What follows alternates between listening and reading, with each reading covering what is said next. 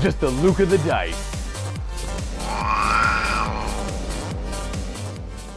Hey there, Wargamers! Welcome to another episode of Just the Luka the Dice. Yes, you read it correctly in the title. We have a special show for you today, and by we, I mean Andrew and myself. Andrew drove 3 hours from, where was it, New York again?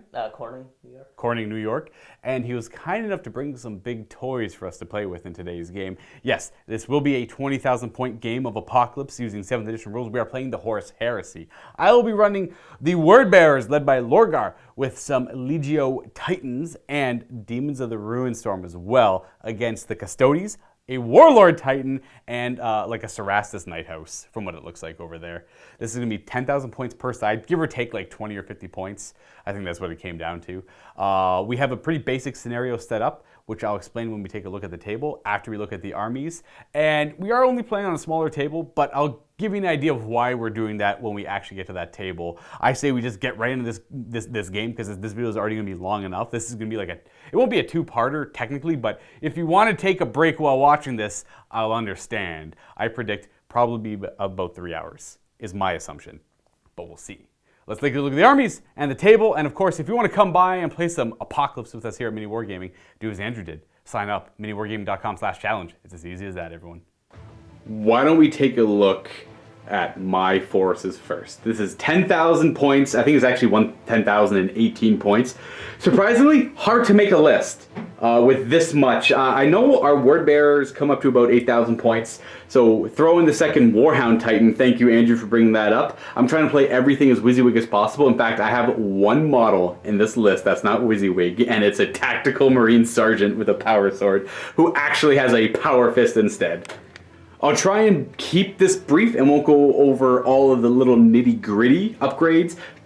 It's simple that I pretty much bought Artificer armor on everyone. Everyone's got melta bombs where they can have melta bombs, and all the vehicles have extra armor and dozer blades if that's a legal upgrade for them. I'm running 2 separate crusades. One will be a crusade of word bearers, and the other one will be a crusade of Demons of the Ruinstorm, the new rules. These guys seem a little oppressive on paper. We're going to see how they play in game as well. I know Steve was playing a game with them, and it's a little rough, but we'll see how it goes in this game. In Apocalypse, everything's a little skewed, so by no means will this game be balanced, but we'll see where it goes. It could be, you never know. Sometimes you get a pretty good balanced Apocalypse game. Leading this force is going to be Lorgar Aurelian, the Warlord, the Primarch of the Word Bearers. He, of course, will be transfigured in this case, so paying an extra 75 points. I will roll all the psychic powers up and everything afterwards. I have to write it down on a piece of paper because I have a lot of psychers. With him, we will have Erebus and a chaplain leading this force. So the Erebus will count as the... oh, what is it called? I know this one. Diabolist, and he himself is also a chaplain, and I brought an extra chaplain as well, just because I had the model and I wanted the HQ. We have Gal Vorbak Dark Brethren. The Dark Martyr will have Artificer Armor and Lightning Claws is the usual loadout I give him, and the rest are just stock Gal Vorbak. One of my favorite models in the line. I try to bring them as much as I can because they are quite good. But they just look beautiful, guys. So hate me for bringing them. This is Apocalypse. You better expect the Gal Vorbak. I want to note that the chaplain is WYSIWYG. He will have power. His Crozius will be a power maul. He'll have a plasma pistol, Artificer armor, refractor field, and the Burning Lore upgrade, making him a level 1 psyker. Now Erebus already comes with a Burning Lore upgrade to make him a level 1 psyker. And Lorgar, being transfigured, is level 3 psyker, who will go off of divination. The troop choices are going to be, well, these are the non-compulsory, but we have a Meltagun squad with the Sergeant with Artificer armor hiding in a Rhino. Like I said, extra armor, dozer blades, that's going to be the same across the board. The next squad will be 10 plasma guns. The Sergeants are going to be the ones that actually have the Vexilla on them, even though they can't legally take the Vexilla. Again, Artificer armor in a Rhino. 2 squads of... actually, yes, identical tactical Marines who both have the Dark Channeling upgrade. They have extra close combat weapons, and they have the Legion Vexilla. The Sergeants are Artificer Armor and Power Fist. Now, this guy is actually legal Power Fist, whereas this guy is Power Sword, which will be counting as a Power Fist, because a Power Sword is going to be 100% useless in this game. And, of course, 2 assault marine squads, which would be troop choices. These ones are fully WYSIWYG. They all have chain swords, pistols. The sergeants are Artificer armor, power sword to keep it simple, lightning claw to keep it simple, and they're all equipped with melta bombs. So they could be a pretty threatening unit. 1 Legion Terminator squad with dark channeling. I forgot to mention the assault marines also have dark channeling. That is the Word Bearer special upgrader I roll on a chart, they either get Zealot, Strength, or the Demonic rule. The Demonic rule it's pretty good, but they don't count as scoring, and scoring will be important for this game. They will all be Combi Bolters, Power Fists, except for the Sergeant, who has a Chain Fist, keeping them WYSIWYG. We have a Land Raider in the back, which will be transporting them. We have the Storm Bolter, technically a Combi Bolter, with the Twin Heavy Bolters and the Spuns and Las Cannons. Again, all of the relevant upgrades, except no Armored Ceramite on everything, actually, just because Andrew didn't bring any Melta, so I figured I'd save myself some points and scrap that Armored Ceramite. The rest of my elites, who are in the shadow of a Titan, will be these 2 Apothecaries, and this one Contemptor Cordis with double Melta Gun in his hands and double close combat weapon. Onto the heavy supports and Lord of Wars. One heavy support is going to be this Spartan with, again, extra Dozer Blades, extra armor if they can take it, and of course Flare Shields on this one. That's an actual upgrade I wanted to take for him. We have the Medusa squad with the Tank Commander out front, who is going to be, actually this one, who is marked as 19 instead of the 13s over here, so that'll be the Tank Commander. Yeah, Tank Commander. And then we have 2 Vindicators in the back with the Laser Destroyer arrays, and they have the little Combi Bolters on them just to add an extra weapon in case Weapon Destroyed pops up. On to Lord of Wars now. And one thing I want to note, both of us are over our 25% Lord of War tax in a 10,000 point game. I don't think you viewers at home are going to care because we're both doing it, and you want to see the big guns. So if you do care, I'm sorry. but we went over by, I don't know, like 700 points or something like that. I got a Typhon Siege Tank, Las Cannon Sponsons, and he's got the big dumb gun in the middle. 2 separate Warhound Scout Titans, both Chaos marked up. This one over here will have the Plasma Blast Gun as well as the Vulcan Mega Bolter. This one over here will have the Twin Turbo Laser Destructor in the Plasma Blast Gun. This is like my 1 Strength D shooting attack I have. So if he goes down, I don't have anything that great at shooting the Warlord with. In fact, I don't even know what to do about the Warlord. Do I shoot it? Do I just ignore it? Who knows? We'll find out. And I'm pretty sure these are both equipped with 2 Void Shields each. Just to give you an idea, as we play the game, we'll talk about the rules of everything as well if you're not familiar. And if you're someone who's new to 40k 8th edition, this is the Horus Heresy. This is using the newest 7th edition rule set, which is like 7.5. So you'll see a lot of blast templates and a lot of a lot of vehicle damage tables. If you're not familiar with that stuff, just bear with me. This will be a cool game regardless. Okay, now we take a look at the Demons of the Ruinstorm. I will be running them as Creeping Scourge, and yes, I already know that they have to be the primary detachment for that to be the case, but Andrew is okay with me running the Creeping Scourge just because I can't take the upgrades I wanted to otherwise, and they are quite powerful, but though I will be foregoing the changing the primary objective to something else, just because there's no need to do that. We're going to be playing with the scenario we have in mind. Now, what the Creeping Scourge gives me is my jump, my infantry, so in this case, my infantry, feel no pain of a 5 up, and all the other things are going to have the It Will Not Die special rule. Though, to represent the slow grinding advance of the, well, not technically Nurgle, but the Nurgle-esque demons, they will be rolling 2 dice when they sweeping advance and taking the lowest result of the 2. Now that is my slight right of war equivalent that they have. What I will be running with them, because this is build your own demons, I have an Archdemon in the back, I have the heavy support demon, and I have a Demon Lord with some brute attachments to him. We'll start with the Demon Lord because he is the HQ. He's allowed to add brutes to his unit to act as essentially a Blade of Wounds. The brutes themselves have the Miasma of Rot upgrade, which they're allowed to take because they are the Creeping Scourge, and Quicksilver Speed. They can only take 2 upgrades. Miasma of Rot, when in close combat, with whatever unit, reduces their toughness by 1 or armor facing by 1. Now Quicksilver Speed gives them move through cover and fleet. And that's pretty much it. That's all they get other than their standard demon characteristics. And the brutes are on a base size that is a little too big. I figured that's okay because that's to my detriment, and I can't find any Nurgle looking things on 50 mils that look like brutes. Because the idea is to try and make them look what they want to look like. And right now, the Demons of the Ruinstorm, I'm sure there's some people out there that have perfect armies right now, but it's kind of hard to use a lot of stand-in models. This is the closest thing I had. Now, the Demon Lord himself we'll also have the Miasma of Rot upgrade, just because the whole unit has to take it. He'll have Quicksilver Speed as well, because that's kind of useless. The fleet's useless unless the whole unit has it. And Lord of Sorcery, this is a unique upgrade. So he can take it, and he can also take more than 2 levels of it. But that's all it says. You can go as high as you want with this technically, and I am almost certain that that is going to be eroded to maybe cap out of 5. Maybe that's their intent. For this game, he's only a level 4 Psyker. It's a 25-point upgrade. You can make him a level 100 Psyker for 2,500 points if you wanted to. Now, that'd be pointless just because there's only X amount of powers you could possibly take. So in this case, level 4 Psyker, probably going to go with Biomancy across the board here. And that is it for his upgrades.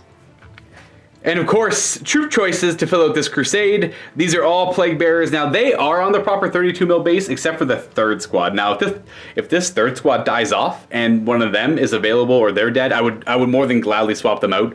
But for now, it's all I have to work with without using pink horrors, which I didn't want to do. I wanted to try and keep them a unified force to represent that they are those Nurgle demons. These guys are going to be equipped with Miasma of Rot, Quicksilver Speed, as well as Rending upgrades across the board, making them very expensive. In fact, if you're curious, these troop choices are 400, well, no, I'm looking the wrong way. I think they're 460 points each. Yeah, 460 points per unit. So that is over 1,300 points for all 3 of them. And I would like to note that the banners and the champions and the musicians have no actual effect. They're just a model representing a demon. This Defiler conversion will be my Demon Behemoth. He'll have Miasma of Rot, Quicksilver Speed, and Rift Barb. Rift Barb is a single shot. That is, I believe, Assault. It is Strength User +2, AP 3, Armor Bane, maybe one more thing, but that might be it. And the last thing for my list is this Ruinstorm Archdemon, who has a different table of emanations he can take. He's going to be taking Breaker of Titans, which allows him to give up half of his attacks rounding down to make his attack strength D. You'll have Font of the Warp. This is a cool upgrade because it makes him a level 4 Psyker for 100 points, and instead of generating only 4 warp charges for being a level 4, he gets a warp charge for every wound he has remaining, which he starts out at 10. And Lord of Chaos, giving him a 4-up invulnerable save against shooting and a 3-up in close combat. And because they are a Crusade detachment, I have 3 of these Rift markers, and I'll explain what they do as we play the game. So essentially, well, the one thing I'll explain, I know I just lied, but they don't start on the table. They all, even if your whole army's Demons of the Ruinstorm, they all start in reserve, and they start showing up turn 1 from these Rift markers. But they have a bunch more rules added to that than just that. Now we get to take a look at the other fun stuff from Andrew. Again, this is 10,000 points-ish of Imperium forces. And I want to note I wasn't running a Rite of War for my Word Bearers because it was a little too restrictive. I know I could have done multiple detachments with the Rite of War, but I just didn't want to confuse myself any more than that. We have a Warlord Titan. We have, I think, what are you running? 2 Crusades of Legio Custodes and the Warlord and a Cerastus Nighthouse. Yep. So this is 10,000 points. Let's take a closer look at this Warlord because it's obviously WYSIWYG. What are the guns on the top called? So the guns on the top are the Reaver Laser Blasters. They are basically 3 large blast D shots. Woo! Big guy with a lot of strength D. You got the Warlord Titan chassis. He's got a Bellicosa Volcano Cannon and Sun Fury Plasma Annihilator. I only know those from, well, Titanicus. But, I mean, it's all, I can identify them all. They're identical looking, which is super cool, by the way. I'm a huge fan of this. This was a big bring. This is also the favorite Legio I like to run, the Warp Runners, the Legio Astorum. We'll start with the Custodes, 2 Crusades. Andrew, why don't you take it from here? Alright, so this will be my Warlord. He is a Tribune, armed with the Solarite Power Gauntlet, the Presidium Shield, and we'll have the Warlord trait Master of Ambush, and he has all the other normal stuff, digital lasers. Gotcha. Normal Tribune stuff. This other one next to it is also a Tribune. It will have a Paragon Spear, Presidium Armor, same upgrades as the first one, except no Gauntlet? No Tribune. Oh, right, he's not the Tribune guy. Gotcha. Yeah, so he's just the Shield Captain. Okay, that's fair. Alright, so we're running 2 Crusade detachments for this because I had too many elites to fit in one. So one of them will have, let's say, 3 of the troops. They're all yeah, right, it doesn't really matter. Yeah, they're all identical. They're all 5-man squads of... Alright, so in the 2 Crusades, I have 5 identical squads of Custodian Guard. They all have mouth bombs, teleportation transponders, and just stock Guardian Spears. Yeah. What are the Guard? Are they AP3 normally, or are they always AP2? So on the charge, a Strength +1 AP2. That's what I thought. Okay, and then AP3 normally. Yep. Gotcha. Then I have 5 squads right over there. And I know it's hard to kind of see them because of the table and the glare. I apologize for that. But they're gold. That kind of go with like the goldish brown of the table. Then is 2 squads of Aquilon Terminators. They all have fists and the twin... yeah, right? Adrastus Calivers. Adrathic Destructors, my bad. Yeah, so they have random custodian gun that I will never remember their name. Yeah, to be fair, neither will I, and I play them. The Terminators. Yeah. Then I have 2 squads, 2 very expensive squads of Heteron Guard. Each squad is 615 points. Ooh, are these the 3 wound guys? Yeah. Yeah, okay, so they're the elite custodian guard. Yep. So they all have Paragon Blades and... like the actual like strength +1 AP2, Yep. like murderous strike. Yep. Oh my goodness, they can all take that. They're literally all little like Space Marine captains. Yeah, and Presidium Shields with Melta Bombs and Teleportation Transponders. So the Presidium Shield is +1 to your saving throw, -1 to hit now? Yep. Is that what it is? So what is their base and vulnerable save? 5 up to a 4 up? Or is it 4 up to 3 up? I think it's 5 up to 4 up. Okay, well, we'll double check that later. But yeah, that is so expensive, Andrew. Yeah, I know, but in 10,000 points, you kind of got to bring them. Right, I mean, that's super cool. Yeah, so they'll be running with my 2 shield captains. Okay, that makes sense. Yeah, that's fair. And over here we got some Dreadnoughts! Yep, so behind them is the Contemptor Achilles with the Corvée Last Pulsar and 2 of the inbuilt, same guns as that, Adrathic Devastators, so... Right, the Terminator guns. Yeah, so Strength 5, AP2, Twin Wing, gets hot, instant death, I think. Instant death! My goodness, is that good at killing Galvorback. And 2 Telemons behind them. It looks like one's got 2 of the same gun. I can't remember the names of Yep, these. so one of them's got 2 Arachna Storm Cannons, and the other one's got a Cestus and the Iliastus Accelerator Culverin. And both of them have that Top Gun, whose name I never remember. It's like a little Apocalypse missile launcher. Yeah. And then, is this a transport or a gunboat? No, so that's a gunboat. That's a Caladius Grav Tank with a twin Iliastus Accelerator Cannon. Oh, is it literally this thing? Yep. But like up there too? Yeah. Cool, and it looks like it's got heavy bolter looking guns. Yeah, the Lastrum Bolt Cannon in front. Okay, gotcha. So a little gunboat floating around, and let's take a look at the Night House. These are 3 really lanky knights. What do you got? Alright, so the HQ is the Atropos. It's the Seneschal, so it's got +1 weapon skill, ballistic skill, and invuln save. Oh, nice. Which brings it up to a 3 up invuln and 2 up weapon skill, ballistic skill. Rough. The 2 in back is the Acheron and the Castigator, and they're both my troops, so they have objective secured. Cool. And then the fast attack is the Lancer, which is the Dolores, so it rerolls failed charges. Oh, okay. Oh, that makes sense. Shield, spear guy.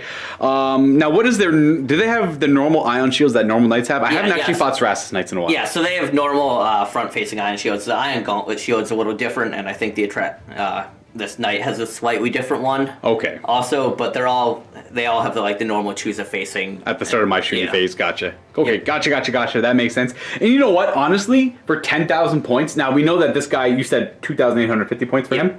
So he is right there. Obviously, goes over the Lord of War limit, but I did the same thing. I mean, these guys are actually none of these are Lord of Wars. I don't believe. The HQ 2 troops and a thingy-majigger in the back there. Fast attack there. Yeah. I myself went over more because I got the Titan Assault Tank of the 2 Warhounds. This, for a 10,000 point list, is super manageable.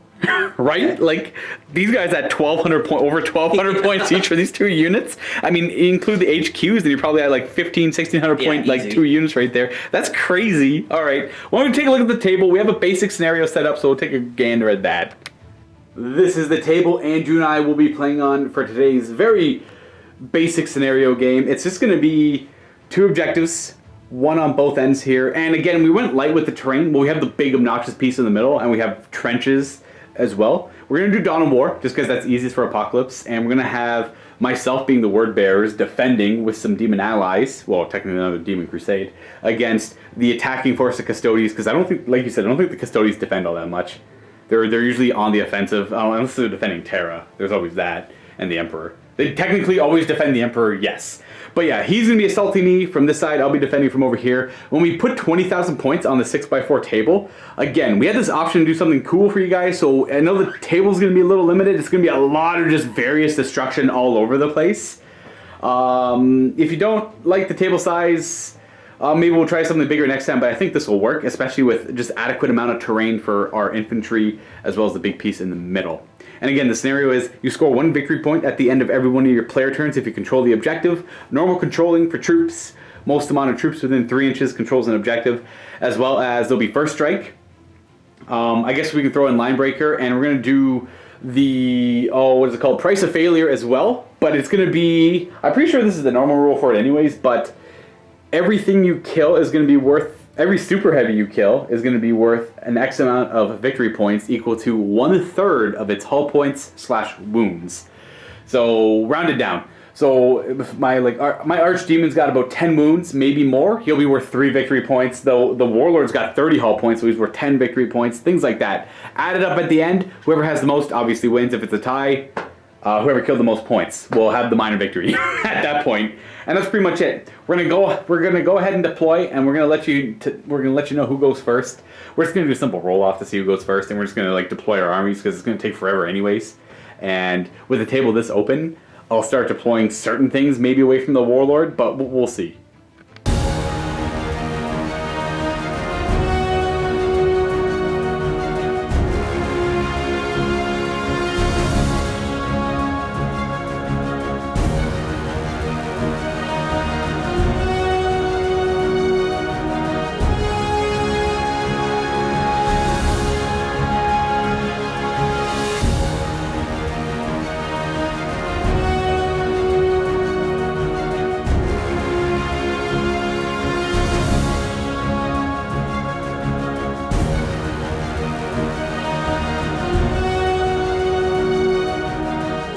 Right, so I've deployed, so has Andrew. I'll show off my stuff first. I've also figured out all of my dark channeling and psychic powers. Over here, we got Terminators and Land Raider. They rolled the, what do they get? Zealot. That's a pretty good upgrade for them. And then moving over here, we have Rhino of Plasma Guys. I got a little piece of paper here with all my references. Andrew needs none of this. I need all of this. We have Medusas over here. We have a 20-man blob with Tactical Marines. Sergeant with the Power Fist got Zealot, so I decided not to put the Chaplain with them. And so that whole squad got Zealot. We have Lorgar and the Spartan Assault Tank kind of in the middle. We have the big dumb gun beside him, Spartan Assault Tank, the Typhon. And then in front of them we have the Assault Marines. They got +1 strength as their dark channeling upgrade. Oh, and Lorgar's psychic powers, if you're curious, always kind of the same with him: forewarning, precognition, foreboding, and prescience, because he gets the Primaris power, or psychic focus, rather. And inside there has Erebus as well, who has Enfeeble as a psychic power, and Smite. Contemptor Cordis right there, right beside one of the Warp Rift markers. I'll go over the rules of the Warp Rift markers once I'm done showing off my army. Got Double Vindicator over here, the 20-man Tactical Blob. The Chaplain's in there. The Chaplain got Life Leech as a psychic power, as well as Smite, and their upgrade was Demonic, so they lose scoring, which is bad for me, because I was hoping they'd be one of my scoring units. That's pretty much it. They gives them the 5-up Feel No Pain, no, not Feel No Pain, the 5-up Demon Save, they cause fear, they're immune to fear, all the demon rules. We have Warhound, the one with the double laser destructor is out of line of sight of the Warlord right now, whereas this one is in line of sight, but he does have some cover from the big obnoxious piece right in the middle. In front of them, we have another Assault Marine squad who got +1 strength as their upgrade for dark channeling, and then the Meltagun support squad on my far right flank. And now for my demons, I will go over their psychic powers. Only 2 of them are relevant. We have the Arc Demon in the back. He got Iron Arm, Life Leech, Endurance, and Hemorrhage. So that's 4 on Biomancy as well as Smite. And of course, my Demon Lord got an amazing set. He got Iron Arm, Warp Speed, Endurance, and Hemorrhage. Now one thing I want to note is these guys are counted as sworn brothers to any traitor faction. So they count as allies in every regard. They're counted as friendly, so I can use psychic powers on either or for purposes of, well, endurance and stuff like that. And the rift markers. Now I know only your primary detachment gets to use 3 rift markers. I put down 2 because I couldn't actually fit the 3rd one. You have to be more than 12 inches away from objectives, more than 12 inches away from enemies, and you deploy these before infiltrators, so these infiltrators happen afterwards, and the infiltrators have to be more than 12 inches away from them. They also have to be more than 6 inches away from table edges, and these are where my demons are going to be popping up from, everyone. Now what they give me is, these are the locations where my demons pop up from. If I'm within 6 inches of them, I get to reroll my failed and vulnerable saving throws. They count as impassable terrain, so I'm not going to be able to move through them. I could have maybe squeaked one in over there, but we realized that you can't put it in any type of terrain. Dangerous, difficult, or impassable terrain, so they have to be flat on the table. And plus it would have blocked my Warhounds because it's impassable terrain. And it counts as shooting through models when shooting through one of these pieces of, or one of these rift markers. So it does give a 5-up cover save. And there's going to be a huge light glare on that one right there apparently. So I apologize for that. And that's pretty much it for my deployment. Across from me, we have Andrew's deployment. We got Warlord! He actually deployed first and he'll be going first unless I seize the initiative. Warlord surrounded by Custodes. We have Dreadnought, Telemon, Gunboat. What's the gunboat called? Calidus. Calidus. We have more Custodes there, and with infiltrating we have, well, one squad. The shield captain infiltrated with his Presidium, not Presidium, Guard. the Heteran Guard with their Presidium shields, and then because the Warlord trait allows you to pick your Warlord and up to 3 other units, this squad of Custodian Guard infiltrated up as well, being a Vanguard force. We have Telemon, and on the other side of this big piece of terrain we got 2, 3, 4, all Cerastus Knights. I really want to focus on them because I fear them greatly. More guard, and then obviously your Warlord over here in front of my 2 Warhound Titans, but he also has a 3-up invulnerable save, so he can be pretty safe himself. And that is it for deployment. We're going to start this game. I'm going to go second unless I seize the initiative, and yeah, I'll try for a seize. I might as well. This is Apocalypse, why not? And in reserve, you have your Terminators going to be deep striking in. All right, here we go, Andrew. Would you care if I seized it or not? You're just like, no, whatever. That's fair. Really? I did. I actually got it. I don't know if it's. I think all that's gonna do for me is I get to shoot once before that Warlord annihilates. He picks. So the Warlord's really cool. If you're not familiar with what he can do, he instead of picking units to shoot at, he just pick points on the battlefield that Andrew doesn't like. And he's got these big 10-inch circumference apocalyptic D strength blasts. Like, all right, take all those off the table. Take all those off the table. I don't like those. Take those off the table, please, sir. Thank you. So I get to avoid 1 turn of shooting of that, which I'm terrified of. And I want to note that because this is such a big game, and I am using Demons of the Ruinstorm for the first time, we are going to try to get the rules as close as correct as possible. But I do apologize if you forget about anything. Keep that in mind. This is a 20,000 point game. There's lots to remember. And without further ado, I say we start this game. Yes? Yep.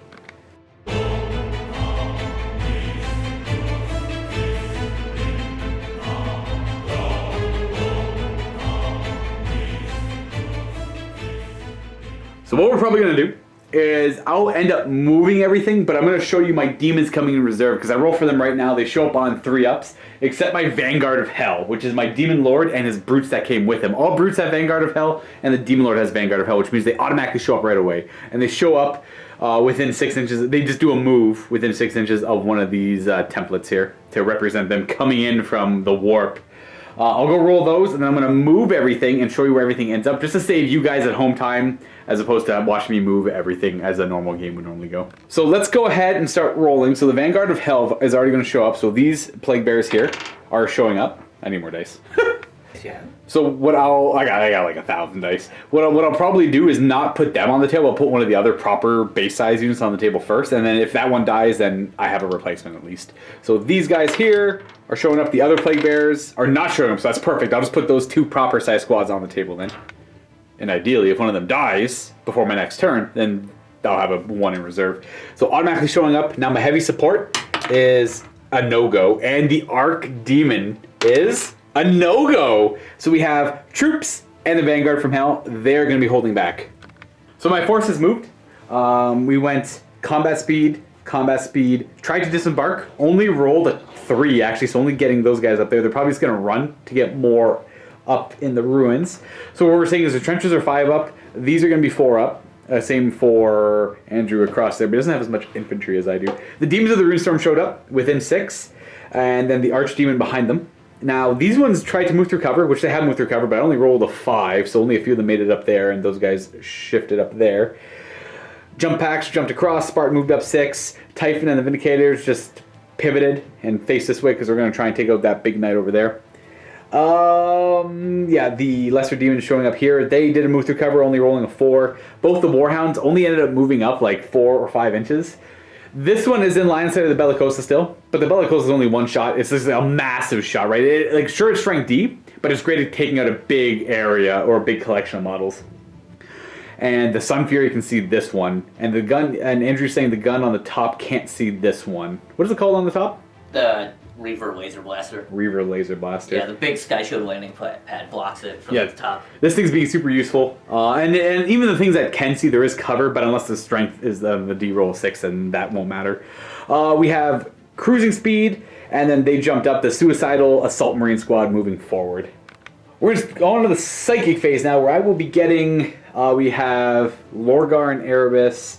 So 3, the only thing that's not on the table is my level 4 Archdemon. So it's going to be 3, 4, 5, 6, 10 extra dice to whatever I roll here. So I get 13, and Andrew gets 3. We're going to open up with Endurance from my Demon Lord, targeting the lesser demons in front of him. We'll throw 6 dice at it. I want that Feel No Pain, and what's the other one called? Oh, Eternal Warrior on them would be super good. Now, they're part of the Creeping Scourge. They already have a Feel No Pain, but this gives them a 4-up, and Eternal Warrior. Whoa! We got it without a peril, so we got it with 4. So you can't stop that with 3 dice. So they will have Eternal Warrior on them, or Endurance. He's going to throw out a Smite on 2 dice. Yeah. Yeah, he'll throw he'll do 1 die. 1 die Smite against them. Ugh, we fail. Man, this guy rolled such bonkers banana powers, and he's got Iron Arm and Warp Speed as well. So I got 6 dice left. Iron Arm on himself. He gets it with the perils. Now, they have a different perils chart. Would you like to try and stop it? 666 to stop it. No, let's stop the next one. Okay, well, I'll roll the next one quickly, and I get it with 2. So that was this is Warp Speed, that was Iron Arm. So Iron Arm's going to go off, but I'll suffer perils. And that is Warp Speed. Alright, so I reroll fail, deny the witch attempts. That was a very big fail. That was a big fail, yes. No. And so he'll get Warp Speed, Iron Arm, and they have Endurance. But I also have to suffer perils. So it's a chart I roll on. Boop. I got a 2. That's not good. So that result is the Tides Becalmed. The unit automatically suffers D3 plus, just D3 wounds with no saves of any kind allowed, including Feel No Pains. So D3 wounds, 3. Actually, I think that kills one of my beasts up. That's not great. And both players automatically get D3 plus 1 warp charges as well. So we both get 2 more warp charges. But I don't think I'm casting anything else, because he's already done 4 powers. And he's the only psyker on the table I care about, because the chaplain over here has no real target. So I'm done there. So no more charges, and I lose a brute. I'll take, I guess, that guy. And for anyone curious, they have, if you're familiar with the old Hive Tyrant and Tyrant Guard, they effectively have the same Tyrant Guard rule where they take all hits automatically. I'm actually pretty certain he suffers the wounds, so he's actually down to 3 from that perils, which is an awful start, and there's no real way to heal. I think that just because he is part of a unit, and it says the unit/model suffers D3 wounds with no saves allowed. Could I put it on the beast? Maybe. I'll put it on him just to be safe, though. We'll see where that goes from henceforth. That is it for the psychic phase. I'm going to go into the shooting phase. I'm going to start with running things. I'll finish all my running, and then I'll do the shooting. Alright, so I ran some things. Lo and behold, these plasma gun guys only ran 1, so they just went an inch further. That was not good. The Rhino is going to stay where it was. These guys ran. I tried to get them onto the objective. They failed, so unfortunately I had to run my lesser demons. And that's bad, because you treat per model that's within 6 inches of the terrain, the rift marker here. They get to reroll invulnerable saves. So the ones that are farther forward, who are going to be taking the wounds, are not going to be rerolling invulnerable saves, but they do have endurance on them. So that's why I was kind of okay with it, because I wanted to score the objective right away. Whereas the Demon Lord ran up behind them. They stayed still. The Cordis ran a 3 on his run. I re-rolled it into a 1. So that was bad. I keep on calling them Plague Bears. The Lesser Demons here ran, I believe, 6 inches, so they got some good distance. These Tactical Marines ran 6 inches, but they kind of just shuffled up a little bit. I'm kind of munching them up, but at the same time, I want them to take ground, but at the same time, I want to stay behind the trenches, and I already have some troops on that objective, so that's already worth a point. And again, them running, they're not going to be rerolling their invulnerable saves either, but I needed to score the point. I think the points are going to be very important. The Warlords didn't run, obviously. They pivoted, and I think we're ready to start the shooting phase here, and I don't know where I want to start. I know my targets, So I think I'll start there and figure out where I end up. Obviously, the demons of the Ruinstorm cannot charge the turn they come in from reserve. So I'm going to open up with these Vindicators, shooting at the Cerastus Knight with the lance and the shield, and obviously all the ion shields are going to be on the front facing in the shooting phase. And I'm going to supercharge them too. So it's going to be 6 shots, hitting on 3s, twin linked. Bang, bang, bang, bang, bang! We have 1 miss. Boom, these are all strength 9 ordnance. So you have 1 miss after the twin linked. Your armor 13, you said? Yep. So these are 1 at a time, ordnance, strength 9. So we got 5 hits. So first one is going to be a 12, so that's a fail, actually. So 1 does nothing. A fail. I need 4 ups here, people. Hey, we got a pen. So 1 pen, nothing, and the last one is going to be a pen. So we have 2 pens. So 4 up ion shield saves. We feel both? Oh. Sure, okay. Oh, that's rough. So that's AP 1, so I'm looking for 5 ups to matter here on the vehicle. Nope, nothing. So he just takes 2 hull points. So he's down to 4. Yep. My Spartan Assault Tank is going to fire the 2 quad las cannons at that same knight. It's not going to be as deadly, but eking off a few hull points here and there is going to matter. 4 twin linked shots on 3s, twin linked, and we are looking for 4 ups to glance. Anything higher is a pen. Bang, bang, bang, bang, bang! Triple pen! Oh. Boom, boom, boom! 4 up ion shields. Fail 1. It could potentially, on a 6 it has the potential to kill him. Boom, nothing. Just 1 more hull point down to 3. We're going to fire the Typhon Heavy Siege Tank. We're going to put the 2 Sponson las cannons down to that knight, because I want to try and take him out, and we're going to put the big dumb gun right on top of the Warlord's head to see if we can do anything here. They have a 4 up invulnerable save. I guess these guys only have a 5 up invulnerable save, but they're more expensive, and I want to feel good and kill them. Yeah. So we're going to fire both the las cannons at the knight first. We have 1 hit, 1 miss, and again, a 4 up to do anything. We have a pen. Ion shield. We make it, no damage. So it's a massive blast. I can't find the template. Anyone, I apologize. I think someone may have threw it out, and that would be heartbreaking. So we know it's a 3.5 inch radius, so if I put it right on his head, I can hit all 4 of these guys. I will be missing him, though. That's on a direct hit, of course. So direct hit would be good. Ooh, that is going to be a 4 inch scatter kind of behind him. So it lands there, it hits that knight, and it hits them once. So wounding them on a 2. Bang! That's a wound. You have a 4 up invuln. It does taste kills. 1 of him. Boom! What's it, ordnance? Yes, it's ordnance, so it does hit. Actually, it's only barrage that hits from here. Oh, okay. Yeah, so he goes down there, and then him, I roll twice because it's ordnance, so we have a pen. And he has an ion shield from the front, which he makes. So we only kill 1 guy with that. Now we fire this Warhound with the Turbo Laser Destructor. It's primary weapon 2. So large blast, I'm going to aim it right over here on the edge. Direct hits will be pegging both knights. I guess I should have shot this first. I thought it was single shots. I didn't realize it was blasts. So I'm going to try and peg both here. So aiming right there, we'll peg both, but only on direct hits. So the first one is, oh, that's 4 inches. So it'll just be hitting him. And the second shot is going to go direct hit. So it hits him twice and him once. I'll do him first. So strength D, it's an automatic penetrating hit. A 2 up is good though. 6 is even better. Oh, it does nothing. Superficial damage. Nice. Now we have 2 hits on this guy. 6s, he's dead. Oh, why? It was like way overkill, guy. Okay, so now he's dead and he goes catastrophic damage table. Let's see what the strength is first before he goes down. So rolling on the chart, the bigger the worse for you. So it's the smallest explosion, and let's see which way he falls before he blows up, because it always scatters from the center of him away. So it kind of goes this way 5 inches. So he's going to fall over this way, and the explosion will reach to right here, a circle like that, and it doesn't do anything to anybody. But I do kill a knight. And then the Plasma Blast Gun is going to do 1 large Strength 10 Blast AP2 over here against them.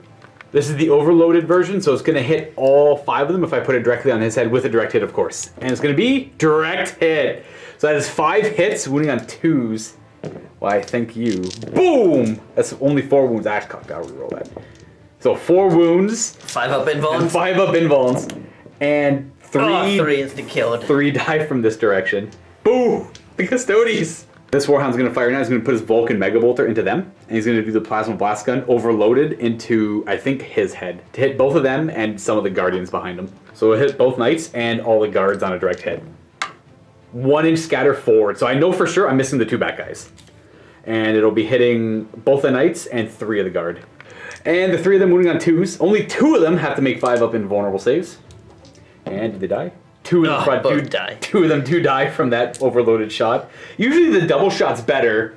That's the exact same gun that's on the Bane Hammer, I think, or the one Stormblade. Stormblade. So primary weapon on him, rolling twice. Strength 10. So we have nothing, actually. And then the other knight is strength 10, pen. So one penetrating hit at AP2, you have a 4-up invuln, you're fine. This Land Raider only went 6 inches, so he's going to fire both. He's going to fire one last cannon normally. We're going to power the Machine Spirit, the other one, into the flying grav tank there. 2 shots twin linked into the front of him. He does have cover, though I assume he's got an invulnerable save. And 1 hit, and strength 9, getting 11, which will be nothing. It's actually got a flare shield, so those have been strength 8 against the front of him. But in the end, I do no damage. Now, these 3 Medusa are going to fire the same thing. That's a terrifying squad. I would love to try and take that out. But at the same time, these are scoring over there. And like I said, I'm not even on this Warlord. I have no idea what to do about it, guys. Like, it's got 6 Void Shields. I'll deal with that when all the other scary things of the Custodes are dead. So we're going to put the Medusa shots into... What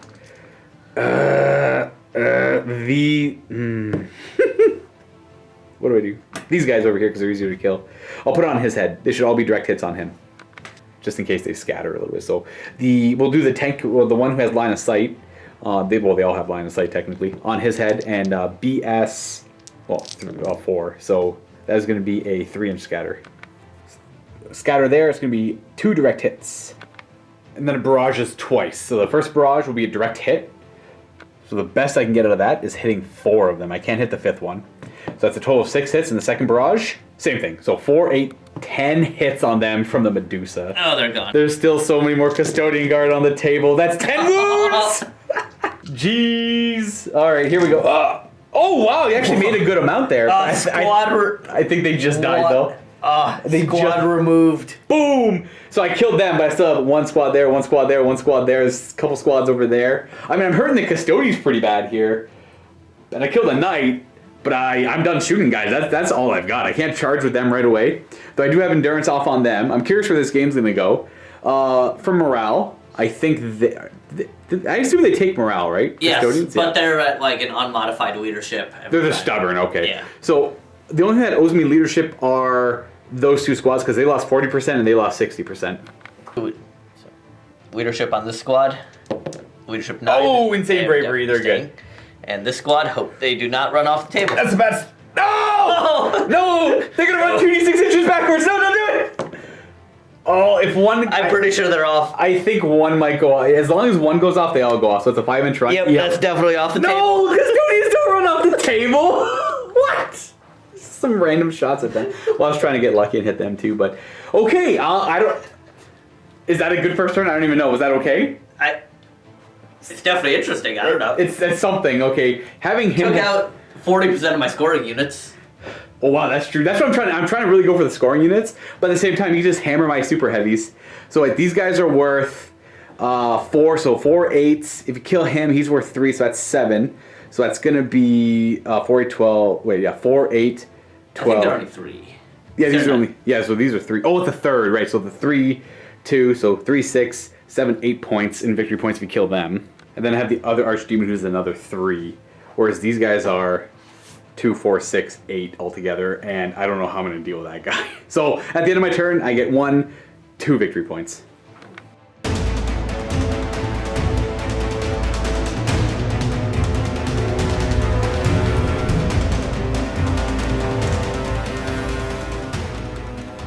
No reserves on turn 1 for the Custodes, so we're going to go ahead and move everything that needs to move, then we'll show it off and tell you anything significant that happened. Okay, so the Custodian forces, the Imperium forces have moved forward. The Warlord stayed still because, well, he can already see everything he wants to shoot at, and to move him, we actually disassembled him, and then move him, and then reassemble him. We have both the Dreadnoughts moved up, moved through cover, rolled 6s on both of them. Actually, I think he rolled a 4. They moved up, rolled a 6 on them, moved through cover. He stayed still. These Custodians all moved forward. He stayed still because he's already got good line of sight.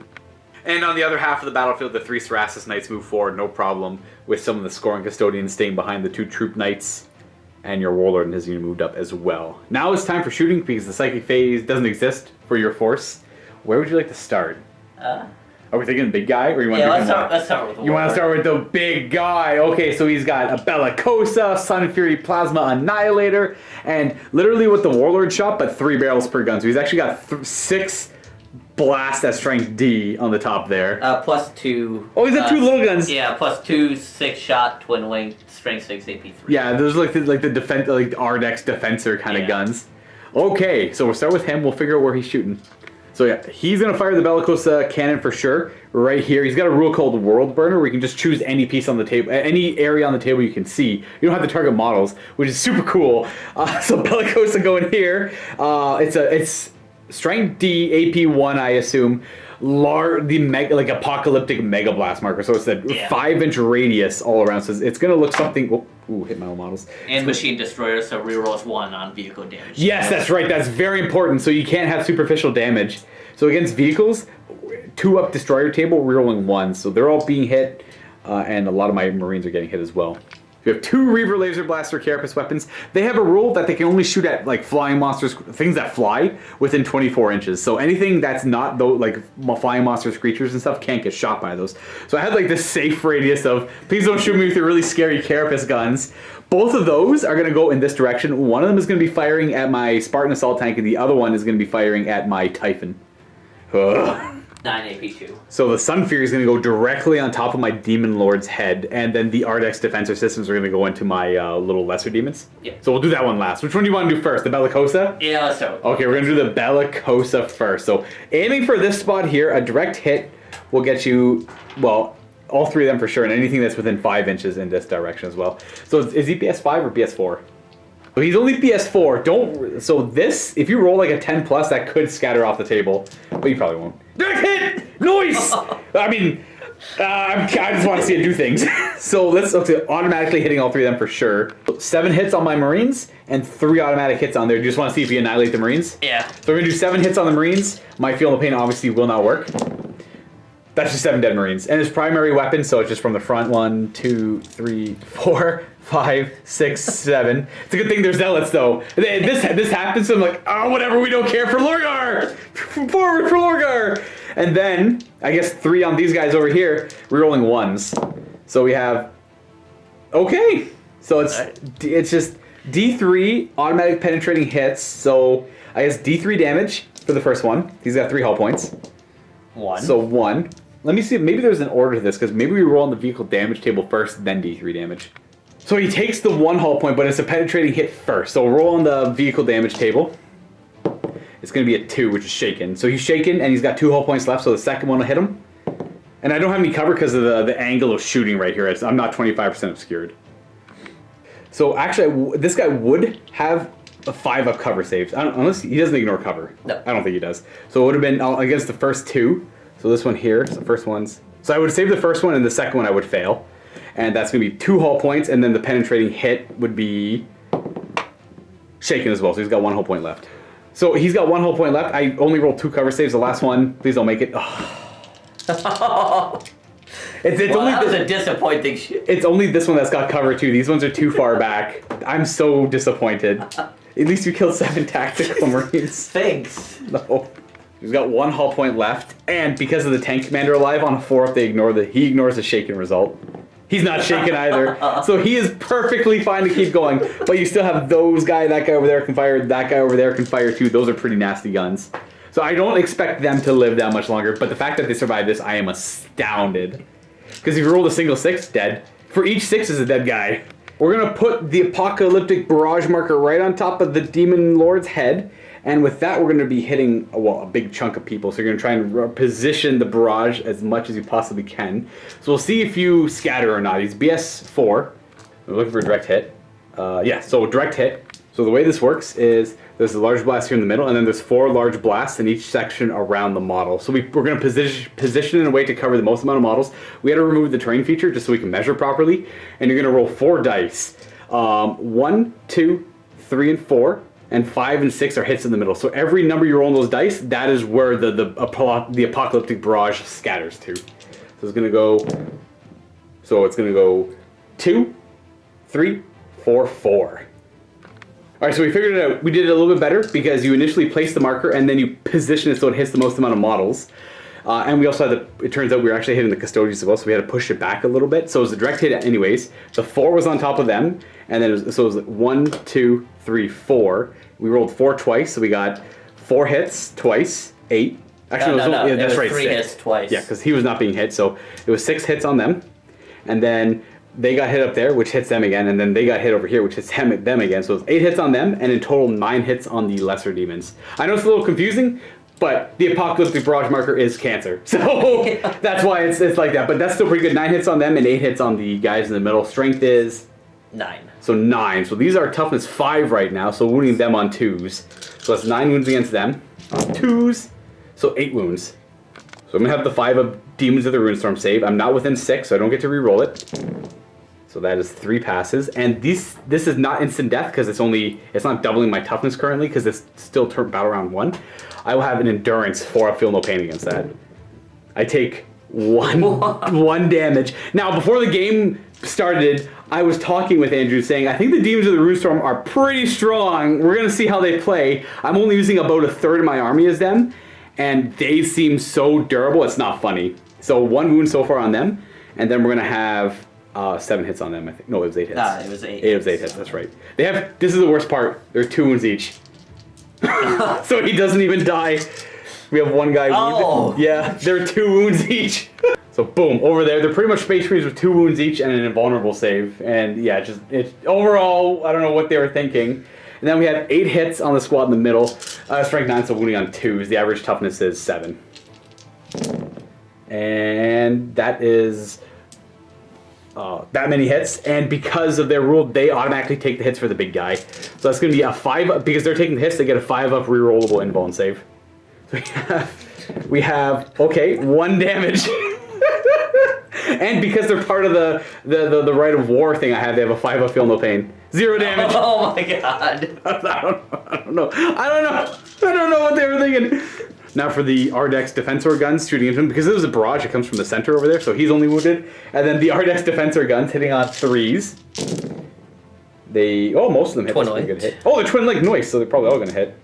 Oh, 1 misses. So these are strength 6 against T5 currently, so 3s to wound. Yeah, that's really good. Hey, so these are 5 up invulnerable saves and not rerollable, so I make 4 of them. And then these are going to be 4 up feel no pains. He kills 1. We'll kill this guy off because he seems like the closest. So we're gonna fire the double guns up top. This one on the left, as I point, is gonna be firing at this Spartan because of less cover, and then the other one's gonna be firing at the Typhon. Even it doesn't really matter though either one because this one's giving him a 4 up cover save. So the first one at the Spartan, well, I'll have 5 up covers against him. We're gonna, I assume, right in the middle. Yep. Or do you want to try and tag both? Because if you put it right there, you can tag him. Might as well try both. And then you could do vice versa with the other one hitting him. So might as well try both and see. So direct hits is hitting both. So the first one is a direct hit, so it hits both, and it's 3 shots. So the second shot, because it's not barrage, so you roll each time. 2 inches, so that won't hit the. Just 1 hit on him. So 2 hits, 1 hit. And oh wow, that's a 4-inch scatter over here, so it is still hitting his hull barely. It's still a good hit though. So that's gonna, what was that, 2? 3 and 2. 3 and 2, that's right. This is terrifying. This is a Spartan. Yep. Strength is D, so we're just rolling on the D here. So 6s are. Oh! Is that the Bellicosa that rerolls ones? Yep. Oh, so we only have 1. I have a 5 up cover save. I failed it, so D3 hull point. Oh, penetrating hit first. So let's see what that is. He is immobilized. Okay, so he takes. No, it's AP 2. So. Oh, he's dead. Never mind. He is dead. And then let's resolve this one then, shall we? That definitely makes up for the rest of the shooting. So okay, no, let's see how much he blows up, and then we'll resolve the shots against him. So he blows up D6 inches. 6 inches, huge shot. To a sergeant, right? That. So 2 up artificer armor. No, that's actually just my Vexilla. Oh. So my Vexilla is actually going to be getting hit by that, well, there's Zealots anyways. I guess it doesn't matter if he dies.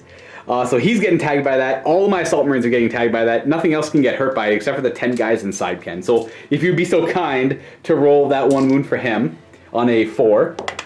No. And then we have 10 wounds on the Assault Marines over there with Melt-A-Bombs. Force to wound.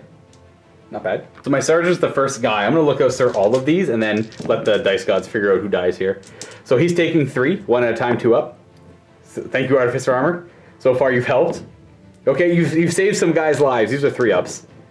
Okay, so one guy dies. The nearest guy to him dies. Wounding the guys inside on 5s because of T5. Not bad, we got 4. 4 wounds on the unit, we have to randomly allocate them. So on a 11 plus, it'll be, here, I'll make 2 piles to show you guys what I mean. Here we go. See, I'm going to separate these into 2 piles. On an 11 plus, they're randomly allocated over here. Then I'll roll a d6. On a 1 to 10, it'll be that pile. And then I'll roll a d6. That doesn't matter because those are just normal guys. Those roll over here. So it's 1 going to the left, 1 going to the right. The 1 going to the right doesn't matter because they're all normal guys. And then a d6 to see who it hits. But first there's 4 of them, so I should do that again. So 1 on each side. And then, again, 1. So 2 on the right, 2 on the left. And this is a little complicated, but we have 1, 2, 3, 4, 5, 6 gets hit. So we have 5, 6. So the Dark Martyr and a normal guy. So 3 normal guys are hit and the Dark Martyr. The Dark Martyr has a 2 up, the rest have a 3 up. The Dark Martyr, 2 up. He's good. And then the 3 normal guys with 3 up power armor. They're fine. So all of that for nothing. And then the vehicle is out of here, which is important because this guy doesn't have nearly as much cover now. They're going to emergency disembark there. They would have to take a pinning check, but the Primarch's with them. They're fearless. And then 3 shots with the other one at my Typhon. Now, how would you like to place these? Let's see here. I don't think you can tag the Galvor back. Now let's go to... Oh, that's very convenient of you. Actually, So over here, no cover save. Bang, bang, bang. 3 shots, direct hits. This is a squadron as well, guys. So direct hits hit both of them. So first one is going to go... Oh, wow. 5 inches towards my Galvorback. That does miss the Galvorback by a wee bit. But we have 1 hit on the Typhon. So 1 hit on the Typhon so far. We got 2 more to do. Second one, direct hit. So 2 hits on the Typhon, 1 hit on them. And the last one... Oh, hey, that's 9. So that's a 5-inch scatter forward. So it's right here. So it hits the track of the Typhon and 1 Galvorback there. So that's going to be 3 hits on him, 1 on them, 1 on the Galvorback. We'll do the Galvorback. Oh, this is a primary weapon, isn't it? yep. So I'm going to go ahead and Lookouser off of Lorgar there. Oh, this could be a very unfortunate end for him. Okay, he Lookouser's it to the random Galvorback beside him. And D strength, so on the table, 1. Okay, nothing. So these guys will have a 5-up cover save. Well, unless you roll a 6. We'll do them. No, they have a 5-up cover save against that.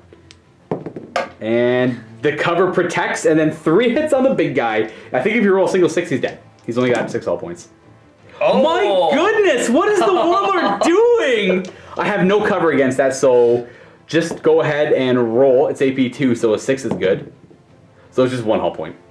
Oh wait, that's D3 hull points. So Yes. 2 hull points. Yeah. So that's right, that was the vehicle damage result. So if you roll a 6, it would have been destroyed, which would have been D3 extra hull points. So now roll again to see how many hull points it does. 1. Now we move on to these knights over here. Now we're done fighting. You know what, the Warlord took a while to resolve. He's got a lot of shots. So we still have all of that stuff over there to resolve, but we're going to move on to the Cerastus knights over here. So he's going to fire his Hellstorm. Does he have any other guns? Nope. He's got like Just... it looks like he's got like a Twin Heavy Bolter, actually. twin heavy bolter. He's a super heavy, he can split fire. So we're going to put the first shot over here, which is the Hellstorm. He says strength 6 AP3. Strength 7 AP3. Strength 7 AP3. So it's going to be hitting 1, 2, 3, 4, 5, 6, 7, 8, 9, probably 10, 11 of the lesser demons, and 1, 2, 3, 4, 5 of my 6 of the Ward Bears.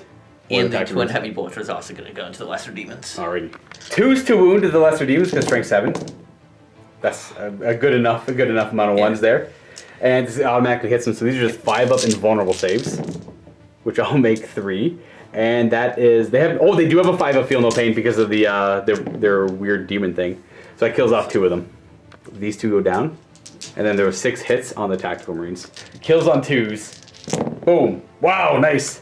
I do have an apothecary, which might help out a little bit here. And by a little bit, I mean 1/3 of it, which is average. So 4 wounds go through at AP3, you said? Yep. It's going to be, so from this direction, it was definitely him, because the other guy wasn't hit. And then 2, 3, and then my sergeant's up next, who will... Do you want to 2-up? Yeah, I'll 2-up it. Why not? He makes his armor save. Twin Heavy Bolter on... What's their BS? Oh, okay, definitely not 1s. That works. But Twin Winged. Oh, Twin Link, that's right. So they all hit. These are strength 5, wounding on 4s. We have 2 wounds, demon save, and feel no pain. We take one more dice, yeah. We'll be that guy. I'll just slowly. Yeah, no, slowly. I guess there's still technically 20 more in reserve waiting to come in. Now, this knight in the middle, this troop choice is going to be firing at them as well. It's 8 shots. What was his ballistic skill? 4. Okay. 3 used to hit. Bang, bang, bang, bang, bang. Nice, only 1 miss. You said strength 6? 7. Okay. AP3. 2's to wound then. Bang, bang, bang. So, oh man, what is with the 1s? I don't know what your army's doing. Invuln save. Oh, wow. Feel no pain. Oh, one dies. Look at these guys. My troops. Now, to be fair, they start at base cost 12. I think they're about like 20 points each. No, they're more than 20 points each. Yeah, because they're 460 at squad of 20. Before we fire him, he told me a rule that reminded me about them. I supercharged them. If you left a comment saying, well, look, he supercharged them and he didn't roll to see if they take hull points, I apologize. I do it now. They're fine. Ones are bad. So this is the 8-inch range strength D gun that could go into the Rhino, or it can go into a single tactical marine. And he's a super heavy, so he can split his fire. So what do you want to charge? Do you want to charge them? I don't know, maybe. If you want to charge them, you have to shoot him with something. 1D shot over here, and then the large blast is going to just annihilate some tactical marines. Here's where this is going to scatter now and hit your own guys. That'd be great. So that's 6 guys hit on a direct hit there, so I'll hold it for you. And, yep, that's 6 guys hit, killing on 2s. I guess, should I go to ground? They're going to get charged. I'll go to ground, whatever. They're going to get charged anyways. They have mountain bombs though, so. Yeah, I might as well, yeah. So they're going to go to ground. They'll have a 6-up cover against, unless they ignores cover. Is it barrage? Probably not. Yeah, I'll go to ground. If it was barrage, I think it ignores my go to ground because stuff like that, but it's not barrage. So killing on 2s and I'll have a 6-up cover. Oh, wow! What is with the 1s? Alright, this is where I rolled 2 6s. Go to ground. Oh, I rolled 1, so 3 actually died of that.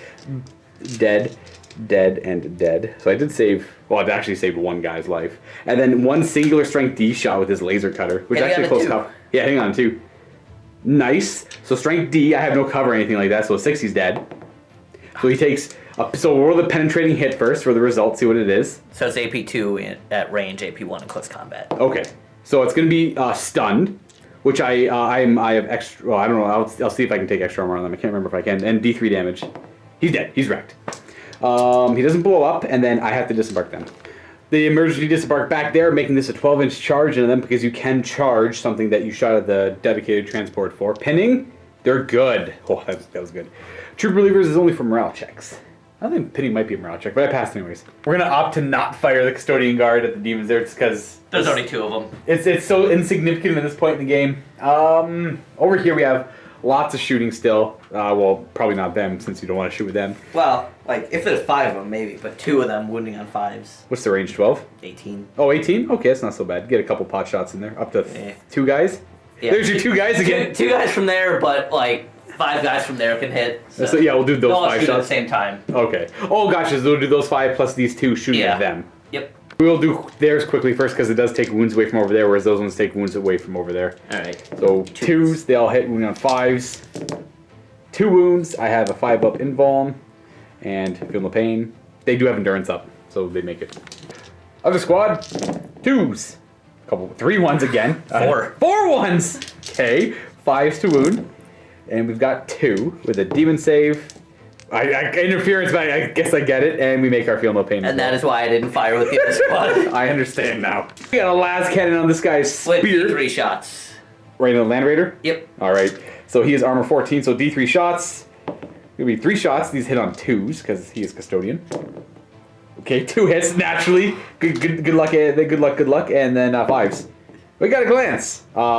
Through my own guys, so cover. That only vehicles have a different one where they have to be at least 25% obscured. Nah, not at that elevation. It's just 1 glancing hit. He's down to 3 hull points. This tank's turn. What's the plan?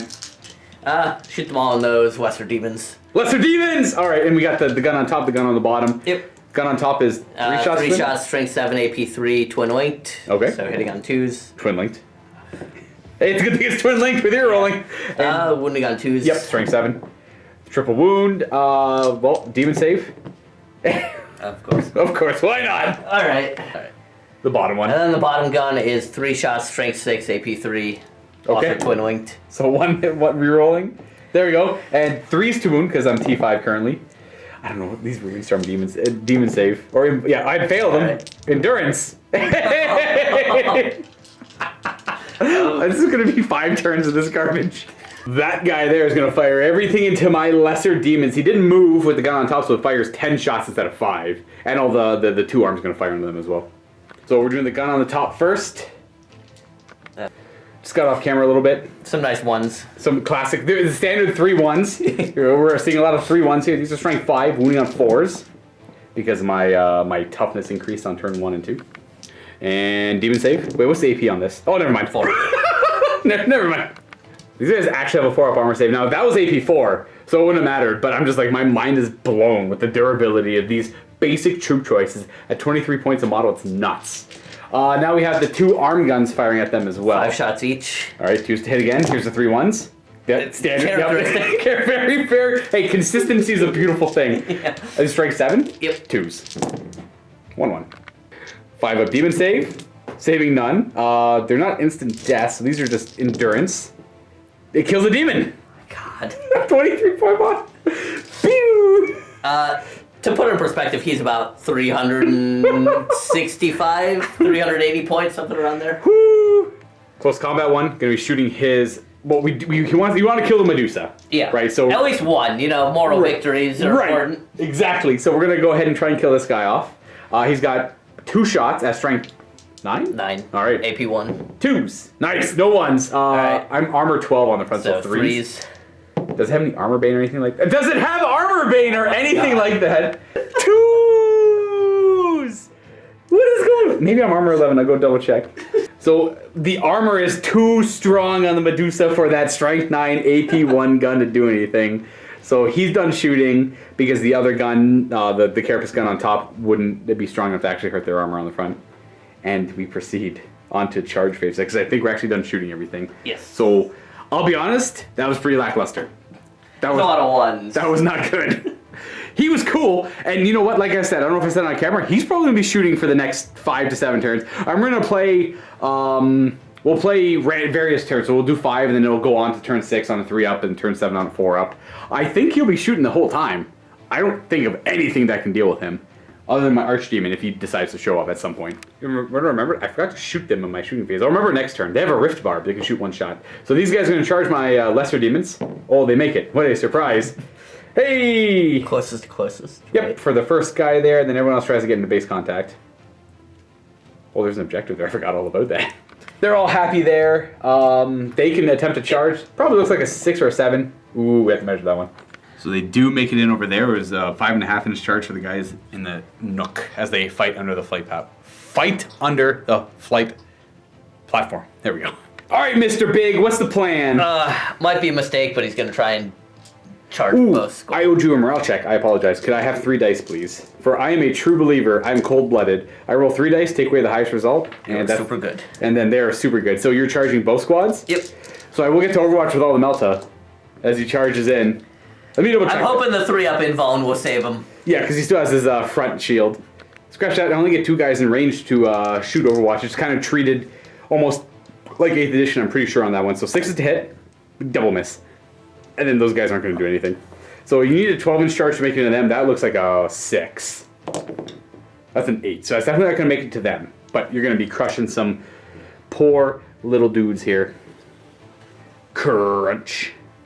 My header on guard died. So this is a header on guard. Are they going to charge in so they can't get shot anymore? Yep. But what's their charge target? The Ooh, the demons, the lesser demons? Yep. Well, there's no Overwatch, so it's a pretty easy pick for you. And you might be able to pull me off the objective as well. Unless I overtake you in combat somehow. I might, I don't know, we'll see. I'm sending the knights in too. Oh, that's fair, yeah, that overwhelming forces, right? And 7 is good. Like I said, no Overwatch. So they're going to make it into there. Knight number 1 charge? Let's start with the Flamer one? Yep. So he's going to charge in. He's getting... Oh, an 8's good enough. Smash. Boom. And then that guy's going to try and inch his way in there as well. Looks like he needs a 5. A 9 will get him in. Pretty good charges all around. Boop. Well, I guess that way I didn't even see that guy there. That works. Boop. So these are all charged in. They're all charging over there. Is that it for charges? Yeah, I think so. What fight would you like to start with first? Let's just work that way. We'll work our way over here. So get a hammer wrath. Do you have any champions or anything? No. I'm sorry, they're very boring. They're just normal demons. None of them are a little too ambitious. They're all just... Alright, so Hammer Wrath winning on a 2 because it's strength 10. Boop. Though I don't think it has any AP. No, so it's... Let me get my normal AP. AP3. Boop. Oh, I make my save. And then initiative. I'm going down to initiative step 1 because of... I'm going to use my Melta Bombs. And you get to go with your close combat attacks. So you hit me on 3s, you get +1 attack for charging. 2 misses, and these are strength D. So 1s do nothing. Of course. So you kill 2 guys.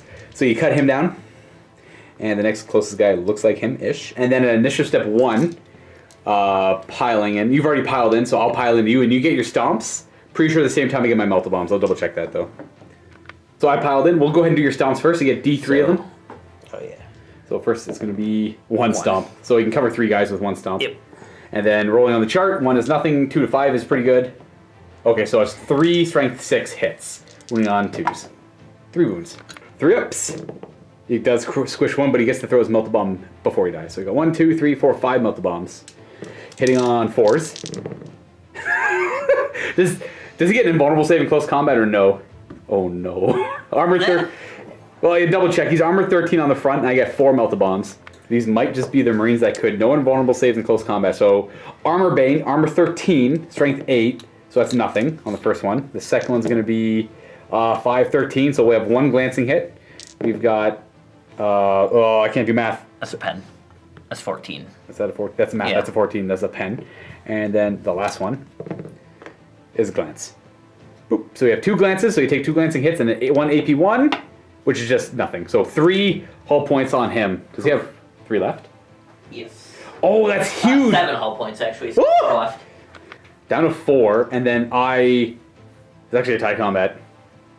It's actually a tie combat, which is really good for you because I don't actually know how to deal with that now because I can't fall back out of combat. I'm just stuck fighting you. 2 impact hits against my demons. Wound on 2s, both wound. I have my 4-up armor saves apparently. Oh, it doesn't really matter. That's instant death, so it just kills 2 of them. Just because they're strength 10, so it kills you off. Did almost as good as all the shooting. Yeah, no kidding, right? These guys get to pile in at initiative. He's initiative 1, so he goes last. So they'll go trying to get in and around. So he'd try to walk around as long as he stays in combat. And this guy's gonna, I don't know, he'll go there and fight. Okay, so all the attacks hitting on 3s because of the better weapon skill. Oh boy. Jeez.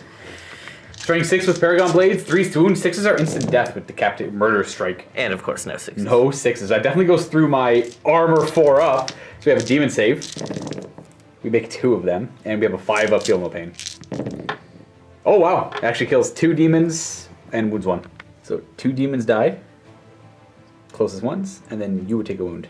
All the initiative step 4 are piled in. So I'll let you go with the knights first, and then I'll resolve all my demon attacks, but they get to fight at the same time.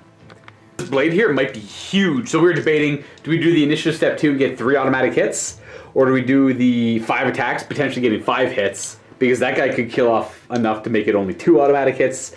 So I think you decided to do... My luck's gotta turn sometime, you know. 5 on 4s. We got 2. My luck did not turn. Not yet. These are strength 10, wounding on 2s. We got 2 wounds, and these have Deflagrate, so I have 2 demon saves. Double Of kidding. course. So that would have, with the Deflagrate, that would have been 4 extra automatic hits, because it's for every unsaved wound you cause. So I get lucky there, because I could have killed off easily 4 more demons. So then the other one has 5 strength D attacks with the chainsword. Okay. He is weapon skill 4, so he has 4 hits and strength D. And these are strength 10, usually. So these are, I get all invuln saves against that. I actually fail all of them, so I think... they're strength D, so 1 at a time, because it can only do 1 damage, right? Oh yeah. So 1 at a time, because these damage can't spill over, so it doesn't kill him. So there's the death. So for he's that dead. So it kills 1 guy. Kills a guy. So 3 die from that. So these 3 would die, but they get to fight first. So those 3 are going to put their attacks into that knight. And we're going to have 1, 2 into this knight, I think. Yeah. So 3 into there, those 2 into that knight, and then the rest are going to attack the guard here. So 3, 2, and 1, 2, 3, 4, 5, 6, 7 into the guard. 6 attacks into the first knight, hitting on 4s. Only 2 hits. These are rending though, and because of Miasma of Rot, your armor value is down to 12. So we have nothing. 4 attacks into that knight on 4s. 3 hits. Strength 5, so I need 7, so I need 6s here. Nothing. Now 14 attacks into the Heteron guard on 4s. And you're down to toughness 4 because of Miasma of Rot, so I went on 3s with a rend. But the rest are just normal 2-ups. So do the 2-ups first. So I'll do them 1 at a time because I might do lookout sirs. They can all lookout sir for each other. You're gonna lookout sir off of this guy, so you have to do lookout sirs first. So he takes 2 of them and he takes 1 of them. So we'll do the 2-up save on him. So he takes a wound, and then that guy has 2 2-up armor saves. He takes a wound. Oh my god. And then you have 1 rend as well that you could look out, sir, if you want. Yeah, sure. So 4 up will go, sir. He Nope. doesn't, so he's got a 3 up invuln. Oh, I would have been negative 4 1 to up hit you. invuln. 4 up invuln. He takes Oh a wound. yeah, and I forgot about the negative 1 to hit, but I didn't kill anyone. So they are all dead. And then you have your 2 stomp attacks from these guys. it's this guy. Well, actually, go ahead and pile in with him first, and then do your stomps. These all happen at the same time. So he's got 7 attacks because he charged at weapon skill 5 for digital lasers. 3s to hit, 1 miss. Now, Mastercrafted, the Solar Power Gauntlet, Oh yes. hits, and these are wounding on 2s. Yeah, strength 10. Oh yes, it's a big strength. There's 3. There's standard 3 1s. These are my demon saves. Do I make any? I make none. So these are all instant deaths. So you just kill 4. That was a pretty good swing for him. Oops. So that was his wound there. So he's dead. You would die. You would probably die, and we'll say you're the next closest. I'm pretty sure the Galvorback will tear the header and guard apart with the way I'm rolling. That's the next thing to go in. So before I actually move them, we should do the stomps. Oh, Just yeah. because the Yeah, stomps it's could the spill same. around and do more attacks. So I'll remember 4 are dead. And it was those nearest 4. And then 2d3 well, So I'll start with Yeah. stomps from this guy. yeah, he gets d3, 3. So you can go So first one, hits 2. 2. Then And it's then- gonna flip. And you could stack all the stomps if you want to as well. Yeah, but this one will hit 4. And then you just want to go there twice. Yep. So it's 6 10. in total. So you have to roll for the first one. The first blast hitting those 2. And it's going to be nothing. Nothing. And And then then 2 on these 4. so you roll them twice, and these 6s are, they're just all gone. So he kills 4 more off with that second stomp. Well, at the same initiative. So That's they'll true. stay. So, that's 8 dead so far. yeah, but for the stomps, it doesn't spill over, so only the Oh, guys yeah. under the template Okay. are removed. So those guys are technically dead, but this guy might also remove them. So don't put his stomps there Alright. if you can avoid it. So He gets D3. You'll get 1. So it's gonna be hitting right those there 3. with those 2 practically. 2, yeah, pretty much 2 because the one's already dead. And They're dead too. Okay, so so that's 6 plus 4. he stomps them dead, and Yep. he stomps these 4 dead, and then he would actually kill 4. So actually, they're all dead Oh. because it's all at initiative step 1. That worked out actually really well. that was super good. But it also opens them up to shooting. Yeah. Now we got this big dumb combat to do. Your initiative step 5. Well, you're 6 normal. on this guy. I Oh, think. 6 on him. Yeah, actually, he doesn't have the gauntlet. He gets to go first. Do him first. He's hitting on 3s. 7 attacks. Does he have the Mastercrafted weapon? Yep. Okay. Uh, Maybe. yeah. 7 attacks with this bad boy. 3s. There's a couple 1s there. Yeah, that's right. 6s pump new attacks out, so 2 more hits, and they wound on 3. Strike 7s? 2s. Yeah. Yep. Nice. 2 fails. And 1. 5 of demon save because I'm too far away. We make 3 of them, and because it's not instant death, endurance, 0 damage. So these guys all So get to they're go. all initiative 6 because they're plus 1 weapon. They're higher weapon skill than you. Yes. At 4 attacks each. I'm only a measly initiative 4 anyways. So 4 attacks each? Nice. Yep. 20 attacks. Alright. This is only 17 dice, so Oh, I can get you 3 more. I just realized the 20 is the highest amount of dice we've thrown, so 3s. So 6s are instant death on these ones, 3s to wound. Oh, there you go. Oh, they have endurance up right now. They can't be instant killed, but they won't have a feel no pain against that.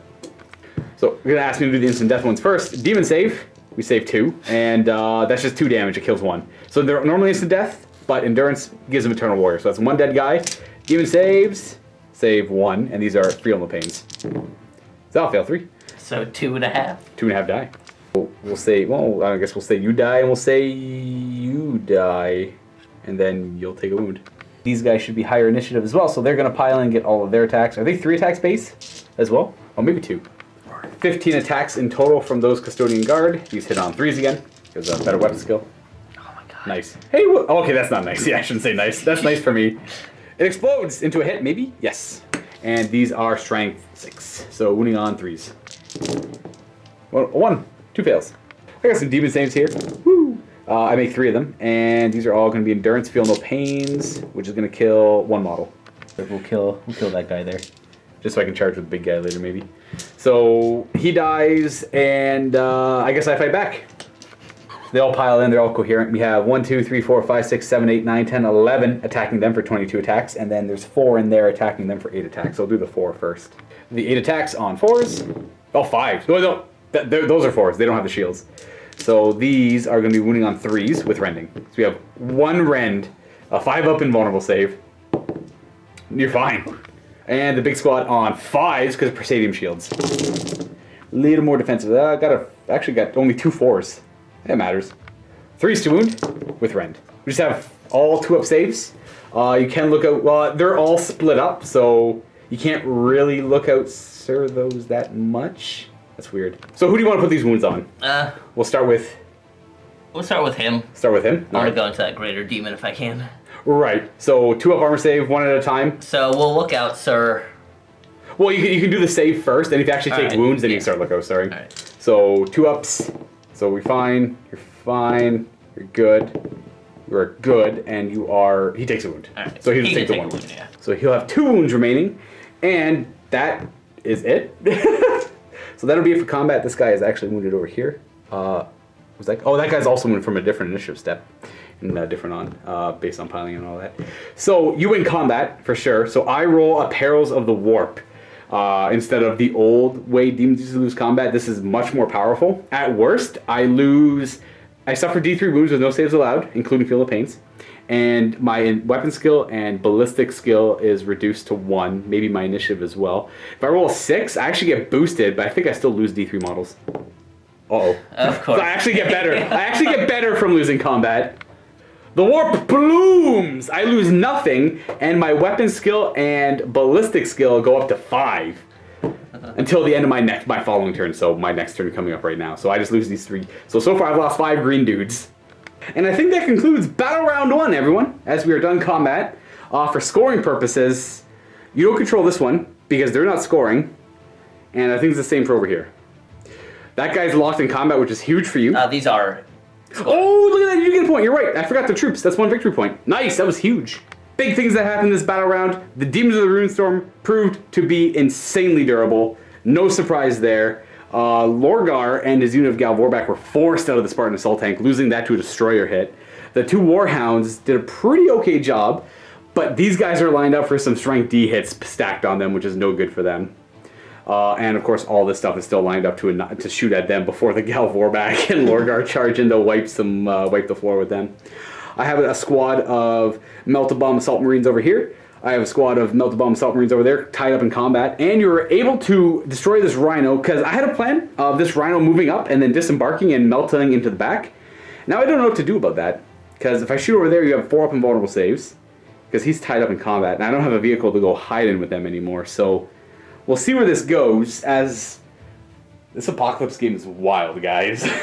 Let's see what the Word Bearers can do on turn 2.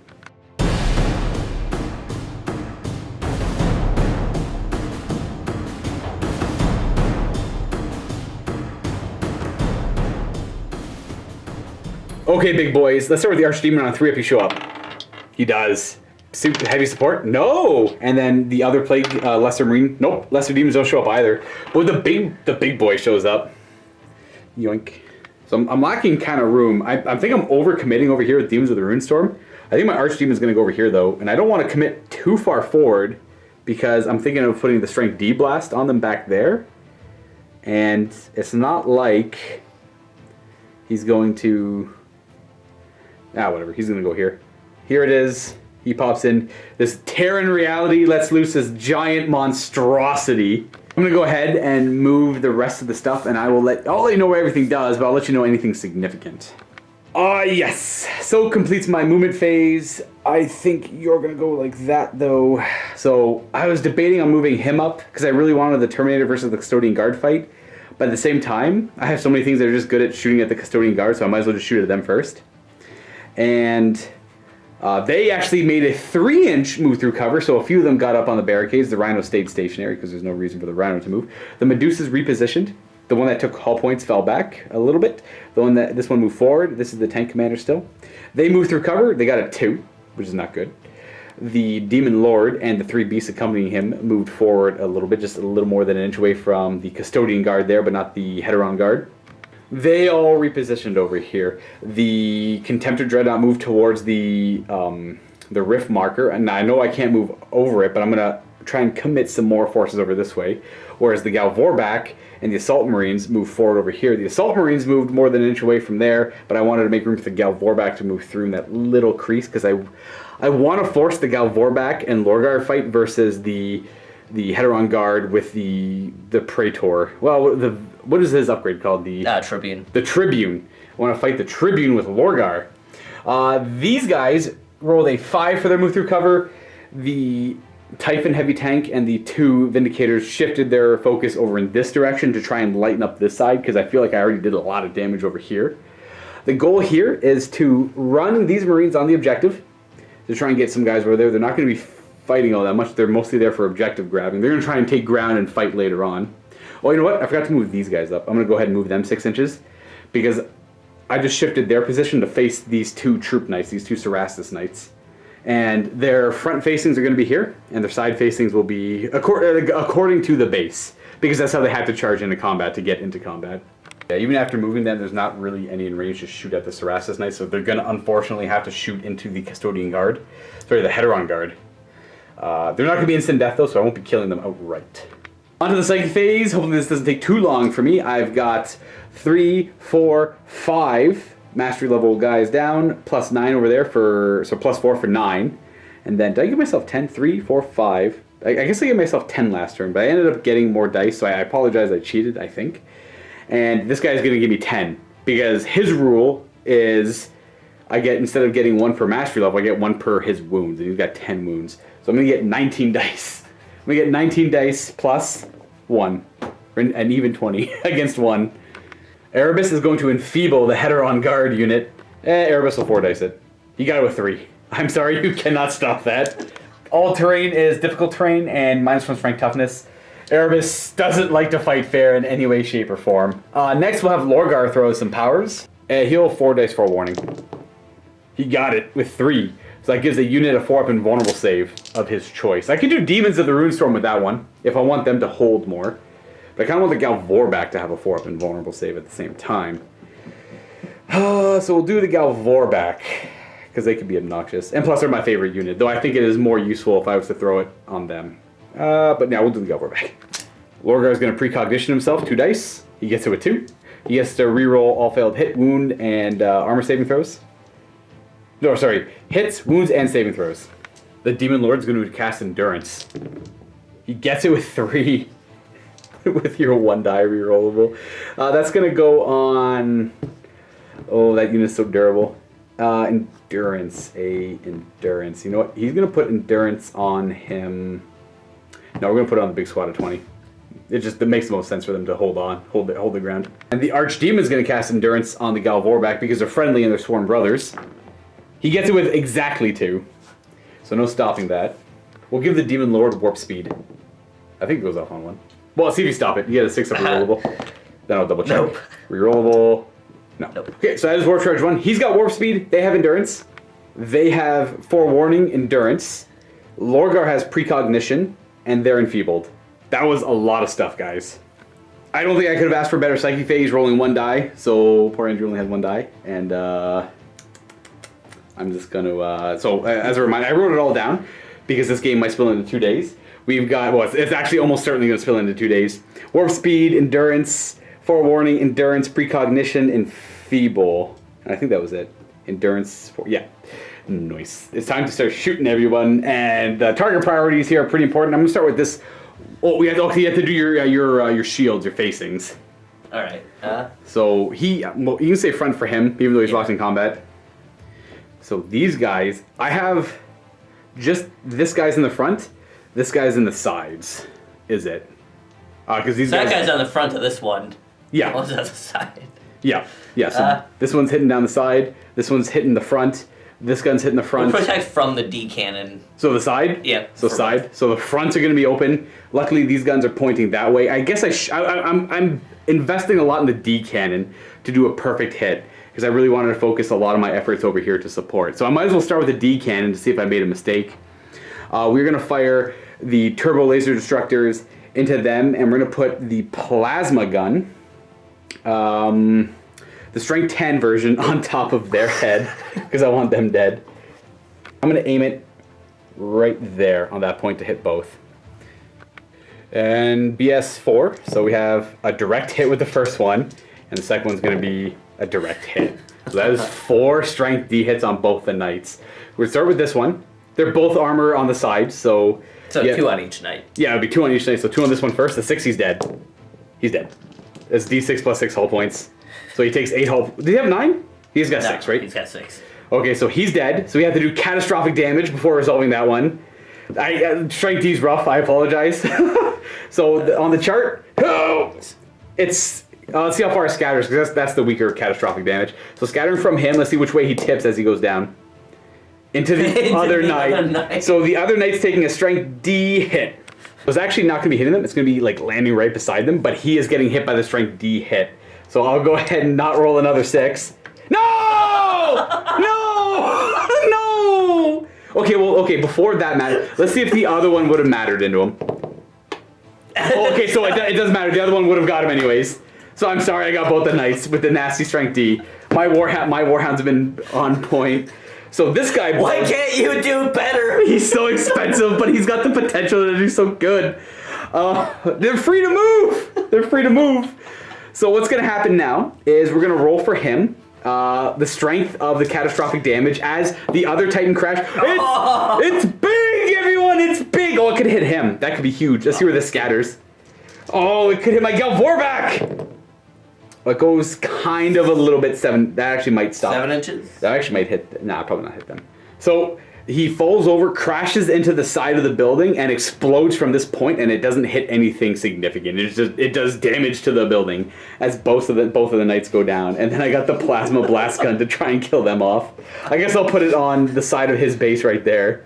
I'm doing the big 10-inch blast right there. So direct hit, maybe 1-inch scatter. We'll still be hitting both. Wounding them on 2s. Double wound, 5 up invulnerable saves. This poor side. One dies. One dies. I was gonna say do the leadership, but I might shoot at them with more things, I guess. This Warhound's gonna fire. He's gonna do. Oh, I'm hard pressed because 1 strength 10 shot against him or 2 strength 8 shots. I'm gonna put the Vulcan Mega Bolter into that guy for sure. 2 strength 10 shots or 2 strength 8. I glanced on 5s as primary weapon, so 5s rolling 2 dice, taking the highest. I'll do the strength 10 shot. Yeah, you're right. I do feel stupid for putting melt bombs on them. They're gonna do anything. Even if I want to put them on the Warlord, he's got a rule where I only hit it on 6s in close combat. What am I gonna do with that? Nothing. That's what I'm gonna do. So see if we get a direct hit on him. Ooh, that's a 7-inch, so that's a 3-inch scatter. It'll still hit him. 3.5 inch. Yeah, mathematically can't miss him with that scatter. So strength 10, primary weapon, armor 13 on the side. We have nothing. Nice. Vulcan Mega Bolter on 3s to try and take out this last Custodian Guard. 3s to wound. And you get that many 2-up armor saves. This is only AP 3. Let's see if I can. He can do it. He is alive. He did it. Nice. Gonna run the squad because I want to get to the objective. Running. Oh, I fail. Look at that. That is unfortunate. I'm not gonna. There we go. Done. 10 melted guns into the Heteron Guard. 3s to hit. Bang, bang, bang, bang, bang. 2s to wound. You'll have a 4-up invuln. You can do 1 at a time invuln saves, and you start looking out, sir. So. He takes a wound. He's got 2 wounds left. Are you gonna wait? Is this look out, sir? Or? No. So he'll take 2. He'll go down to 1 and then 1. Okay, so he makes an invuln save. So he still has 2 Actually, wounds no. He'll left. start walkout, sir. Okay, so if he fails him, he can still 7 invuln saves. So that's a look out, sir. He fails, and he saves it. Look out, sir. He passes. So the next guy has a 4-up invuln. Yep. He makes it, and then look out, sir. He fails. He has to take it on a 4-up. He does. He's got 1 wound left, and then look out, sir. He fails. He's got a 4-up invuln. I kill him! I get him anyways! Die. Typhon firing next. The big dumb gun at the Custodians right there. Ignoring cover, strength 10, AP2. AP1, actually. And then we're going to do the 2 Las, because it's a super heavy. You can split fire into, I guess, that Dreadnought, that Talon. And no matter where I put it, I can't hit that guy. But I can hit all 5 of them with that initial blast. Andrew keeps forgetting they have a 3-inch coherency. If you want, I'll let you go back and fix their coherency. No, it's okay. I feel bad. Mistakes are the only way I'll learn. I feel like I'm just hammering into the Custodians right now. So, okay, the 2 last cannons into him. They both hit. Looking for 4s. We have double Cowcat, pens. What kind of invulnerable save does this bad boy have? 4-up. Oh, nice. It's like a Leviathan. 4-up invulnerable saves. Naturally, you fail 1. This is don't roll 6. I won't roll 6. No 6s here. Oh, Andrew, he's dead. Wait, he's not a super heavy walker, is he? No. I don't think so. Wait, does he have any rules where he reduces the damage table by 1? So he's got a rule where I roll 2 dice, discard the highest. So I have to roll double 6. Okay, so he instead he's immobilized, which is also not. Okay, he's not dead. I can live with that. He's facing an Oh wait, he's a close combat one. Nuts. Yeah, he's the close combat guy. Whoops. So he's got 4 hull points? Or Yes. 5? 4. There'll be 3 hull points remaining, and he's immobilized. Now the big siege cannon on them. Unfortunately, we have a direct hit. That was a double direct hit, by the way. If anyone noticed, that was a 4 and a direct hit. 2's to wound. That one rolled a bit. We have 5 wounds. They have 5 up in vulnerable saves. They ignores cover if there would be any. And they are almost all dead. 1 remains, everybody. All right, we're going to put the plasma guns that can into shooting him. 7 plasma shots into him on 3s. I can randomize them afterwards.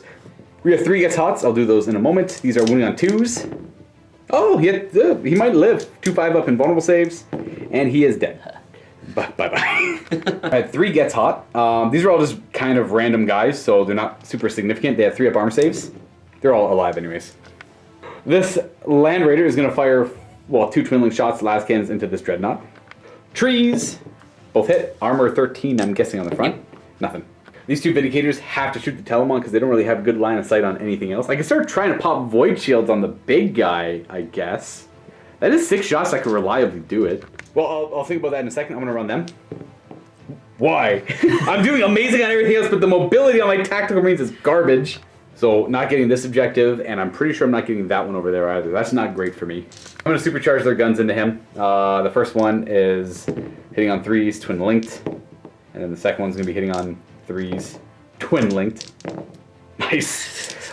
These are all strength 9, so I gotta do these one at a time because he's armor 13, so I'm looking for 4 ups. There's 6 hits, right? Yeah. So 4 up, we have a glance. We have a glance. We have a pen. Got a pen. And this is pretty good. Pen. So far, everything's something. And wow, pen. Nice. So we have 4 pens and 2 glances. Might as well do the pens first. 4 up in vulnerable saves because they're not blasts. And you make... He's dead. None of them. Does he blow up though? Oh wait, I have to roll. So none of those are a blow up. So that means he doesn't blow up because I'd have to re-roll those.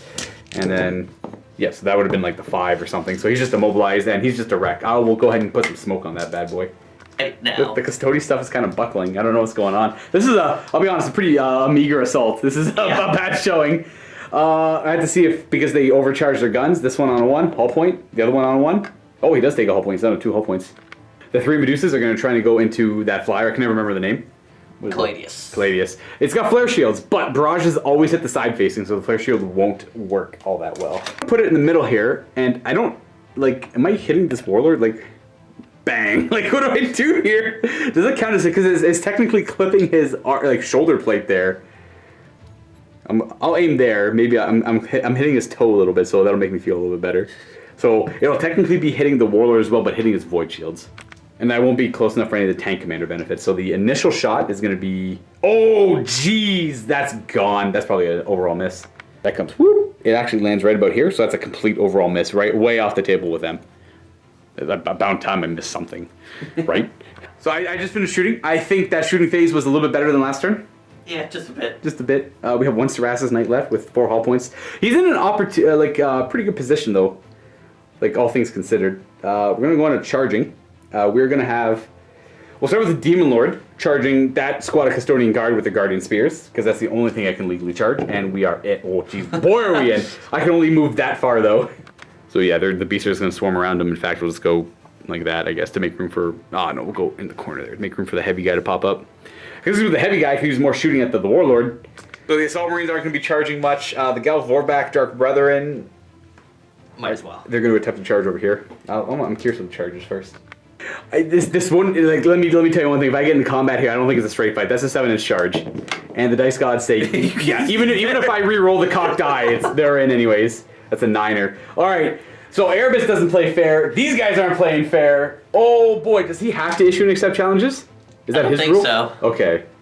With that 12-inch charge, they will end there. Is that it for my charges? Because they ran over there. I'm already locked in combat over there. I say we do the exciting fight last. I'm curious where this one goes.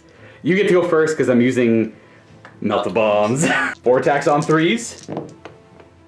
Okay, 3 hits. That's not going to kill. Oh, we have Stomp still. 2, is this Strength D or Strength 10? Strength D. Don't roll 1s. Andrew. I don't know what to say. Are you even trying? Are you even trying? What was that? Was that oh, he's dead. Oh my god, I can't save against that. It's like AP1 or some dumb stuff. So initial step 1, we pile in. I'll leave you. Well, it's my turn. I'll do my Melta Bombs first. 3 Melta Bomb attacks. 2 of them hit. No invulnerable saves against Melta Bombs. So Armor Bane. We have a pen and a pen. So 2 pens. And they're AP1. So 5s and 6s are bad for you, Andrew. He's dead. He's gonna die. Yep. But can he kill my guys in return? Viewers, I have 2 stomps. So you can put a stomp on all 3 of them, and you could actually chain the stomp off onto anyone else you want. So I think if you do... Yeah, who's going after the Meltas, I guess, for... Yeah, if you do like that, it hits all 3, and then you want to like chain over here to the Meltas, hit 4. Yeah. So the first one there, and then touching it, so it'll go somewhere around there, and then it'll be hitting 4 Meltas. So we'll do the guys underneath first. On the 6, they're dead. So that's 3 strength 6 AP4 hits, so 2s to wound. And I will do... We'll do... Yeah, now the 6s are there. We'll do 2 3-up armor saves and 3-up armor save. I don't want the sergeant, so they're all okay. And then for the 4 guys hit under there on a 6, they're dead. So that's 4 strength 6 AP4 hits. So 3, and then those are all 3-up armor saves. 1 guy actually does die to that, so he dies. And then he blows up! And where does he go? So roll the strength. I guess we'll roll the strength of the attack. The strength of it's going to be the good one. Okay, so he could go in that direction and just annihilate my forces. But he's going to scatter first and go... Where's it go? Where's it go? A little bit, a slight angle to the left here. It's 8 not, inches might be off the table. oh, maybe. It's from the center. I don't think it's off the table. The 8-inch scatter goes to the rhino, like the light there, and then nothing is within 5 inches for the massive, the big blast template. So... He is. He falls over this way, explodes, and doesn't do a whole lot. It's only beneficial for me when they fall over and explode. Which then explodes. So they win combat. They survive some. These guys are heroes. Turn 1, they move right up into 4 Cerastus Knights, and like, what are you gonna do about it, boy? Look at them! They have wheelbarrows. They got wheelbarrows in front of them. Well, I guess I'll issue a challenge with my monstrous creature, my Demon Lord character.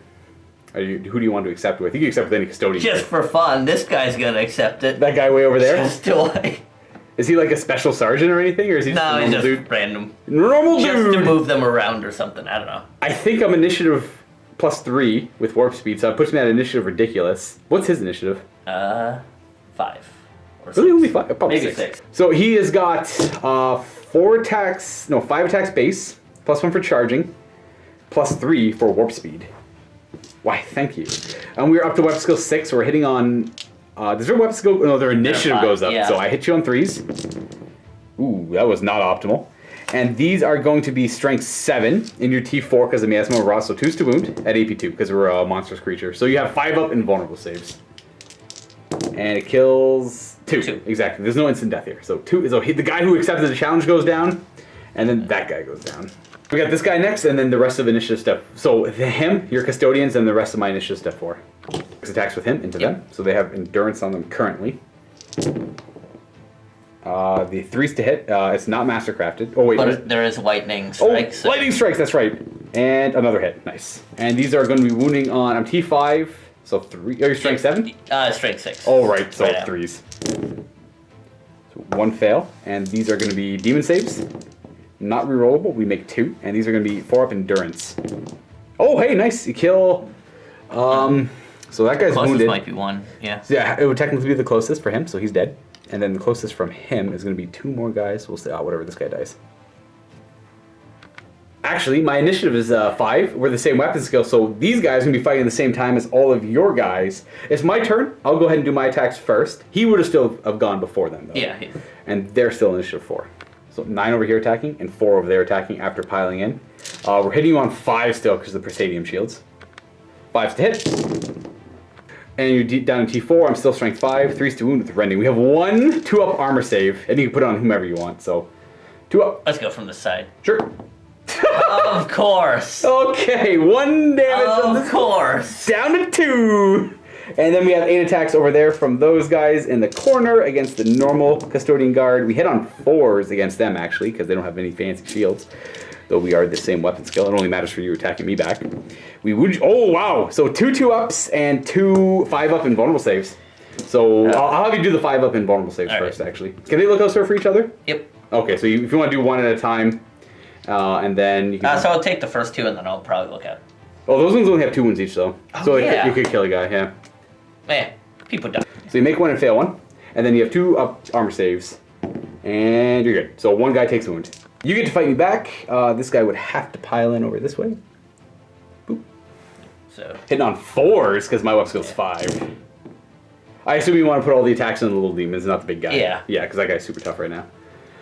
Wounding on, I'm T5, and your and I'm strength. strength 6. So 3s. Yep. Actually, I might Might be strength 5. Oh, it's only +1 on the charge? Oh boy, here we go. Here's the wall. Forced to wound. Oh, it doesn't matter. You got 3 5s anyways. Demon saves. We make 1, and these are going to be endurance saves. We take a damage. So wounding on that guy, and then these guys get to go at initial step 5 as well as they cut into my demons.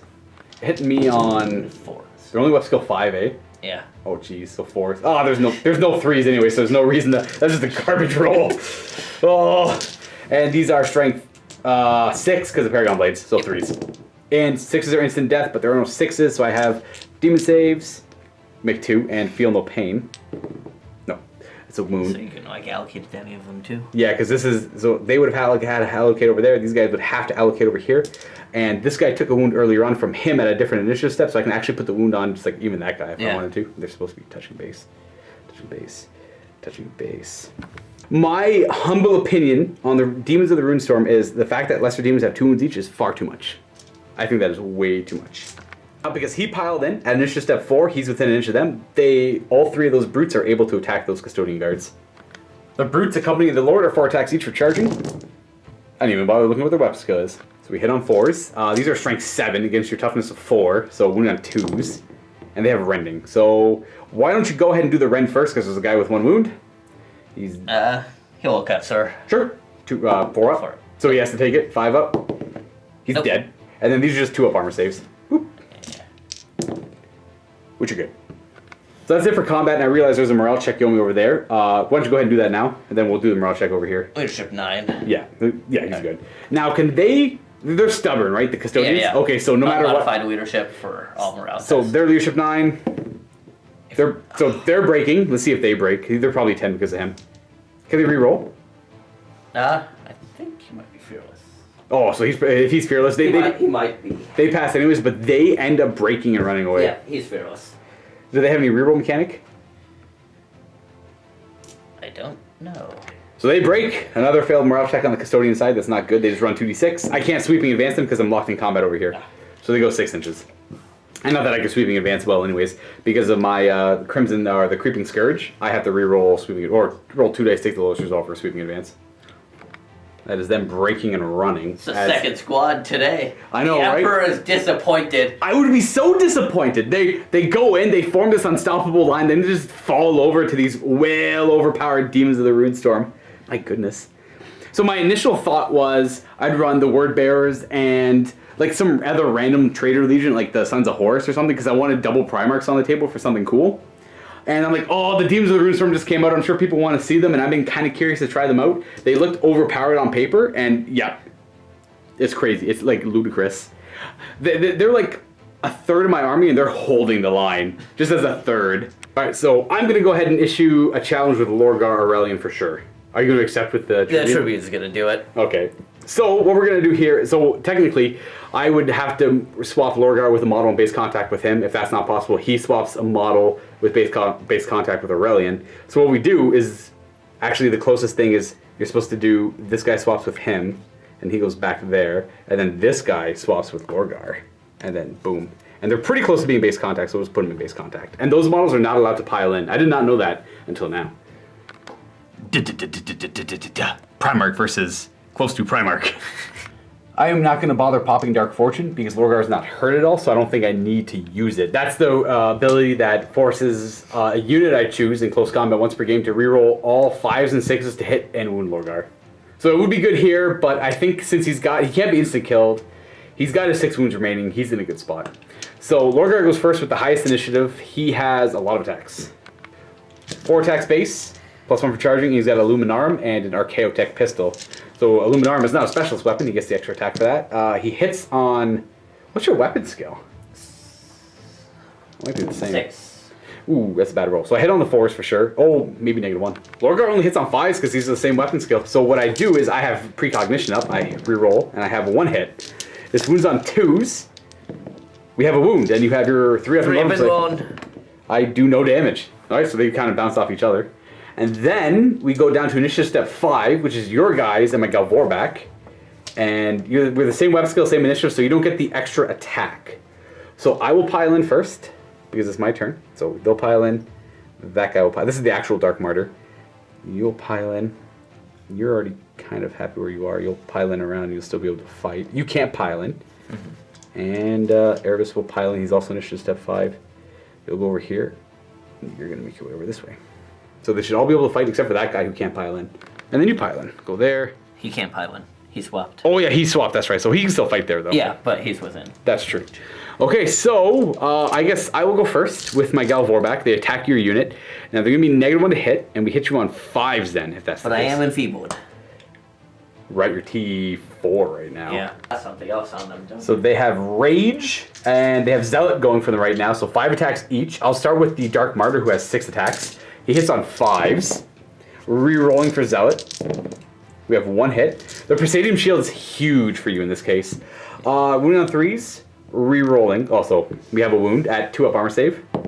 You are good. Total of 40 attacks. Here's 20 of them. I hit on 5s, but I have Zealot up, so I get to re-roll the fails.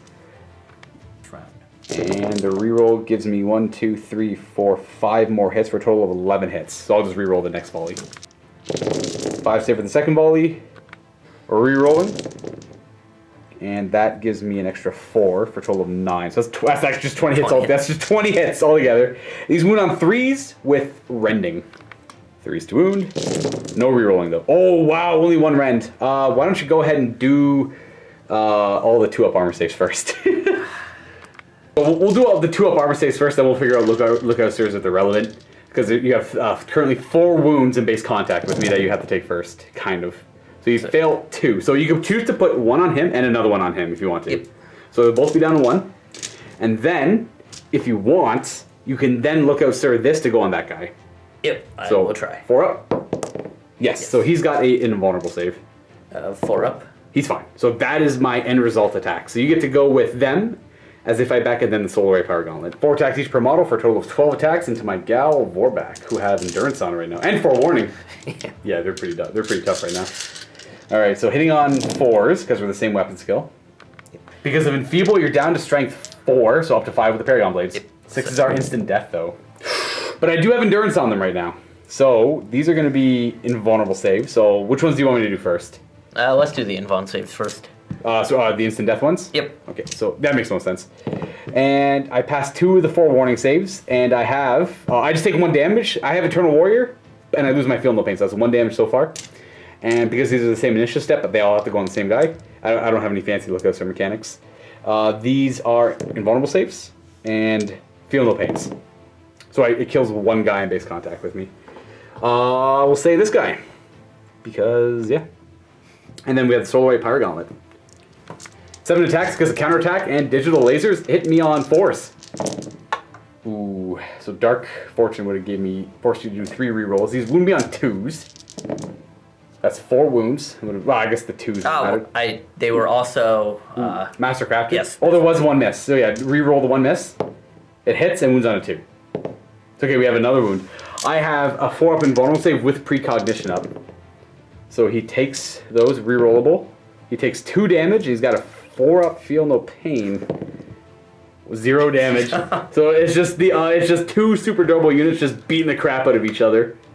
I actually forgot to attack with Erebus. I'll go ahead and do that quickly. We've already piled in our guys at the end of the... I guess it's a tie combat. I guess maybe because I did 2 damage, you did 2 damage. If Erebus does 1 damage, I technically win by 1, but you're stubborn 10. Never mind, we're both fearless. So I'll see if Erebus can just eke out a wound. Erebus has this many attacks. He has Zealot up right now, so he hits on 5s. We have 3 hits at Strength 6, your T4, 2s. It's just you get your 2 up saves. And those are the closest guys in base contact, so any 2s, they're dead. You're fine. So, fearless, everyone's all piled in. That is the end of that combat. A little lackluster, I'll be honest, but I expected them to hold. And this is the combat we both wanted.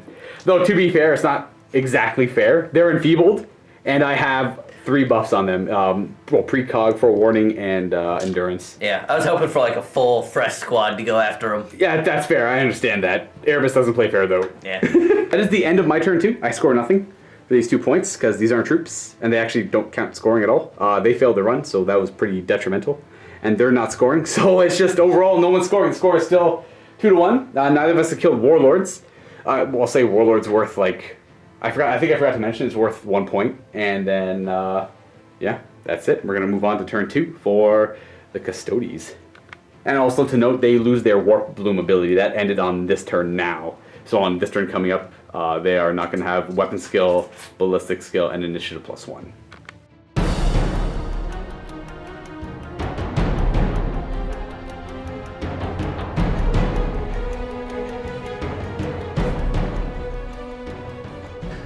Day 2 of Apocalypse game. Let's start off with the Custodes turn on the bottom of turn 2. The game should speed up quite a bit. Well, at least for us, it'll probably be the same pace for you at home. Well, One thing I forgot is because he's a monstrous creature, his it will not die, not to feel no pain. And he took 3 wounds on his first turn from the perils, so I'll just roll 2, and I'll get 0 wounds back to Dice Gods. Always there to make sure you forget what you forget. And I can't remember if I rolled a 2 run dice for both of those units and took the lowest. Wait, no, I did. No, I didn't. I don't know. I can't remember if I did. Well, if I forgot to, I apologize, everyone. I'll remember that now. They're all supposed to take the lowest result when they run. So we're going to do a regroup, then we're going to move everything and show you where it ends up. regroup at unmodified leadership. Of course. They're back. They are back. They get to do a 3-inch move. They snapfire and can't charge this turn. But they're back in the fight, unlike the other squad that decided just to fully run away. I'll give you a quick little sneak peek of the movement. Look, we've disassembled the Warlord. Some pieces over there, some are behind me. And now we're going to move him up 12 inches and see where he ends up. Because I think the Princeps here has decided that he needs to be a man of action and get right into the battlefield. Plus, he's actually pretty good on the stomping and not so bad in close combat. Boom! Movement phase done. He did roll move through cover. So for super heavy walkers, the rule is roll 3d6 and double the highest result. He actually got the 6. He obviously has move through cover. He tried to move through cover, only got a 3, so he only cleared the trench as he struggles to make it forward. We are going to have... Oh, sorry. Those Custodes regrouped. I already showed that. That vehicle over there just moved over less than 6 inches to make way for the Warlord Titan. That Telemon stayed still. This guy moved forward to try and get to the objective, though failing to get within 3. Yep, he'll have to run. So you might as well go ahead and run him now. We're in the shooting phase. He's going to go. He only needs the 1. That's how, yeah, he's good enough there. Now we have a troop choice on a victory point. I got to kill him. It's actually pretty bad he's not dead. We will actually go back 1 step before the shooting phase. And pivot this guy in this direction to maybe shoot at my Melta. Or, no, you gotta leave the Assault Marines alone. They might survive. They literally turned 1, jumped in front of 4 knights, and said, "Come at us." They have no fear. D3 last cannon shots into the Land Raider. 1 shot, hitting on a 2. That's a hit, and it's strength 9, so looking for a 5. No, nothing. The grav tank back there, the gunboat, is going to be firing at my plasma guns, and we're going to power the machine spirit, the little gun underneath, because it did move. It doesn't have power. Machine spirit. Oh, it doesn't? No. Okay, so the little gun will be snap firing. The big gun on top will be firing at full BS. Firing the big gun. This is the big gun on top? Yep, twin linked. So we got 2 hits. Rerolling. 2 hits. Strength is 7? Yep. 2 wound. Okay. Of course. With AP is 3, I assume? AP 2. Okay, so I am in cover, so maybe that'll help. It does. And then snap firing the little teeny guns, which are still like strength 6 AP 3. Yeah. Are they actually strength 6 AP 3? Yep. Nice! 6 is twin linked. Yep. We have no hits so far. That would be a miss. So you get to reroll the 5. Yeah. 1 hit, wounding on 2s. And I'll have to do a cover save again. No, my sergeant's at the very back. We fail. That will kill this guy. This Telemon is going to fire his 2 arms at my Warhound to try and get his Void Shields down. He's only got 2 Void Shields. How many shots is this bad boy? 10. That's right. 5 per arm. Strength 7, is it? Yep. Alright, so you're looking for 2s to hit. All hit. Very nice. That is not like your usual 3 misses. And these are going to be 5s to do something to the Void Shields. Oh, wow. All Void Shields are very gone. So the Void Shields collapse on my 1 Warhound Titan. Before we proceed with more shooting, these guys should probably come in from reserve on a 3-up. Unless it's more than that, or less than that. But no, they show up. There are 2 squads. Oh, they're 2 separate squads. Gotcha. 1 squad dropping into the, at this point, dangerous terrain. It's going to be 6 inches backwards, so they're going to be fine still. So they end up like that. Yeah. Second squad will attempt there. You don't want to land on that thing though. Yeah. That's a mishap. And 6 inches towards my, should be okay though. I'll type in. Landing right there. 2 guys will just be in the trench beside him. And they will all have to take dangerous terrain for landing in cover. But, I mean, they have 2 up armor saves, so. And also he's technically on an angle a little bit. We just put him up there just for simplicity. But he was not within an inch of this thing. So they're all good. Now into the shooting phase, they're going to shoot into the side of the Medusa, which I believe is only armor 11. Is strength 5? Strength 5, armor bane. Hey, that's a thing.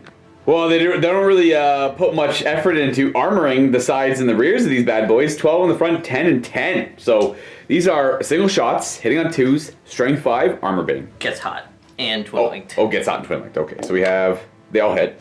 And 1 at a time, armor bane on the side. What AP are they, 2? 2. Okay, so they could potentially blow it up as well. So that's going to be a pen for the first one. The second one's going to be a pen. And the third one is going to be a pen. So triple pen. I can't do anything about it. So he's wrecked. Let's see if he blows up though. So we'll roll 3 dice, and on a 6 he blows. Just because it's 82. So no, he wouldn't blow. He's just a wreck. So you destroy one of the Medusas. So that's a wreck because they show up and kind of take care of my artillery in the back. I'm going to have to redirect my forces. Now they're going to be shooting at the side of him, which is lower. I believe it is 12. So that's 3 shots hitting on 2s. And twin linked with gets hot, so you get to reroll the 1. It is still a 1, okay. So we'll randomize which one has to make an armor save. We'll roll the 2 up armor save, and then we'll see if we have to actually take a wound. We don't. So one guy's just not shooting, and the first one is a pen, and the second one that's a lot. That was a 17 to pen, and that one is strength 5 actually. That's 11. Yep. That's a fail. So we have 1 pen and 1 fail. I have automatic shielding, 5 up invulnerable save. No, so it's a pen with +1, and 6. It's immobilized. Oh, that's not good for a dreadnought at all, especially double close combat. So he's pretty much dead. You pretty much just killed him. He's got 2 meltaguns, but I'm pretty sure I can't even pivot, so I can only shoot my meltaguns this direction. I don't think anyone would be upset with that. We just figured out the shooting for the Warlord Titan. So the Sun Fury Plasma Annihilator is going to be putting its Apocalypse Barrage marker right on top of this, and we figured out that 1, 2, 3, and 4 are going to be the sections for it. So if we roll 1s, it's going to be hitting this one and this one. 5s and 6s are going to be hitting this one and this one. 2s are going to be hitting this one and this one twice. 3s are going to be hitting this one and this one. 4s are going to be hitting him once. And it's a complicated one. The Bellicosa Volcano Cannon, because it's Warlord, you can just target the ground. You're just going to target like this spot in general. We're going to try and we're going to hit the Greater Demon. We're going to be hitting the Warlord, those Tactical Marines, and any Vindicators that are in range there. The left Carapace weapon, as we look at it now through the camera, was going down on the spot as well.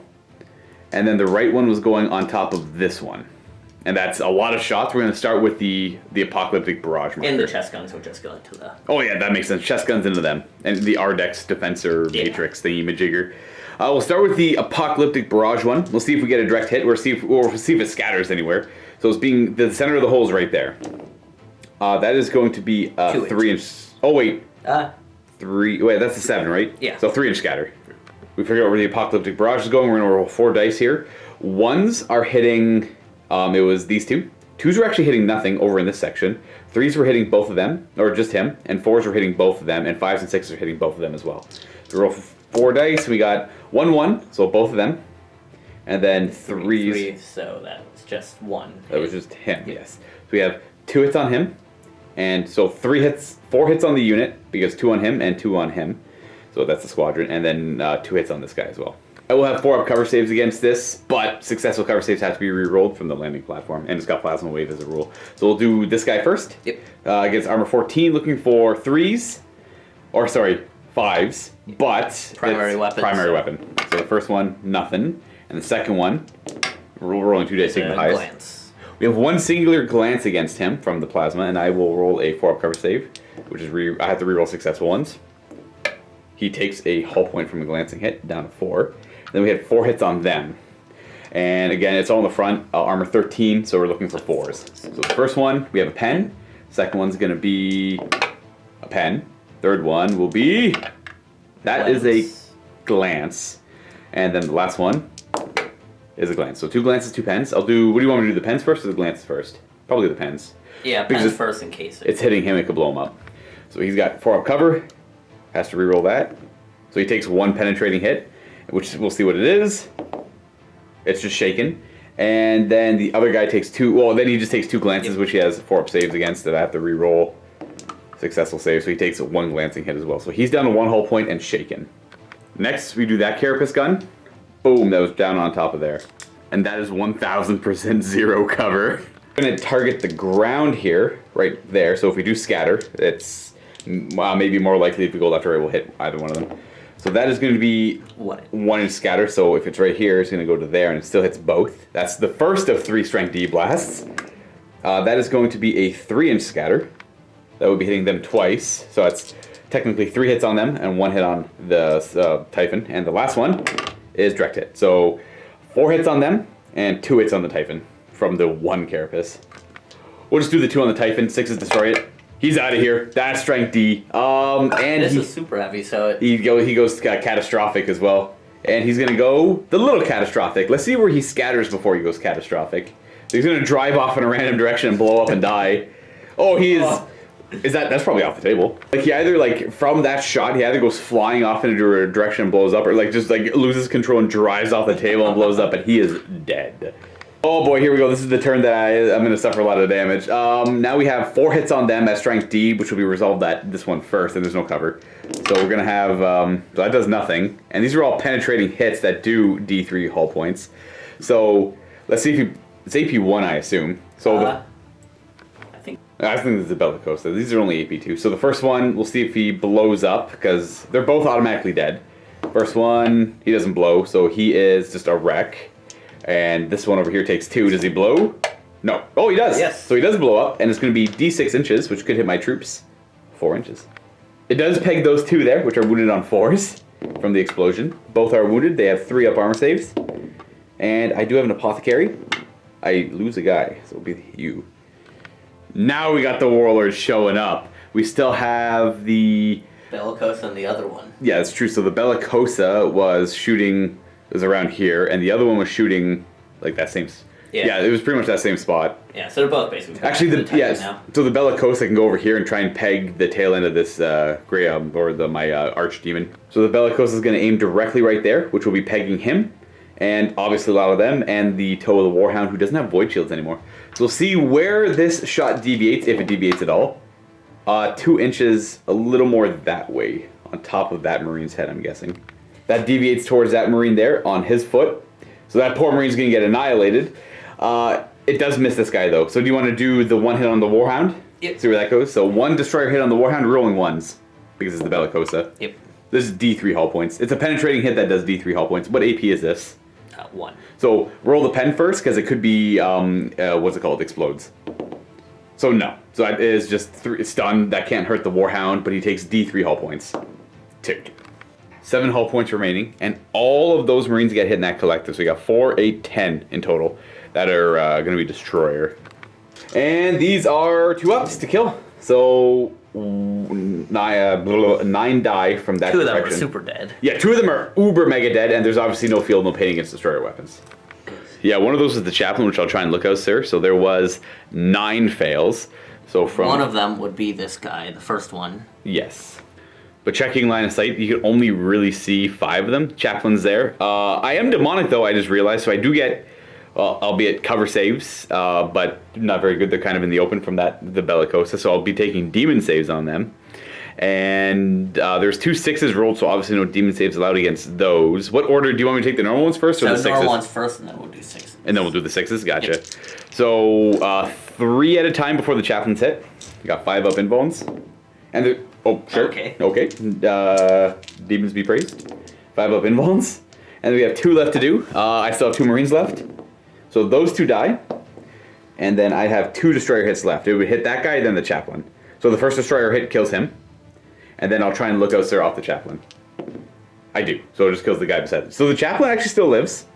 And I saved a lot of just with invuln saves there.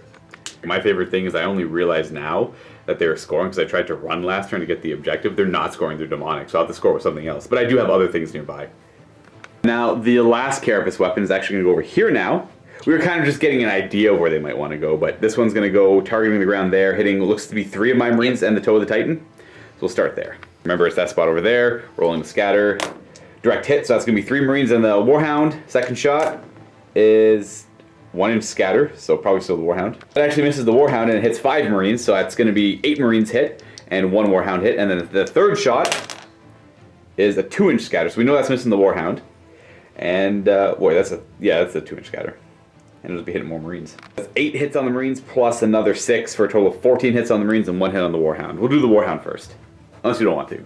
No, we can do more. All right. So 1 destroyer hit on the Warhound. Oh, he could. Oh, he's dead. 6 plus D6. Automatically dead. So he's. Oh, that was a huge hit. He is going to be rolling on the chart. He got a 3 on the catastrophic damage chart. We'll see if he scatters, because he might just go backwards off the table. He will go towards the other Warhound. That's going to be strength D on him. He's going to walk towards and walk into this this Warhound here, and the explosion is going to come from here. And I got to figure out if this is treated as a shooting attack or not, because Void Shields only work against shooting attacks, I believe. So Void Shields say any close combat attack, so any hit that is not a close combat attack will hit the Void Shield. So he crashes into him. Now in Adeptus Titanicus, Void Shields have a 2-inch radius where they don't work at all. So that would have actually hit him in Titanicus, but the Void Shield does stop that in this game, which automatically pops 1 level of Void Shield. So he's got 1 Void Shield left. And then the chest guns down at these boys. 12 twin link shots on 3s. Re-rolling for twin linked. 2 swoon and AP3. Really good at killing Marines. So 2 fails. I will have 5 of Feel No Pain from the Apothecary, which will save 1 Marine. So 5. 8 Marines get gunned down from here. So 1, 2, 3, 4, 5, 6, 7. I guess 8. Yeah. Oof, good thing they're zealots. They will keep walking towards this warlord. And that, everyone at home, is how a warlord does. He killed off everything I had over here. He killed a Warhound Titan. He killed about half that Marine squad, and he killed a couple of those guys too. Not bad. That was overall amazing shooting, and I'm gonna have to deal with that for 3 more turns at least, I think. All right, so this bad boy is going to declare charge against my lesser demons. That's a 9-inch charge to make it in. Here we go. Huh. Oh my goodness, he makes it into combat, everybody. All right, so we have to disassemble him and then build him back up over here as this toe makes it into combat with this guy. Scratch that. No combat for him. He actually didn't clear them as a shooting target. This is an 8th edition. So no charging for him. We proceed on to close combat, because I think that was the only charge. Yep. Because they regrouped, and that guy chose to run.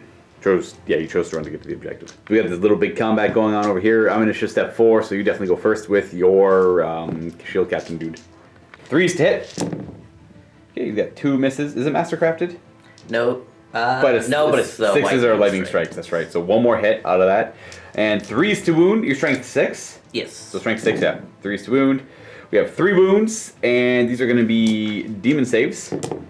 Oh, we failed all of them. They're 1 damage each, so I have endurance up right now. So that's going to be 1 damage. So he'll do a wound to the guy right in front of him, and then we have the Heteron Guard going next before my my demons get to go. 3s to hit with the Heteron Guard. 3s to wound. All right, so we got that many wounds. These are 6s are instant death. So you want me to do that one first? Yeah, sure. Okay, so that is going to be a demon save, which I make. And then these will all be demon saves as well, which I'll make 4 of. And then these are going to be 4 of Feel No Pains. So that is 2 wounds. That has to go on the same guy. So we'll kill off, well, I guess this guy here. Demon's going to go ahead, and they all piled in.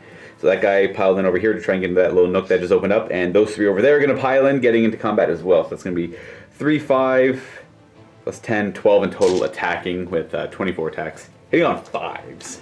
5s hit the guard. And not so great. Both these units just refuse to die. They're down to T4, so I will be winning on 3s with rending. We have 2 rends and 1 normal save, so I'll have you do, I guess, the rends 1 at a time. Or so we'll go ahead and do the rends. You have 4 up and vulnerable saves against that, though.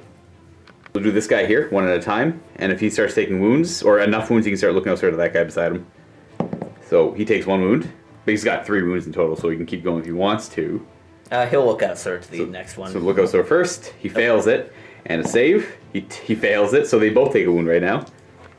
So he failed the lookout, sir. He's down to 1 wound remaining. So he's going to be taking the rest of these. These are all 2-ups, so you might as well roll all the 2-ups. And if you fail any, you can try and look out, sir. So you fail 1, you can try and look out, sir. And he does. So this guy takes a wound instead. The header on guard splitting up their wounds as much as possible here before they die. That's all my attacks, and that combat's done. Actually, 1 combat, but you're fearless. I don't. He gets fearless. No. I know the Tribune does. He's not fearless, but he's leadership 10, stubborn. So you're holding. And of course, we have the big combat where the ongoing challenge between Lorgar and your Tribune is going on. Lorgar goes first with 5 attacks. He hits on 5s, but he's got precognition going for him. So we have only 2 hits, which wound on 2s. We have double wounds. You have 3 up and 3 up and vulns. That's right. He's fine, so Lorgar does nothing. And then we have, I guess, your guys go at the same time as my Gal Vorback, so I'll let you go first, but I have to pile in still.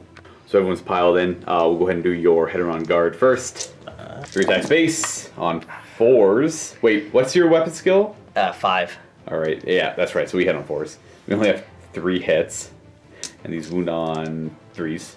Strength 6. So yeah, T5. 2 instant death though.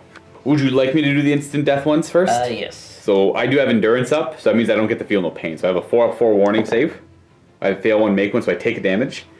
And this one's going to be just a 4 warning save, which I make. It's going to be a guy in base contact. Definitely not him. We'll go with this guy over here. He's got 1 wound remaining. And then I'll go ahead and fight at the same time. So I'll do my Lightning Claw guy first. 4 attacks because we lost the charge bonus. And no prescience up right now, so I have to wait till my next psychic phase to make that a thing. We hit on 5s because of Presidium Shields. And I am strength 5 right now, wounding on 4s. Just 2 wounds, 2 up armor saves on that guy there. But he could look out, well, I guess if you look upstairs, he just kills the next guy beside him. Yeah. So he will die. And then 24 attacks with the rest of the Gal Vorback. That would have been at the same time. And all of the Gal Vorback attacks. Only hitting on 5s though with no re-rolling because of the Presidium Shields. So these are just like 2 unstoppable units trying to fight each other here. These are going to be wounding on 4s with rending. So we have 2 wounds at 2 up saves. You could do 1 at a time on that guy, but it would look out, sir, to that guy. It doesn't matter. Just might as well just do 2 up saves. Don't roll 1s. You're good. Don't roll 1. Yeah, don't roll 1s. You got your Tribune who gets to smack Lorgar. 6 attacks with digital lasers, hitting on 4s. Mastercrafted. So 2 hits so far with the reroll. 2 hits. These are strength 10, wounding Lorgar on 2s. 1 wound on Lorgar. He's got a 4 up and vulnerable save. He makes. Hey! I win combat, but we're both fearless. I don't even win combat. That's a draw. Forgot about Erebus, actually. He hits on 5s. Oh, wow. He wounds on... He's currently strength 6, your T5, so 3s. 2 wounds. 2 ups. Nothing. There we go. Tie combat. That will conclude... Finally, a good turn from Andrew. Thank you to Papa Warlord over here. Really kind of evening things out. I lost a lot of my heavy hitting back here. And I'm trying to think of what to do. I don't want to tunnel vision on the Warlord yet. I want to take out the other threats. I still have to deal with these 2 squads over here. I still have to deal with that guy over there because he can easily... As long as I can rely on my Void Shields, he's actually not super terrifying because I'll have all the Void Shields. But that means you just have to like commit more shooting at him. So he's got to go down, and they've got to go because they're going to hit my Medusas. And, yeah, he's immobilized. He's stuck. That kind of sucks, but it is what it is. And again, there's no morale for them in the shooting phase because they're Zealot with their Dark Channeling upgrade, and they have a Chaplain giving them Zealot. Scoring on your turn. You're not getting that one, but you are getting that one for a victory point. The scoring is low so far.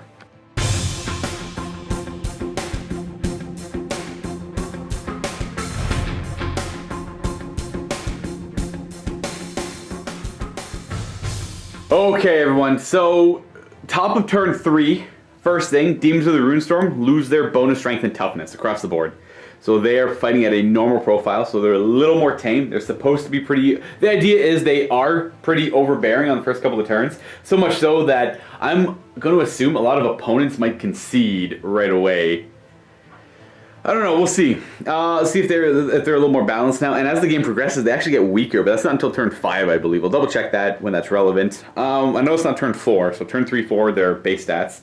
I still have to roll for a couple of units showing up. If they don't show up this turn, they show up next turn automatically. We got big heavy support guy. He's showing up. Little guys are not showing up. Oof. This is the downside I can see to them too. Like big squads, if they don't show up, it's painful. You know what? At this point, there's not a whole lot left on the battlefield other than really big, expensive things. So I'm gonna start showing you movement. Move through cover on them. They will roll a 6 for the first time, everybody. That is where they will end. Moving through cover on the big guy. He goes 12 inches. He is a gargantuan monstrous creature. He's gonna end there. Try to deal with those Terminators. 6-inch movement on these guys over here. They're gonna try and make a run for that objective to get more points. Honestly, the name of the game here is Survive and Points, everyone. Survive and Points. I forgot to mention my Ruinstorm Demon Behemoth shows up within 6 of the portal here. These Assault Marines just jump over there, whereas these Tactical Marines are going to move through cover because they have to go through the trench. Go 5 inches. Assault Marine squad's going to hide behind the building over here. I got to try and keep my troops alive as long as I can. The brutes in my Demon Lord are going to start coming through underneath the platform to try and take out these Custodian guards. I have to kill the troops. Troops are important to kill. Kind of want a fun fight with these Terminators against that guy. I was thinking about doing it last turn, and I got afraid, and then I realized, well, I got a 4-up invulnerable save. Let's do it. Let's do this. So this bad boy is going to move up 6 inches. And then pivoting to look at the Telemon over there, because he's still a pretty big threat. We are going to have the Terminators disembark from the hatch over here, because they're going to fight this guy. This is an assault vehicle. I don't know if it specifies anywhere. But They're going to end up here, in the back here. And you'd think you'd be safe behind a Warlord Titan, but never forget, he's got las cannon defense systems back here. I'm going to put the tank commander forward a wee bit just so he's the closest. And you're going to go... They have a 4-inch unit coherency. I don't know why I wasn't doing it before, but yeah, they'll keep their 4-inch unit coherency. He'll go over there. This Rhino is going to, I don't know, just drive over there. Just, I don't know why, just so he's not caught in the explosion or something. Gotta move the Warhound. There is going to be cover there, so I have to move through cover, doubling that to 12. So he's got no problem going where I want him. My Warhound will end here. Getting some cover from the Warlord, as well as being able to shoot. I want to shoot the destroyers over there, and I want to shoot the plasma blast gun on top of that guy's head. But first, we have to do the psychic phase. So I'm going to get D6 dice. I want to roll low, just to try and stop the Custodians from getting dice. 2. So that's going to give me 2, 3, 4, 5, 6, 7, plus 10. Oh, plus 4. So 11, 21 dice. So 21 dice against the Custodes 2. So I definitely need prescience on them for sure. And I'm also going to need a lot of powers off over here. He's going to open up with Iron Arm on himself. He's going to 4 dice it because it's pretty important. It's Warp Charge 1. Oh my goodness! Oh! Why? I have to use the Destroyer attacks. Woo! He's going to cast Endurance. Oh, Endurance on himself would be super good. I don't think he's in a super big threat right now. I mean, there's the Warlord right there. He's going to cast... Oh, I'm so upset. He's going to cast Endurance on these guys over here. With that Endurance... Are these guys strength 10 right now? Yeah, they're strength 10. Yeah. So Endurance on them. We're going to throw 3 dice at it. We get it with 2. So that gives them Eternal Warrior and Feel No Pain. I'm going to try and... Double 6. Yep. Rerollable for Custodes. Nope. Oh, that was so close. That was close, halfway there. So they will have Endurance. So he'll Life Leech them. Then the Strength 6, AP2, 2 shots. I got it with 1. It's only Warp Charge 1. If I do damage, he heals, but he doesn't need to heal. Got a hit first. We have, I think we have 1 hit. Yeah, we have 1 hit. Wounds on a 2 or 3, nothing. Dang. Ogre's going to cast some powers on himself. He's going to 2 dice Precognition on himself. He gets it with 1. Precog's only 1. He's going to put Forewarning on his own unit on... He has 3 dice on that. He got it with 2. He manifests on a 3-up. So Forewarning on his own unit, giving them a 4-up invulnerable save, and they have Endurance, and he's got Prescience up, and... No, he doesn't have Prescience, he got Precog. So he's going to Prescience the unit so they can reroll hit rolls. So 4 dicing it, getting it with 4. So that unit gets to reroll hit rolls again. So that'll make him a little bit better in close combat, and I got 4 dice left. The Demon Lord there is going to cast Endurance as well. Failing it. That's not a good psychic phase for me. So they do not have their they won't have their 4-up Feel No Pain anymore, and they won't ignore instant death. So that Heteron Guard unit is going to be kind of obnoxious. I may have forgotten these guys were enfeebled last turn. It wasn't that big of a deal. It wouldn't have killed off that many more guys. So no enfeebled this time. I forgot to cast enfeeble too because I kind of forgot I had it. So we're on to shooting, where we are going to start with the Demon Lord because I keep forgetting about the Rift bolts. Actually, no, they don't have rift bolts. They have Miasma of Rot and Quicksilver Speed, so they don't actually have that upgrade to shoot. This guy can shoot at something, though. What he can shoot at? I guess he can shoot backwards. That's only AP3 though. They'd have a 2-up armor save, but it instantly kills him because it's strength 10. It's strength user plus 2, and he's strength 8 base. One thing I know I want to do for sure is this Warhound, so we're going to do him. We're going to Overlord the Plasma Blast Gun over at these guys, giving them a strength 10, AP2, one singular very large blast. And then we're going to put both the D-Blasts on top of that guy there. So we'll go right on the top of him. The first D-Blast, 1 inch, so it'll hit him. And the second D-Blast, direct hit. So 2 strength Ds on him in the front, and 6 he is dead. So we were joking like, yo, it'd be amazing if he popped all his void shields and rolled double 6 on that guy. So how many hull points would he have suffered if I had shot him? Oh, just 14. Just 14. Just 14. It would have almost. I would have almost half health him from that if he had no void shields. He is destroyed though. Does he blow up? No. So he is just a smoky wreck. Killing him was a big deal to save my troops though. So I have my. I want to try and secure this side of the table for myself. All the meltas that I can are going to shoot into that lone custodian guard. Only 7 in range, hitting on 3s. 2 misses, 2s to wound, 4 wounds. 5 up invulnerable saves. He's gonna live! He's got 1 wound remaining. It is not instant death against him. Very interesting. These guys are gonna fire bolt pistols into him, anyone that are in range. In fact, you know what, I'll just do these guys first. They're just gonna shoot bolt pistols into him, so that's 3 bolt pistols. Yeah, I guess that guy will throw a crack grenade and then 2 bolt pistols. So 1 crack grenade hits, it wounds, because strength 6. You have a 2-up armor save. And he's fine, and then 2 bolt pistols. 1 hit, no wound. That would be 11 bolt pistols in range from the Tactical Marines on 4s, 3s. I like how we're shooting the little puny guns now because they're important. 5s. We do 4 wounds to you. 4 2-up armor saves on that guard. He does go down to the bolt pistols. Alright, that's my objective. If I fail, they're going to try and charge and tie him up, and then I have troops on the... Oh, they're not scoring, that's right. But at least I'd be tying something up. Actually forgot to fire the Warhound's Plasma Blast Gun over here, so I'll go ahead and do that. I'm going to aim it on top of... I'm going to say this guy's head. Direct hit will hit all of them and nothing else. We have a 1-inch scatter, which will just in this direction, which won't be hitting them because it's only a 5-inch radius. So 3 hits on them, wounding on 2s. 2s! That's 3 wounds. They have 4 up invulnerable saves at instant death. 2 go down automatically, and they're going to be taking a morale check. Unless they're, well, fearless or immune to psychology. Actually, even more. This guy is going to take a single strength 10 shot at them because he's a monstrous creature. He has 360 arc. He maybe hits. It's going to be 2 to wound, 2-up armor save. We have a wound and 2 up. He's fine. The Rift Barb off the armor. Tactical Marine Squad's going to run for the objective. Don't roll a 1. Hey, nice. Onto the objective we go. We're going to end there. I think it's much more important for these plasma guys to shoot down this guy. Only the guys up here can see and shoot him, so that's going to be with 2 rapid firing, 7 shots in total. I'll do the sergeant first. He hits. And then the 2 guys rapid firing. Both hit. And 1 miss. So he's got an armor save. He's fine. But he still has 1 hit. And 2 more random guys shooting. Just 1 misses, no overheating. These wound on 2s. 4 wounds. 4 up invulnerable saves. He takes 3. He goes down. 2. Yeah, the pretty pricey squad goes down, but not without doing something cool first. They did take out one of my Medusa. This Land Raider is going to fire next. We are going to fire this weapon at full BS at the Contemptor, and then this one we're going to power the Machine Spirit, split fire into the Custodian Guard there. Starting with that one. It is a hit. It is a wound. They have a 5-up invulnerable save, but it won't be instant death. 1 damage. And then 1 shot into the Dreadnought there. We have a hit and a pen. 5-up invuln. You fail it. Interesting. So I'm looking for... I don't know what I'm looking for. Let's see. I get +1. 6. He's immobilized. That means I hit his back armor in close combat. So he's not a super immediate... Weapon.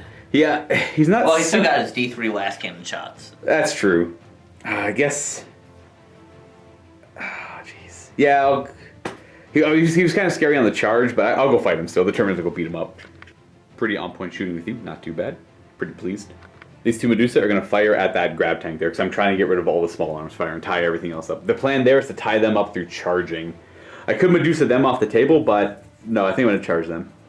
Singular shot. Just, no, I'm okay. We're right on the top there. The first one is going to be 2 inches off.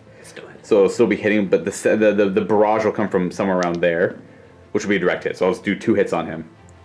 Or I guess I could do like, let's see that blast template. I don't know, like, so it was right there. I could put it like over there, and it's kind of like, I don't know. I have no idea where the Warlord's footprint is. I'm just gonna say I hit him twice because I'm not trying to get the Warlord here. So 2 hits on him. It hits the side, so the flare shields. The flare shields won't kick in though, which is the most important. So the first one is going to be strength 10 against 13. I think it's primary weapon. By the way, those are both pens if not. So it's ordnance. So I have 1 pen, and the second one's going to be a pen. So 14 twice, or the 15 and 14 against the sides. And because it's barrage, it comes from exactly where it hits from, so there will be no cover saves unless you have your own built-in defense. Nope. So we got flare shields, is that it? Yep. Turns out this does have machine spirit there, Andrew. Whoops. What do you got to say for yourself? It should be a special rule, not a war gear option. Okay. To be fair, yeah, it is kind of weird that it's a war gear option. You can upgrade your tanks to have machine spirits instead of them all just having with a special rule. But anyways, 2 pens against the side at plus. I think these are AP2. Oh, he's dead. He blows sky high off the table with the Calidus. He is not in range to hurt anybody. My shooting's been 100% on point this turn. My psychic phase was like okay, but like he did great. They did good enough. Thank you, bolt pistols. Killing both of them and shooting was like the destroyer, perfect shots. Plasma over there was good enough to make it so the plasma could finish them off. I guess Custodes don't like plasma. Now I think it's gonna very quickly like immobilizing this guy as well. So I could charge him. I'll probably charge him. Why not? Just for the fun of it. These guys I'm gonna have to charge over here, and I think very quickly it's gonna be tied up units and the Warlord Titan left in the end. And then after that, I think it's gonna be everything else left on the table trying their very best to bring down the giant. Because it'll be my entire army versus that guy. But I have to deal with the header on guard over here still. Which brings us to some charging.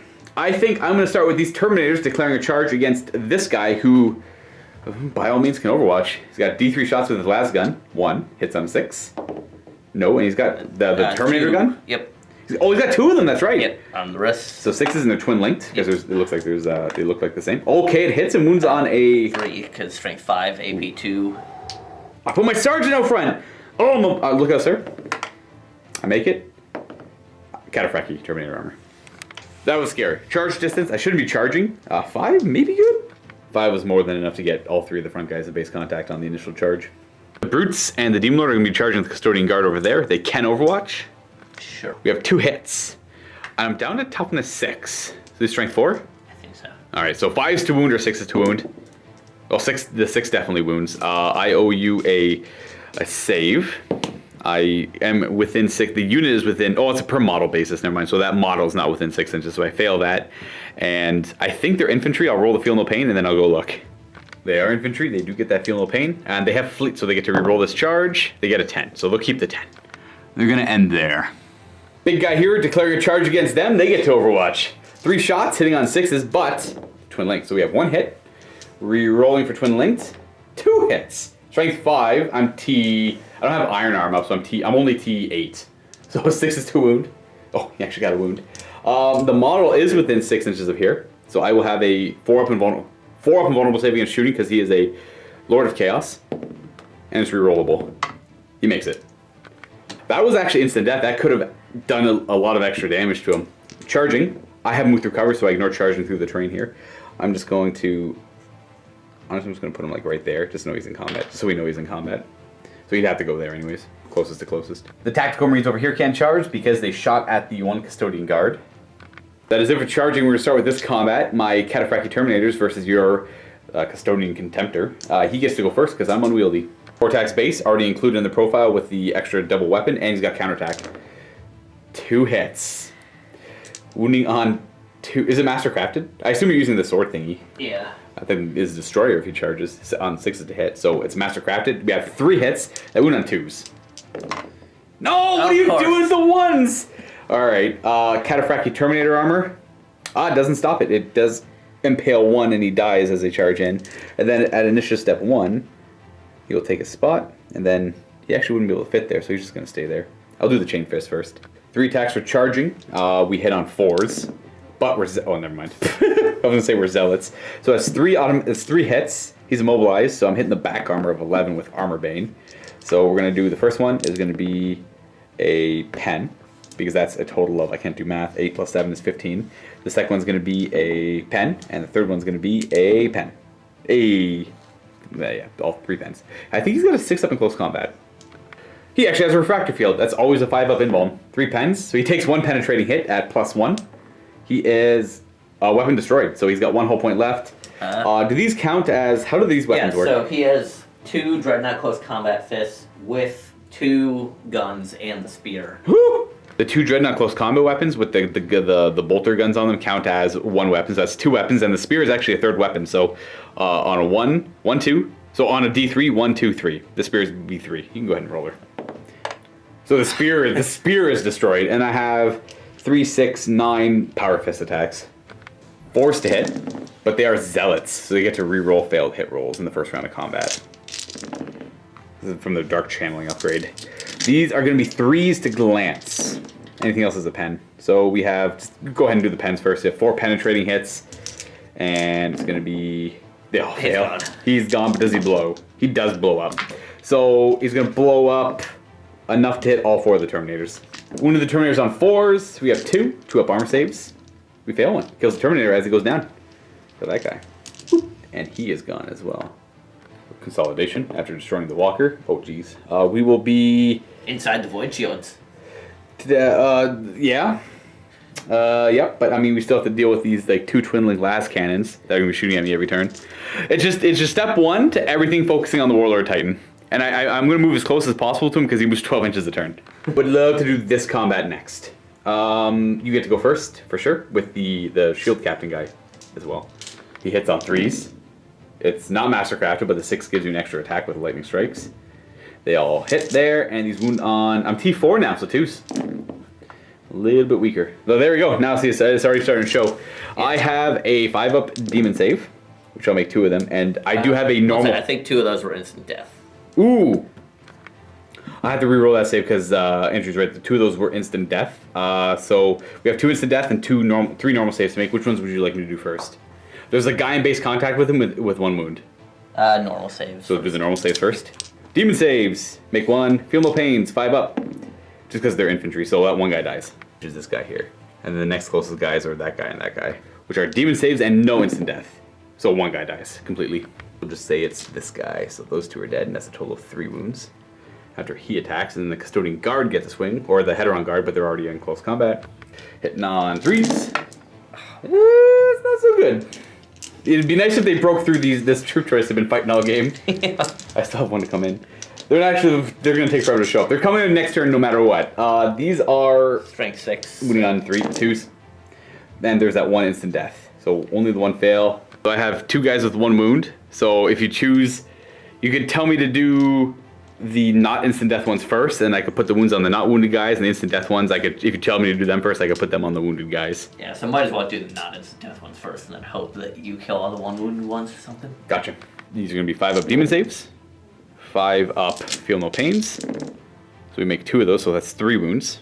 So that's 1 guy dead and 1 guy takes a wound, and then that instant death will go on the guy who has to take the wound. So he's got a 5 up, he makes it.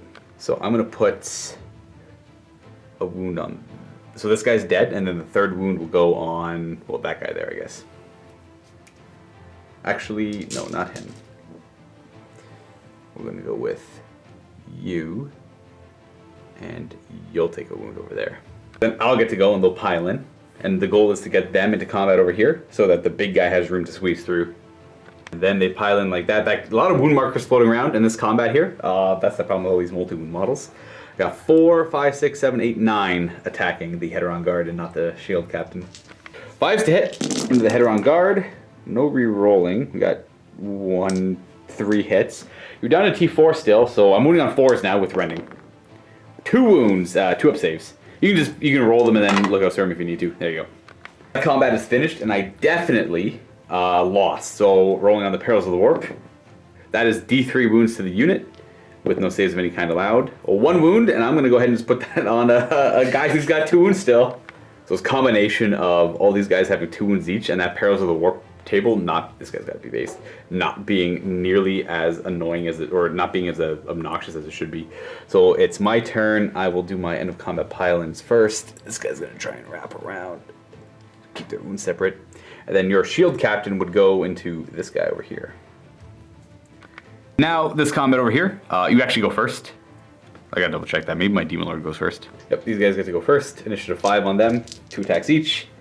2 hits. And these wound on... I'm T6 on my brutes.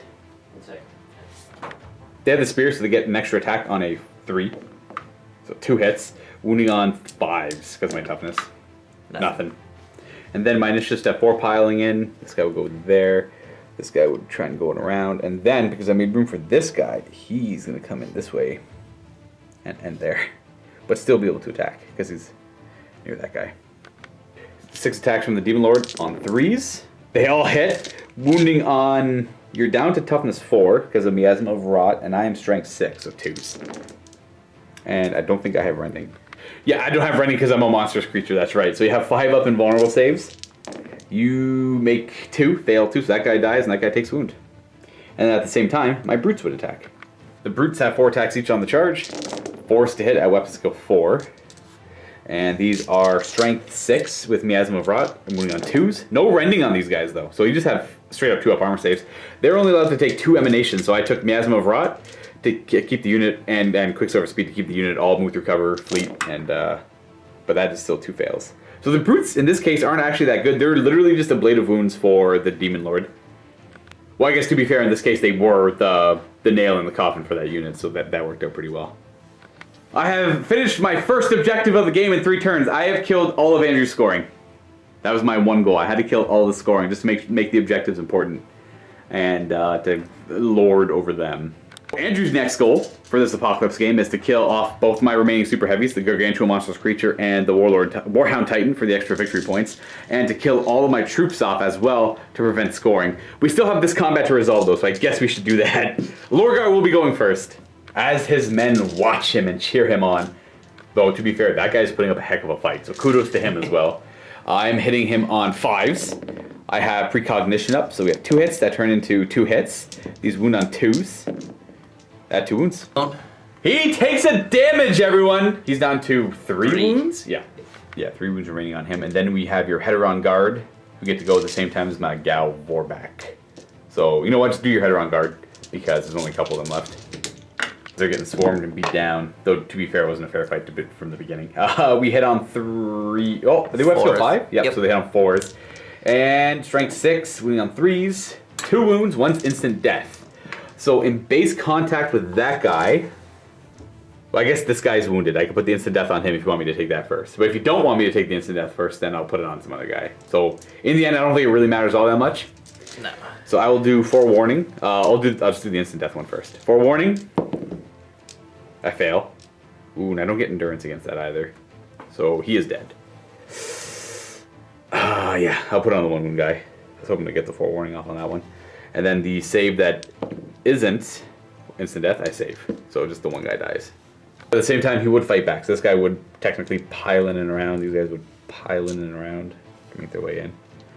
And then he would go in behind. This guy would sweep through. We'll go with the Dark Martyr first. Hit not. Oh, we have prescience. We have 1 hit. There's still 1 hit. We hit on 5s. 4 to wound because I am strength 5. You are toughness 5. And we have a wound. 2 up armor save. It'll be hitting that guy over there technically. You make it. And then the rest of the Gal Vorback. All of them still attacking. 5s to hit because they got the Presidium shields. And with prescience up, I get to re-roll. So this should hopefully help. That was a 5 or 6. I suppose that doesn't matter. Prescience gives me a good amount of hits back. So 4, 5, 6 more hits because of prescience. Pre-science. Forced wound with rending. So we have 2 rends and a variable. You know what? We'll just do the 2 up armor saves first, and then we'll see where the rends take us. So you take 1. You can choose to take it on that guy if you want. Yep. Because you got 1 wound left. So that both the Heteron Guard have 1 wound remaining. So these are just going to be. You have to do. I can do them both. 4 up and vulnerable saves because the Shield Captain won't be taking any of these. They both buckle, everyone. So the Heteron Guard on the left flank of the battlefield are still living. Now, Andrew and I have had a couple like gentlemen's agreements in this game. That guy technically, well, I didn't fully break this one, but I was thinking, oh, the Plasma Blast Gun sure could instantly kill a whole squad of Header on guard and leave the Shield Captain alone. And it was the same for like the Medusas for the same on that side over there. So I agreed, I'm not going to shoot them. I want cool close combats for those really expensive squads who are like, they have amazing stats, right? Yeah. So they held over there. They're doing an amazing job over here holding, because that's the second squad. No, that's the first squad. They're still fighting the first squad. It was the second squad over here that Buckle told us to harass this Knights. And then these guys. Now, granted, they did get the fight with Lorgar and his gal Vorbeck, but it was not a fair fight. No, not 100% a fair fight. I wanted a fair fight, but I had to throw in the psychic powers, because I am almost certain that the gal Vorbeck and Lorgar and Erebus would lose that fight if it was not for all the psychic powers. And I forgot again to attack with Erebus, so I'll go Plus, ahead and do Erebus that. plays dirty anyways. Yeah, Erebus always plays dirty. It's thematic for sure. Listen to Betrayer and find out what Erebus does. Yeah. It's awful. 4 attacks with Erebus, with Prescience, hitting on 5s. Strength currently 6, so 3s. 1 wound, 2 up armor save. This would technically go on the guy there, but he's got 2 up armor. The Praetor. Now he is completely surrounded by Gal Warback. This guy's dead. Ooh. I win combat, but doesn't matter. Double fearless. End of my turn, no morale to take. I get a victory point for a troop on that objective, and I have the Assault Marines as scoring on that objective as well for 2 points. The Assault Marines that could. Those guys holding out, and I'm hoping that no blast can go over here because that guy's still alive. So I'm honestly really using this as a hub of safety from the Warlord Titan. I'm going to try and bunch as much stuff over here as I can. I forgot you can just choose around the battleground, the battlefield, but at least that kind of stuff. And the worst thing is if it scatters over there, that's bad, because at this point I don't know if you care if he dies or not. Well, maybe like I want him to live. You want, like, it'd be nice if he lived throughout the battle, and he could. 3 up invulnerable save, -1 to hit. I don't think Lorgar's killing him anytime soon, and it has to be Lorgar. Actually, no, I guess these guys can pile in and start hitting him too now.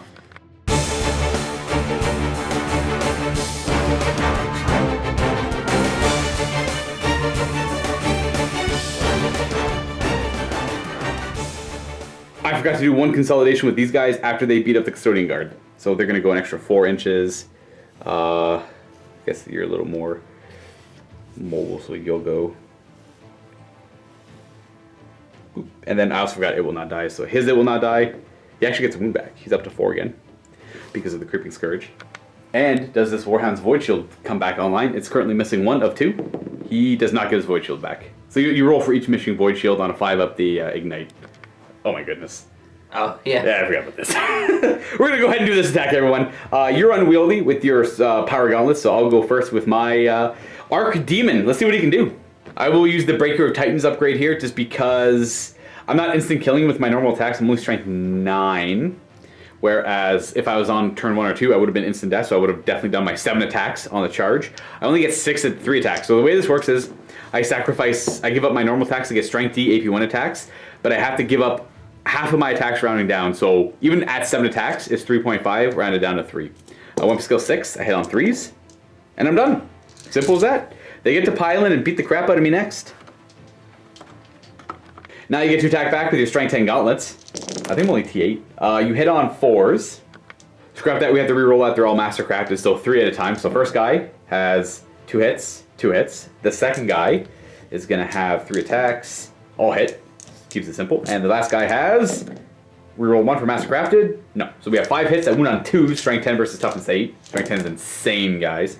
Now I have a 3 up invulnerable save in close combat. Now I know we're on the Custodian turn, but 3 up invulnerable save, and if I'm within 6, if the model is within 6 inches of that, I get to re-roll it.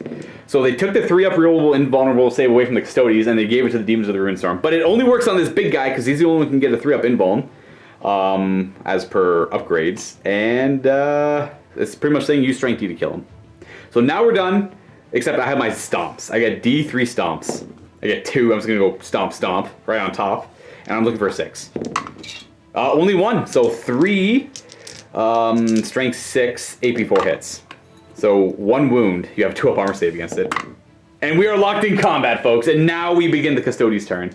Angel's being brave. We're moving the Warlord without taking him apart.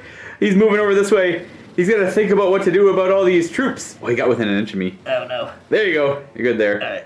That's good enough. And that was easy. We're done. Right on the shooting phase, there's no psychic phase. The only shooting we have is Big Boy. big boy himself. Now, you know what? I'll consider myself lucky. I actually got stuck in combat over here with these Terminators, because now he can't be shot. I mean, you can technically... See, the one cheesy thing with this guy, I don't want to call it cheesy, the one cool thing he can do is he can aim at... I wonder if he can aim here and technically peg him. I'm curious. So yeah, just double checking, you're not allowed to place a blast marker in any way that it would cover an enemy unit that is currently locked in combat. But it can always deviate and lock something in combat. We're done moving it. We figured out its shots. So again, the carapace mounted weapons cannot shoot at anything unless it's a gargantuan monstrous creature or super heavy or something that flies, I believe you said. Yep. If it's within 24 inches, then that is like all the way up to the building here. And this guy's locked in combat and you can't see them. So the one carapace weapon there can't fire at anything underneath him. And you can't see anything else. Whereas that one, or that entire left side, can shoot at the Warhound and everything in front of the Warhound. So, what you just said is you want to put the Apocalypse missile launcher. Sorry, not the Apocalypse. The Bellicosa. The Bellicosa. Where exactly? Probably somewhere around here. So we're trying to pop the last Void Shield on this Warhound with the Bellicosa, and then obviously get some just hits on some troops and whatnot. So you said right here? Yep. Alright, so we'll put a little die right there. Boop. And then the Sun Fury doesn't have any restrictions on working fire, so it's just going to fire its Apocalyptic Barrage on the Demon Lord and the Brutes. We'll go ahead and do the Bellicosa first. Of course, then the twin chest guns will go into them, and we have the las cannons. One las cannon, one will go into this, and one will go into them, so you can multi-charge. Ooh, smart. Okay, so yeah. So the one, they have like a 180-degree arc in this back arc, so you can shoot to the sides and down. So one down here, one down here. The little guns in the front there, and then everything else, as I said. Alright, so we're going to scatter it. Direct hit. So it automatically hits that. Void Shield done. Yeah, so Void Shield's gone. We had 4 multi-guns and 5 of my Demonic Marines. So why don't we go ahead and do the 5 Demonic Marines then. Boom, ones are bad. These are actually all invulnerable saves, except the Apothecary is the closest. So I'm going to look us off the Apothecary. Wait, no, I guess it's coming from him, isn't it? Because it's not Barrage. So... because it's a primary weapon, it's not Barrage. Barrage is like one of the only weapons that actually draw from where it lands. So these will be demon saves. So I make 2 of them, and they're strength D, so no feel, no pains. So my Vexilla dies, and this guy would die as well. So those 2 go down to that, and then we have 4 hits on the multi-guns. And anything but 1s. So if you want, I can just say one guy's dead. And actually the rest are dead too, because they're not demonic. So 4 guys get blasted. Wouldn't they get cover? Oh, they would get cover, that's right. So what we can do is there's 4 of them. So you can say this guy was not in cover, so he's dead. So I don't get a save against that. And then this guy would have cover, so you can say I take the 6. So then he dies because there's no cover against that. And then there's 2 over there, which I get 4 up covers because of this thing. So I make 1 fail 1. So 1 more dies. Yep, that's right, him. That's 3 of them die. So I have to do leadership on them after the shooting is done. And then the carapace weapon, bang, bang, bang, all 3 shots right there. So that is going to be a 2-inch scat. It still hits. And then the next one, direct hit. And third one, direct hit. Nice! All 3 right on top of the Warhound. No Void Shields. I was really hoping to get a second one back so the Bellicosa couldn't pop one for free. So 6s pretty much kill him. Oh, hey! So that's going to be at least, that's 3 penetrating hits at AP, is it AP1 on the Bellicosa? Oh, this is not the Bellicosa. No, it's AP2. So roll those to see if you get extra damage on 6s. No. So that's just 3d3 damage. So you could kill him in 1 go, but you don't. So 5. 1, 2, 3, 4, 5 hull points, and he's got 4 remaining. I would have actually had some cover saves from this. Only 5 ups. So there was no 6s, so I actually get those. So there was an instance of 1 and 2 instances of 2. So I'll roll the 1 damage. So I make the cover save for the 1 damage, and these ones I'll just roll them. I actually make all of them. So he's back to full. He takes 0 damage from the destroyer. The Apocalyptic Barrage down on them, we have to make do, because I cannot find the ones we have here at the studio, and I know I packed them in the move. So we're going to go ahead and resolve this off camera. It's essentially this blast marker with 4 other 5 inches all around it. These ones don't touch, and they go around that inner circle there, so they're all labeled 1, 2, 3, 4. The one in the middle is 5, 6. You roll 4 dice to see who it hits, but we have to scatter first. So the center is going to be exactly right there. We'll see where that one deviates to. So it's going to go, oh wow, hello. That is a 7-inch scatter directly to the right. The same orientation, so this one. Yeah, so it has to be the same orientation, so it's hitting both of our guys there. Yep. And over this one's going to be hitting yourself. And I think even the base one itself is hitting yourself as well. So is that one. because it would be hitting like Yeah. all the way down. This one over here wouldn't be hitting. Does it hit my brutes? Nope. Okay, so only bad things. Only bad things for Andrew here on this one. So now we roll 4 dice. We'll go 1, 2, 3, 4, 5, 6 in the middle. So 1, 1, 2, 2. Okay, so it's 2, 2 is 2 hits, but yeah, it's 2 hits on him, and then 1, 1 is it hits both of our guys once. So 2 hits on both of our guys over here as well. So I just your 2 void shields. I'll roll for that. These are strength 9. So look for 3s. You have nothing. You're fine. Your void shields hold. And 2 hits on your guys, wounding on 2s. And you have 4 of them vulnerable saves. You take a damage. So the nearest to him would be that guy there. So he's already got 2 wounds, so you can take 1. And then 2 hits on my guys, wounding on 2s. So 2 wounds. I get invulnerable saves because they're not strength D. I fail both. And they are instant death. So it's gonna kill him. Boop. And well, it's 2 hits, so I guess it kills him too. Guns done, and then we have the little guns that my tactical marines hitting on 3s. Whoa! Almost a direct hit. These are strength 6 AP3, so killing on 2s. But I do have my my artificer armor guy nearby. Oh wow! Okay, it's gonna be 3 guys. So 1, 2, 3, and then my sergeant, and I still have my apothecary. 3 guys with feel no pain. 1 survives. There's 1 guy left. Feel no pain. He's dead. And then it's just my sergeant, which I'll start doing 1 at a time. 2 up. 2 up.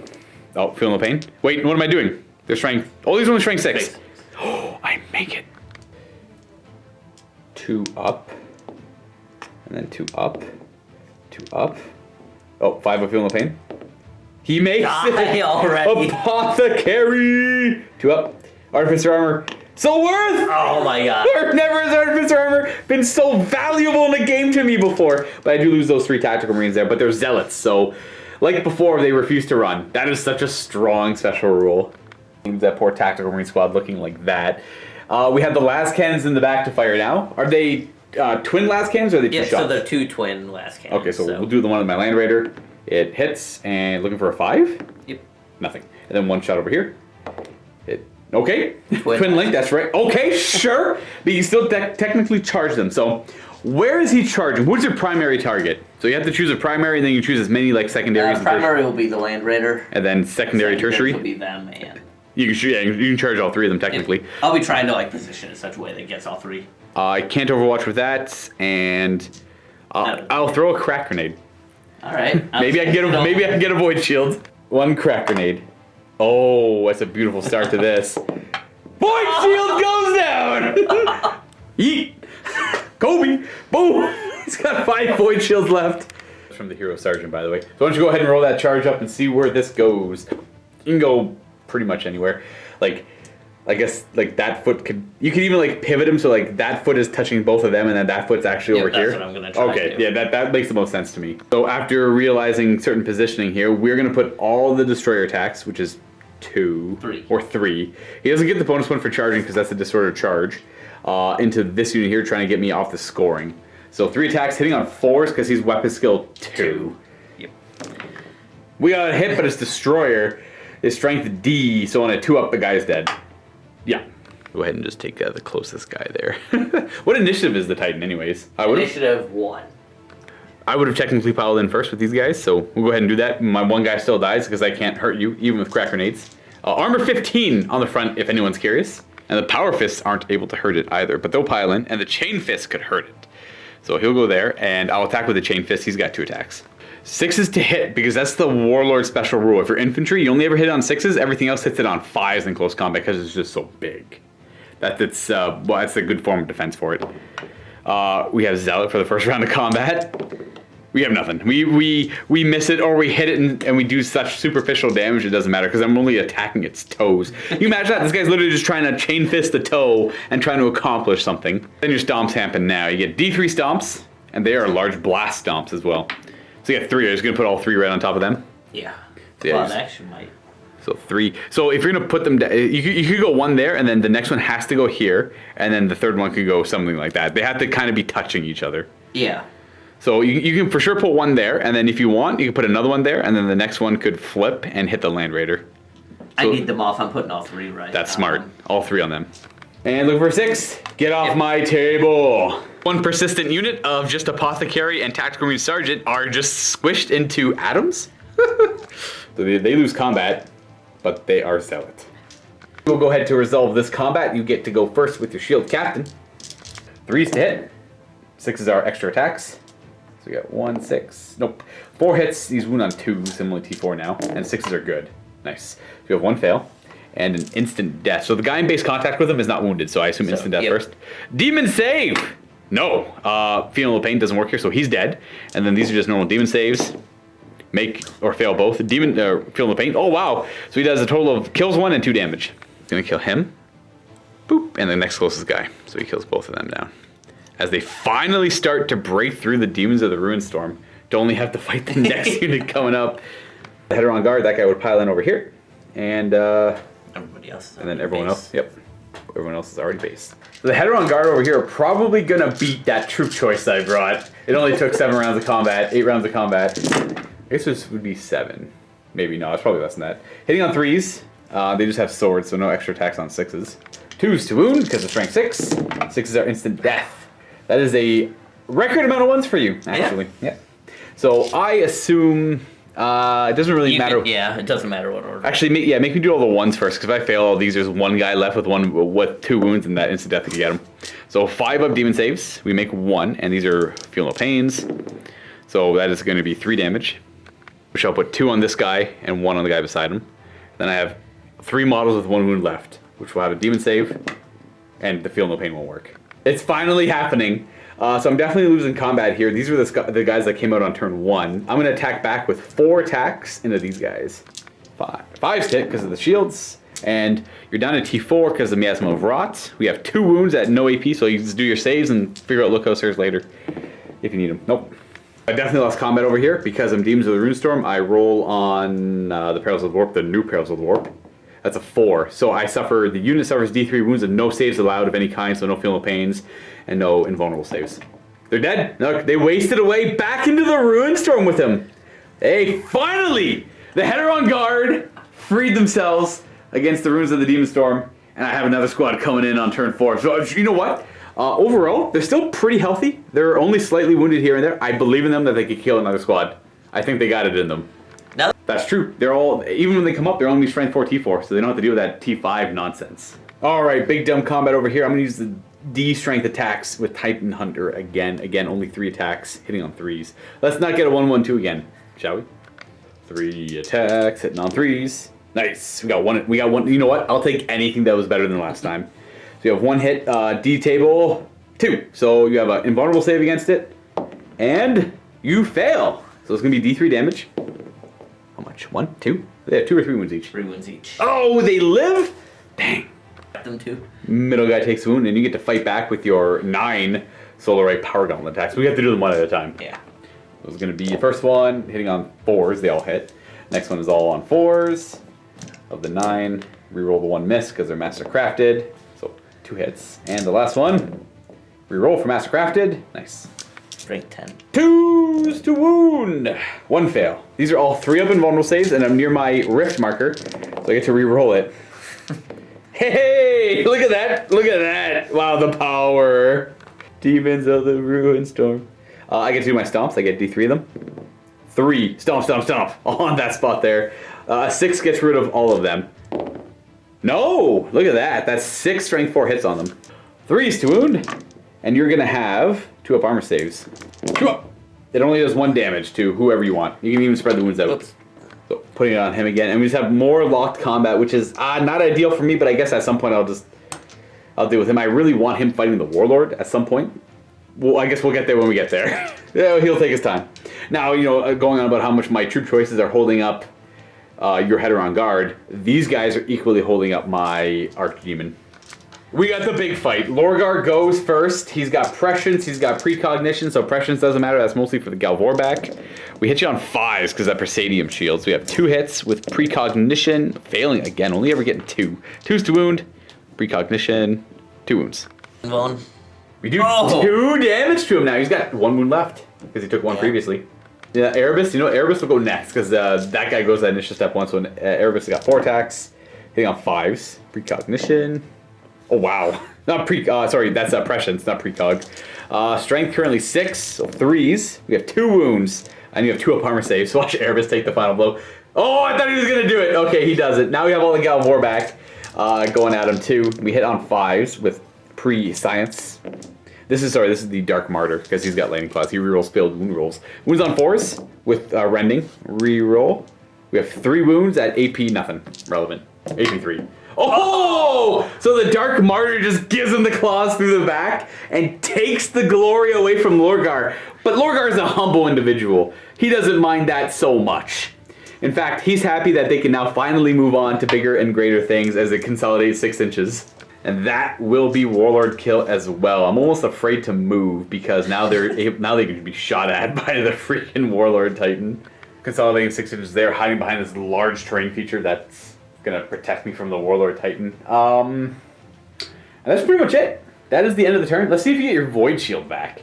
So you're missing 1, so you get to roll 1 die and a 5 up, it comes back. No. So he still only has 5 Void Shields remaining. The Plasma should do pretty good at taking that out. I mean, we'll see. I owed you a morale check on the Melter from the Shooting Face. True Believers. And they can see Lorgar, so they get something bonus to their leadership, but they roll a 3, so they're good.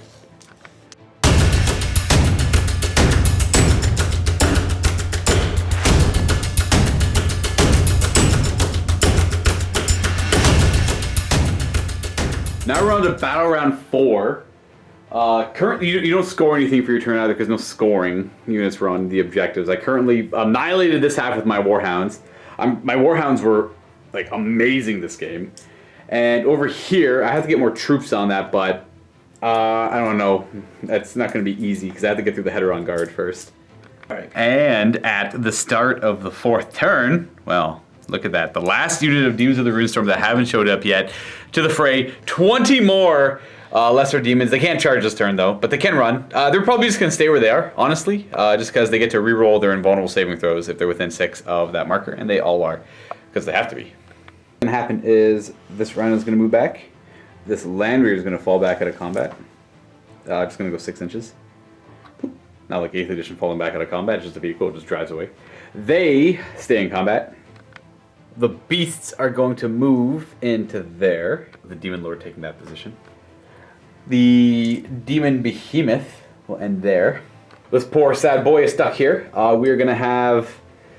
I guess they're just going to jump on the objective around here. There's no real threat to their lives anymore. These guys are going to move as well, but they have to move through cover because of the trench. They're going to move 6. Nice. Way to go, guys. Ending there. And then these guys are going to move their 6 as well. They're not going to be able to make it to that Warlord Titan at any time soon. So they're just going to move over here, spread out, and be like a secondary troop choice. They can go for that objective if the first one dies. And then the Warhound's going to move. It's got to move through cover because it's technically on cover still. And he's going to go 10 inches because you double the highest roll. He'll end here. It's time to take out the big guy. It's the only real target I have left, so I might as well try and work on his Void Shields and see what I can do. The Galvor back going to move as well. They're gonna, you know what? Lorgar is, they're feeling brave. They're going to go and maul the... They're going to hit the Warlord's legs on 6s. Let's go do that. That sounds great. So here we go. Here comes a super powerful play. Lorgar is going to stay back a wee bit because you never know. Like, he's probably the best to take some of the hits, though. You know what? So, yeah, Lorgar will go forward. We'll have one Galvor back in the front. Lorgar will go next. And then, actually, they're just going to keep this little daisy chain going. So they move 6, and then it is the Psychic phase. Oh, we have one more guy. These Assault Marines are going to make a 12-inch jump over here, too, because they all have Melta Bombs. These are actually pretty... Well, they have to hit on 6s, which is the issue. But they could do some damage to this Warlord. They're going to do a 12-inch jump. Spread out a bit. All of my threats are coming at once. That's going to conclude movement. We're going to have the Psychic phase. We're going to get 2 dice. We have 2, so 3, 4, 5, 6, 7 for the Chaplain. So 11, so 21 again. So 4 for him, and then plus 10 for the Archdemon over here. My 21 dice. I'm going to start with some Lorgar casting, because that's pretty important to me. Let's see what we can do here. He's going to put Precognition on himself. He gets it with 2. So that's himself rolling hits, wounds, and saving throws. Would you like to try and stop that? Yeah, sure. We might as well, because it's one of the only things up. Oh! Oh, wait, I think I have to reroll the whole. Can you reroll the whole thing, or just one? Pretty sure you have to reroll both because it says you make a pool of warp charges to be your deny the witch test, and you have to re-roll the test. So, well, even if you just roll the one, it wouldn't have helped. And then he'll cast Forewarning on his own unit as well, 3-dicing it. Getting with only one, that is a warp charge 1. I'm going to 3-dice Prescience. It's not that important to me, so it's warp charge 2. I need to show 2 3-ups. I wholeheartedly fail that one, so I'm not overly upset about Prescience not going up. That's his 3 psychic powers. I want to see if Enfeeble's in range, because if I can enfeeble them, that'd be amazing. Put them down to Strength 3 and Toughness 3. Or sorry, Strength 4, Toughness 3 with Enfeeble in combination with Miasma of Rot. We are going to have Enfeeble from Erebus go into the Heteron Guard. We'll 3-dice it, needing 4 up. We get it with 2. So they are Strength and Toughness 4, and they treat all terrain as difficult terrain. And then I have this many dices left. I gotta throw some endurances down. We're gonna have the big guy over there throw an endurance down on the Galvorback. That's pretty important, so we'll throw 4 dice at it. Yeah. So we got it. So endurance on them. And then we have him throwing endurance on the 20-man blob there. Do I do it to his own unit? Yeah, we'll do it to his own unit, the beast and himself. And we fail. So no endurance there. I could rapid fire these plasma into those Heteron Guard, but I think they're going to be overwhelmed and slowly die. So what I'm going to do is fire all of the plasma to try and pop some Void Shields here. So they're all rapid firing. So here's all the plasma. Here's the Sergeant. Oh, he almost kills himself. He's got Artificer Armor. He's good. So he has 1 hit. And then I got to do 1 at a time, and then we'll see if any of them die. So that's his armor save. He's fine. He gets a hit. I'm sure there's a better way to do this. I just can't immediately think of it for some reason. Next guy, we have a hit and miss. No gets hotting so far. 3-up armor save. He's alive, but we get a hit. So I don't know why they're not both hitting. There we go. Keep it simple, guys. Just hit with everything. Hey! Next guy. And then next guy. And the last. Wow, there we go. Accuracy. Beautiful. Those are all hits with plasma. Looking to break the Void Shields. They have armor 12. So I'm looking for every 5 up breaks a level of Void Shield. Boom, boom, boom, boom, boom. So 1, 2, 3, 4, 5 levels of Void Shields go down. So his Void Shields go catastrophic at a blinding light. And absolutely, well, blind everyone nearby. But now he is vulnerable. He has 30 hull points to get through. So let's start this show off. Armor 15. So we're going to start with this guy, firing the Laz into him. And then we'll see where that takes me. 2 twin Laz hitting on 3s, and armor 15, strength 9, so I need 6s to glance. 6s to glance. Huh. Nothing. The Medusas are going to be firing at him. Yes, I know I could insta-kill all of them, but no, the Demons of the Ruinstorm are going to get them. I'm just going to go, I guess, like, technically right here. So just to keep it simple for scattering purposes. Direct hit, and the second one's going to deviate a flip this way, like directly towards me. It won't hit any of my stuff, and it should certainly still hit him because of how big his top is. The barrage to hit his side armor technically, but it's still 15. But it's ordnance, so rolling 2 dice, nothing on the first one. Second one gives me a penetrating hit, everyone. 5 up invulnerable. Oh yeah, I forgot he's got invulnerable saves. He's got invulnerable 5 up invulnerable against everything still because of just like how dense his armor is, his ceramite. Oh, okay, so I do no damage so far. This is why I wasn't shooting it, by the way, everyone. This is why I killed literally everything else on the table before firing at this thing. We're going to fire a singular Rift Barb into him. It's the Strength 10 Armor Bane. 1 shot, 1 hit, Strength 10 Armor Bane, so 10 plus 9 for a penetrating hit. But you have a 5 up invulnerable save against it. Nope, no damage yet. Okay, we're going to get there. We're going to get there. So that's all done. His Melta is too far away. And in fact, he can't... Well, I guess he can draw line of sight through it, but you get cover. I was hoping he would do one thing this whole game and shoot his Meltas at them, but he's not even in range to do that, so he's literally just stuck. So we'll have the Warhound fire the 2 Strength Ds right on the feet there, and I'll consider the Plasma. I'm not too sure. I think I want to do the Strength 10 version, though, just because... Strength 8 can't really hurt it. Oh yeah, Strength 8 can't even hurt it, so I have to do the Strength 10 version. Okay, so we'll do the 2 Strength D shots. So the first one, right in the middle. We have a direct hit. This boy is on point. Ooh, that's a 6-inch scatter, kind of at a slight angle. Even though I scatter 6 inches, that still hits, because like we're thinking like even if I scatter like to the center to 11 inches, 11-inch scatter would be a miss, but that's impossible because he always subtracts 4 from his scatter. So at the most he can scatter 8 inches to here, which would still clip the side of him. So no matter what, he's pretty much getting directly hit by those plasma or the laser destroyers. 2 destroyer table hits. Just you get a 5 up invulnerable save. You know what? I'll take. Hey, there we go. We got some of the first damage. Oh, that's the vehicle damage. On a 6, he would have taken D3 extra hull points because it's a penetrating hit, and now he suffers 2 hull points. So it would have been crew stunned, but he ignores that obviously, and he then takes 2 hull points. Down So 28. we've done our first damage to him. He's got 28 hull points left, and we're gonna overload the plasma blast gun for 1 overly sized blast template right on. You know what? We're gonna put it like on top of the gun over here, so like kind of like on the leg. No, I can't because it's gonna be hitting my own guys. So now you're probably thinking, well, you can't shoot at him. He's locked in combat. He has a rule where he is never locked in combat, so he never has the trait or the effect, the status effect locked in combat, so he can get shot at and all that stuff. So we're gonna aim it so we can't hit them. So we're just gonna put it on the top of his, or I guess over towards here, so it's not hitting any of my own guys. So we're gonna hit the toe here. I'm purposely trying to avoid hitting his header on guard there. You know what? Whatever. We'll put it right there, so it's gonna be tagging some header on guard if we get a direct hit. And we do. So it's going to be hitting 1 header on guard, so we'll wounding him on a 2. He has a 4 up invulnerable save. He fails it. It would technically be this one because he's the closest, but you can look outside of that guy if you want. Yes. On a 4 or more. So you do. So this guy gets pasted. Against the Warlord, this is strength 10, so I needed 5 up at his primary weapon, so looking for the highest result. We have a glancing hit, everyone. He's got a 5 up invuln. And we do 0 damage. So far we've done 2 hull points with all of our shooting. And again, this is why I don't shoot at it. Like, you absolutely need Destroyer to take this guy out. Now, in a proper Apocalypse-sized game, I'd probably have a little more Destroyer. I was lacking Destroyer overall. I have this guy, but he only hits him on 5s in close combat. So we'll see what happens if he can actually make it over to there, but he's got a lot to chew through. We are going to go into running things, so I want to run the Galvor back. They're going to run 1 whole inch. Yikes. I actually meant to run these guys first because they're kind of blocking, so we're running them. They go 2 inches. Huzzah. So that is my moving. I even moved them up their entire 1 inch, so not a whole lot there. That's all kind of happy back there. In fact, we'll run those guys, I guess. That's them running. They're just going to go a little bit closer to the objective. Kind of try to keep a kind of spread coherency. They should all be within 2 inches of each other now. Charging stuff. We're going to charge the big demon into them. Would you like to overwatch with your shield captain? Yep.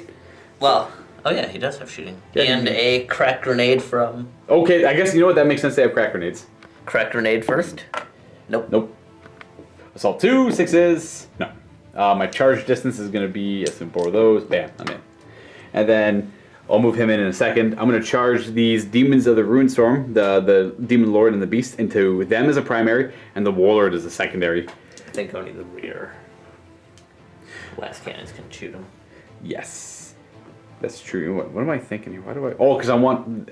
If they're in want combat the with -1. the -1 tough armor so that they could maybe do something to him on 6s, and the Chain Fist could do something as well. I'm sure. I guess we'll go ahead and Overwatch. He gets to Overwatch on BS 5, so he hits on 2s. No, BS2. Oh, is it BS2? Ooh, they hit on 5s. So BS2, they hit on 5s. Boom, but they're twin linked. So first ones fail. Okay, they both fail. So I'm going to go ahead and charge. Bam! So I can make it into the primary. Crash. And this guy will crash there too. And then this guy's not going to really have any room. He's just going to stuck there. And they have move through cover, so charging through this doesn't actually subtract 2. And then we'll just go boop to there. And they're all happy. So again, him in base contact with this guy reduces his armor through Miasma of Rot by 1. Bringing down armor 14, which will just help out them a little bit. Not so much them because he doesn't have rending. And I forgot to throw this guy in combat, so bam. In combat he goes. We'll start with this combat, see if I can take him out. I'm going to use the Strength D attacks again. I don't want to kill them now is the thing. Oh, maybe... So I'm not Strength 10 right now. I should probably do my little weak attacks. Yeah, I'll do my little weak attacks. No Strength D here. He has 6 attacks now, hitting on 3s. Okay, we only have 3 hits. These are wounding on 2s, but not instant killing because my strength's not high enough. That is invulnerable saves. And... You fail 1. Are you going to actually put it on that guy? Yep, because Andrew wants them to die at the same time. Because again, this guy has victory points through, what is it called? Price of Failure. And then you get to attack me back. Alright, here we go. Hitting on 4s. Oh, I guess you have to do 1 at I'm actually Mastercrafted, that's right. So the first guy, hitting on 4s, rerolling 1. There you go. And the next guy, reroll 1. Oh, okay, so 1 more hit. And 2s. Got strength 10. Ridiculous. Got 3 wounds. I have 3 up invulnerable save. Oh, rerollable. And you do a damage! Hey, he's got 9 wounds left. And I have the stomps. I get 1 stomp. I'm just going to put it on top of that guy's head. And he takes a single strength 6 hit. He is not wounded. All right. Combat doesn't. Oh, oh wait, tie combat. Oh, I was like, oh man, if I lose combat, I actually lose wounds here. That's dangerous. I actually have to be kind of careful with that. No throwing combats with demon folks. You got to be careful. I got lucky there because I did one. I took one, and it will not die at the end of my turn. Before I forget. Nope, he takes that wound. He's down to 9. And we're on to this fight. If I was to issue a challenge with my Demon Lord, would you accept with your... Yes, he would. Okay, so then I'll issue a challenge with my Demon Lord. I was going to do it anyways, I guess. Who do you want to accept with? They can all accept it. The Praetor is going to accept it. Alright, so the Shield Captain is going to swap out with him. Oh, wait, not Praetor. Yeah. Boop. And they end up over there. I owe you 2 Hammer of Wrath attacks, so this one's going to Hammer Wrath over there. He's strength something good. That's definitely a wound. No AP, though. 2 up armor. You're fine. And then a Hammer of Wrath into the challenge. I believe you do it into the challenge. I'm strength 6. That's not a wound. Never mind. You're enfeebled and you're down to toughness. So you're actually T3 on that unit. Yeah. That is a wound. And you make your save. Your Shield Captain gets to go first into the challenge. Counterattack, is that a thing? Yep. Counterattack is a thing. So you hit me on... I'm weapon skill 6.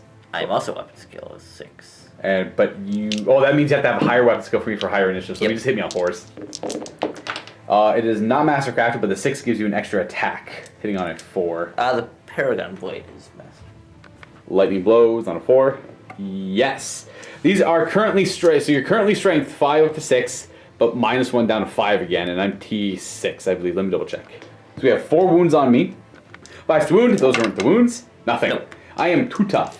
And then you might as well go with the rest of the Shield Guard. It's up to you where they go. This guy's got to go here. This guy would try to get in base contact with the nearest guy, but they're kind of equal looking, so... He'll go this direction. They have a 3-inch coherence anyways, and piling in doesn't really break that usually. So we're going to put 3 attacks into the brutes, 1 attack into my big guy. So the one guy attacking my big guy, I guess, he's got 3... Do they have counterattack? Yep. So 4 counterattack gets given to the unit. That's right. So the header on guard will have 4 attacks into my Ruinstorm Demon Behemoth, hitting on maybe 3s. You hit him on 3s and you wound him on, he's toughness 7, so 6s because you're down to strength 5. But 6s are instant death, and I don't think he's got Eternal Warrior. And he's still within 6 inches of this, so he's got a rule called Unstoppable. The 6 is normally instant death with that, but he's got 10 wounds, a heavy support with 10 wounds for 350 points. So he's a steal with his stats. Unstoppable means instead of instant death being removed from play, you just suffer an extra D3 wounds. And anything that's poison or flesh bane only wounds them on a 6, instead of the normal rule for that. So I have a demon save, which is rerollable, so I fail it. I don't have to feel no pain, so instead of doing 1 wound, it does D3. So 2. So you have 8 wounds remaining in this little bowl back there.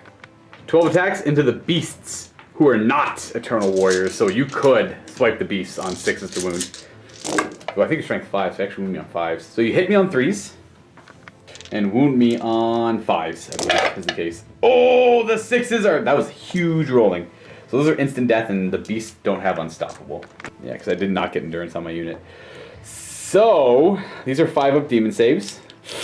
Yikes. Oh, okay, we failed 2. That's just 2. That's 2 of them dead. That's huge. And then 5-up demon saves.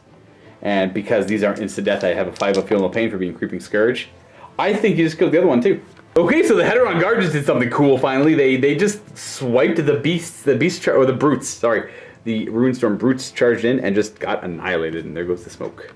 Well, that's kind of scary. The Demon Lord is going to go ahead into the Shield Captain. Now, the Shield Captain doesn't have Eternal Warrior, and yes, I know Miasma of Rot says it doesn't change the threshold for Eternal Warrior, but Enfeeble doesn't say that. You know what? I'll go check an FAQ quickly. Maybe it does. Maybe it got changed. I hit on 5s because of the Presidium Shield. Bam! There you go, you're safe. Nothing. So yeah, I checked for Enfeeble. There's nothing noted for Enfeeble changing the instant death threshold. So you live because of the shield. So let's see, 2s. And then we've had 2 3-ups to make. Does the shield save your life? Well, I guess, it doesn't really matter because the shield would have given you a 3-up anyways. Of course you're going to have the shield. Yeah. Stupid shield. I'll get you. And then the monstrous creature gets to go, the Behemoth. Hitting on 4s and 5s because of the shield. He does a lot better. He's currently strength 8, so 2s to wound, 3 wounds. And these are instant death because of Enfeeble. 3 4-ups. The one in base contact with him gets killed. Boosh. I guess you could look at Sarah, but the other guy also has full wounds, so it wouldn't matter. Yeah. And we pile into each other at the end of the combat there. I lose combat. So I lost 3, 6, 9 wounds. And I only did 1 wound, so... Huh. Oh, you did 3. I did 3, that's right. But I still lost. Let's see what I roll, and then I'll figure it out. If I roll 6, good things happen. 1! Bad things happening. You're supposed to roll per unit, though. So I got the 1. I'll keep the 1. Just like a normal morale check. On a 4 up, it was him who rolled the 1. On a 1 to 3, it was the Demon Lord who rolled the 1.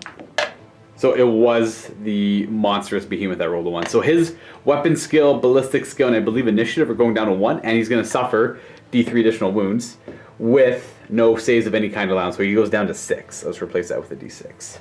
So he's slowly dying, and then the Demon Lord is going to roll on the chart, getting a 3. So he just suffers D3. He takes 1 as well. And then I'll do it will not die on him first. So we'll do the Demon Lord first. Demon Lord gets that wound back, and then this guy gets a wound back, because they're not, the Creeping Scourge gives him the it will not die. So we back up to 7, I guess I'll just get another D6. I already rolled his it will not die, I failed that one. And then I have 2 Void Shields to try and bring back on this guy on 5 ups. He gets 1 Void Shield back, so at least that'll help him out a little bit. And I'll score 1 victory point at the end of my turn.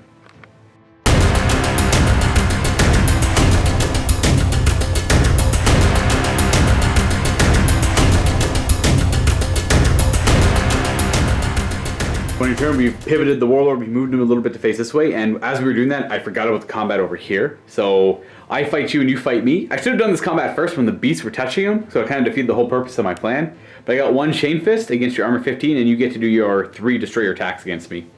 So we are looking for 6s to hit. Oh, we got a hit with the Chain Fist, strength 8 plus 2d6 for Armor Bane. Oh, it's only 5, so that's only 13, it doesn't do anything. And then you get your 3 Destroyer attacks hitting me on 4s. As you like kick me or something. So 2 Destroyer hits against them, and on the Destroyer table. So looking for 6s. So 1 just kills the guy. So we'll just say it was oh, that's the sergeant. We'll say not him. They're Zealot. They can't fail. And then D3 stomps as well. D3 stomps, which are gonna go. You could do stomp, and then stomp stomp if you wanted to, or you could just do stomp stomp stomp. Well, there's only 2. Oh, sorry. You could do stomp and then stomp if you wanted to try and get this guy. Yeah, why not? We'll see if I can remove it on a 6. So on a 6 to see if you take him out of here? No. So strength 6 can't hurt him. Yeah. And then the stomp on them? No. Oh, it's 2 strength 6 hits. Both wound. Actually kills the guy. So we'll kill that guy. And they lost combat, but they're zealots, so they can't fail. And then we got all of this nonsense stuck in combat, and now we have to resolve all the shooting of the Warlord. So the idea is this half is going to be firing at the Warhound, and this half, well, plus the gun on top, so both guns on top to finish them off.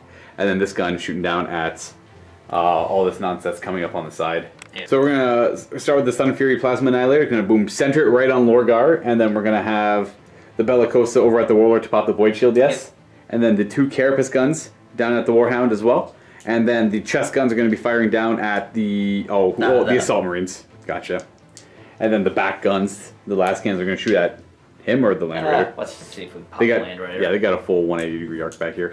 The last can, so twin linked, 1 hit on the Land Raider. The second one is a hit, and they are looking for 5s. You have nothing. We'll start with the 5-inch blast right on top of Lorgar's head. See if it scatters.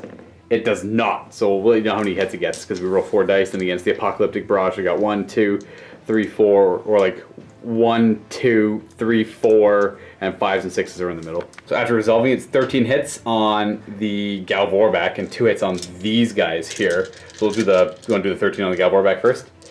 Strength 9, so 2s. These all come right on Lorgar's head. So I'll start taking them on Lorgar. He has got a 4-up invulnerable save. It would be the guy in front first. Well, it's Barrage, right? No, So- it's a primary weapon. Oh, it's not primary weapon Barrage? So yeah, Apocalyptic Barrage follows the same rule of Barrage. So Lorgar's taken a lot of them. So I'll do 5 at a time because he's got 6 wounds. He has got 4-up invulnerable save with precognition up. So he's allowed to reroll. Oh, he fails. He's got Feel No Pain with Endurance. He takes the damage! And then he's got 5 wounds left, so I'll do 4. Rerollable. He's okay, and then I'll just do these 2.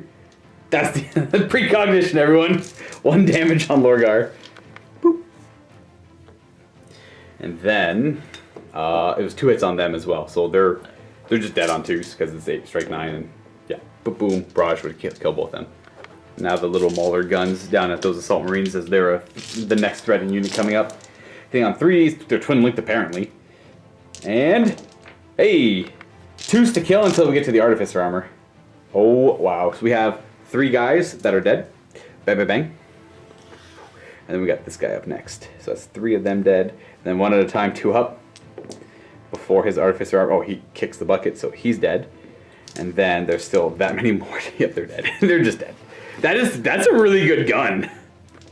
Bellicosa Volcano. Ooh, you want to go over here? Yeah. Right about there. Oh, I can't see. Sorry, you guys can't see what I'm pointing at. Right about here. And a direct hit should hit about 2 or 3 of them. So, 5-inch scatter off. That should still hit. It's a 5-inch radius. If it was within hitting him, then yes, it's still going to hit. If it's scattered at 6 or 7, then it might have missed. So it still hits him, and a lot of other guys too. So 4, 5, 6, 7, 8, probably 8-ish guys. Or just 7. That automatically pops the Void Shield. So 7 Destroyer hits. Bam. Ooh, a couple 6s. So the 1 does nothing. So these I can take cover saves against. These ones I can't. What order do you want me to do this in? Is that the Sarge? Oh, that's my Sergeant. Poor guy. You want me to take a Destroyer hit right away? For the Sergeant? Yeah, sure. I mean, it's AP1 anyway. Bam. So. I would get a cover save with him though. Oh, yeah. Yeah. So that's 1 6 gone, and then we'll do this many cover saves because of the big building in the way and the trenches. So 4 up. So that saves 3 of them, and that means 2 are dead because no Apothecary against Destroyer. And then I have 1 Destroyer left, which will just kill a guy. We'll say just kills him. Boom. He doesn't have line of sight of him, so I guess we'll say him. And now for the Carapace weapons, the 3 strength D shots at blast. So the one on the right has no cover, so we're gonna start with that one. So the first one is gonna be direct hit. So we have 1 hit. Ooh, 6-inch scatter. 6-inch scatter actually takes it to about here. Still hits. And then the third shot. So if you scatter more than 6 inches in that direction, we know it's a miss. Is 4-inch scatter. So it's another hit. So we have 3 Destroyer hits on him. You're fishing for 6s here. I get no cover against these ones. No. So roll again to see if you do any extra vehicle explodes results. These are +1, so no. So it's just 3d3 hull points gone. So you're gonna take 5.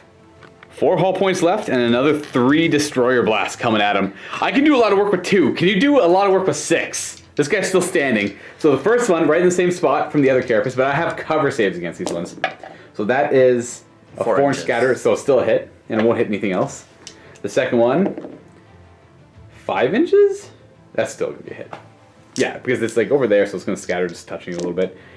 And the last one, there we go, that's an interesting one, though it's still probably gonna hit because of the angle. The hole's over there, so that's still a hit. So we have 3 Destroyer hits, so any 6s I can't have cover saves against. Woo! He's dead.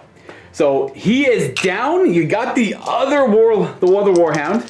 He wasn't bound to live long with the Warlord shooting at him. He's gonna go in this direction, so he's not gonna hurt anyone. But how big is this explosion?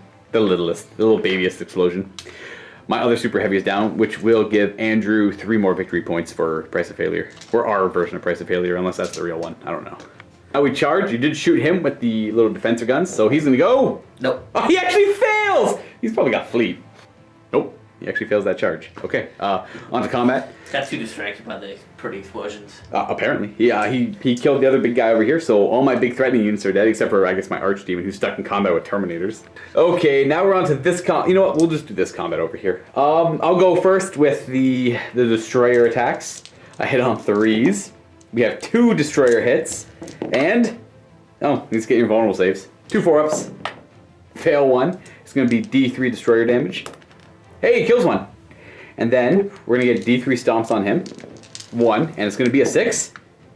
No. So you make 1... I have to wound you still. Oh, you make your armor save. It doesn't really matter. Do you run away? I guess you could technically fail morale. You're stubborn though, so nope, you're sticking around. And then we have this fight over here. You have your shield captain who can go. He's only got 2 wounds. Where do you take damage from? Because remember, but you took a damage from something? I don't recall if you're taking damage. I think he's still fresh, but I think no matter what, you're getting instant death anyways. So we'll go into this fight. You have your shield captain first. Hitting on 3s. Or 4s, sorry. But you get 2 6s, which give you nothing more. We have 2 hits that wound on. I'm currently T6. And your strength 5. so nothing. Then your header on guard have to attack my behemoth. 3s to hit, because my whip skill 4. 3 hits in total. Good job, header on guard. You did much better last time. I have toughness 8? No, I'm T7, so you're wounding me on 6s. But the 6s are instant death. So I have a demon save, which I make. So no damage there. Go with my Demon Lord, because they're both instant death anyways, because of Enfeeble. The Demon Lord has 5 attacks on 4s, 5s, 2s to wound, 2 wounds. 3 up and vulnerable saves 1 at a time. He's alive! He's alive! The shield captain lives. And then I got the behemoth attacking as well. I forgot to let you attack me back here. We'll do that in a second once I'm done these attacks. Hitting on 4s, 5s, because of Presidium shields. 2, we have a wound. 4 up. Hey, 1 dies. So he has got full wound, so he can look out sort of the guy with 1 wound if you'd like. Yes. Which I assume you would love to do on a 4 up. Yep. No, Nope. he dies. I win combat! By, it doesn't matter because you're stubborn. Leadership 10. Leadership 10, you're strong, you're good. And then we just continue this into each other. And then you get to do your attacks back that I robbed you of. We have 1 hit, wounding on it 2. Okay, no, that was easy. And there we have the end of battle round 4. No scoring for the Custodes because all the troops are dead. But we go on to turn 5 where the demons of the Ruinstorm start to tick down. My only goal at this point, kill the header on guard, because I've given up on shooting that guy. Without my Warhound, I got nothing. He is just so tough, and he's got so many hull points, it's not happening. This guy has got free reign over the battlefield. He can do whatever his heart desires. So yeah, these guys are all strength 3, toughness 3 now, from their high and mighty strength 5, toughness 5. This guy is down to strength 7, toughness 6. Same thing with the Demon Lord over there. My Archdemon is weaker as well. So across the board, my demons are suffering. Like I said, the only goal I have is to kill these header on guard off. And I'm not instant killing them anymore either. That was like my small little window of opportunity to do that. For movement, I got nothing coming in from reserve, so these lesser demons are going to just pile in. And I think I'm in a good point for scoring right now. Just because... Yeah, I've realized that this Warlord is too much. I'm just going to run away from him. I can't fight him. I'm going to even be a coward with Lorgar. I'm just going to run away because I don't want some random strength D shot going for him. Gotta run, gotta run. These guys go in. Cal Vorback are going to go back behind the building. They realize that, you know what? We just seen what happened to those tactical marines. The good boys, the good demons on the other side of the table are doing wonderful things for us. So why don't we just leave? Okay, Psychic Phase. Actually, no, I'm going to move through cover on the Tactical Marine. Why do I only... Oh, wow, they're like super split apart. All right, so move through cover on them. They're going to go 6 inches. Never mind, there's like that little line of Tactical Marines left. The fact that I even have Tactical Marines left, and that the very brave Assault Marine squad right there, those are heroes. These guys were very critical in me winning this side of the battlefield. Psychic Phase. I still have all my Psychers down. I do. There's that 21 again. That's the 3rd time in a row I've gotten 21. So all I really care about is the dream combination of spells on that... the Demon Lord there. The Demon Lord's going to 5 dice warp speed on himself.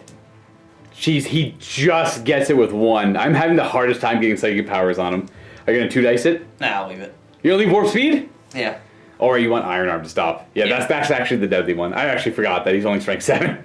Okay, now I'm going to 6 dice. How many wounds does this guy? He's got 4 wounds. Okay, I'm going to 6 dice Iron Arm on himself. Okay, I got it with 3. There we go. I'm like, why aren't these working? There's the average, though. So that can't be stopped because there's only 2 Deny the Witch dice. He's going to put Endurance on them over there. He gets it with 1. So that's just on the Galbor back. That's All from right. him. That one I'll try and deny. You might as well. I want to kill him if I can. No. I forget you get to reroll. No! I'm also not a big fan of how Denying the Witch works in 7th edition, because you can just load yourself up like with things like Biomancer. It's all blessings and buffing spells, and it's really hard to deny the Witch. And they're super powerful stuff too. Correction, I failed. It's Warp Charge 2, so those dice are gone, and you get your Deny the Witch dice back. And then I'm gonna have Lorgar's gonna put 2 dice on Forewarning on that unit there, just in case anything dumb happens. We get it with 1, so that's the 4 up and vulnerable save. All right, now I'll try. Reroll.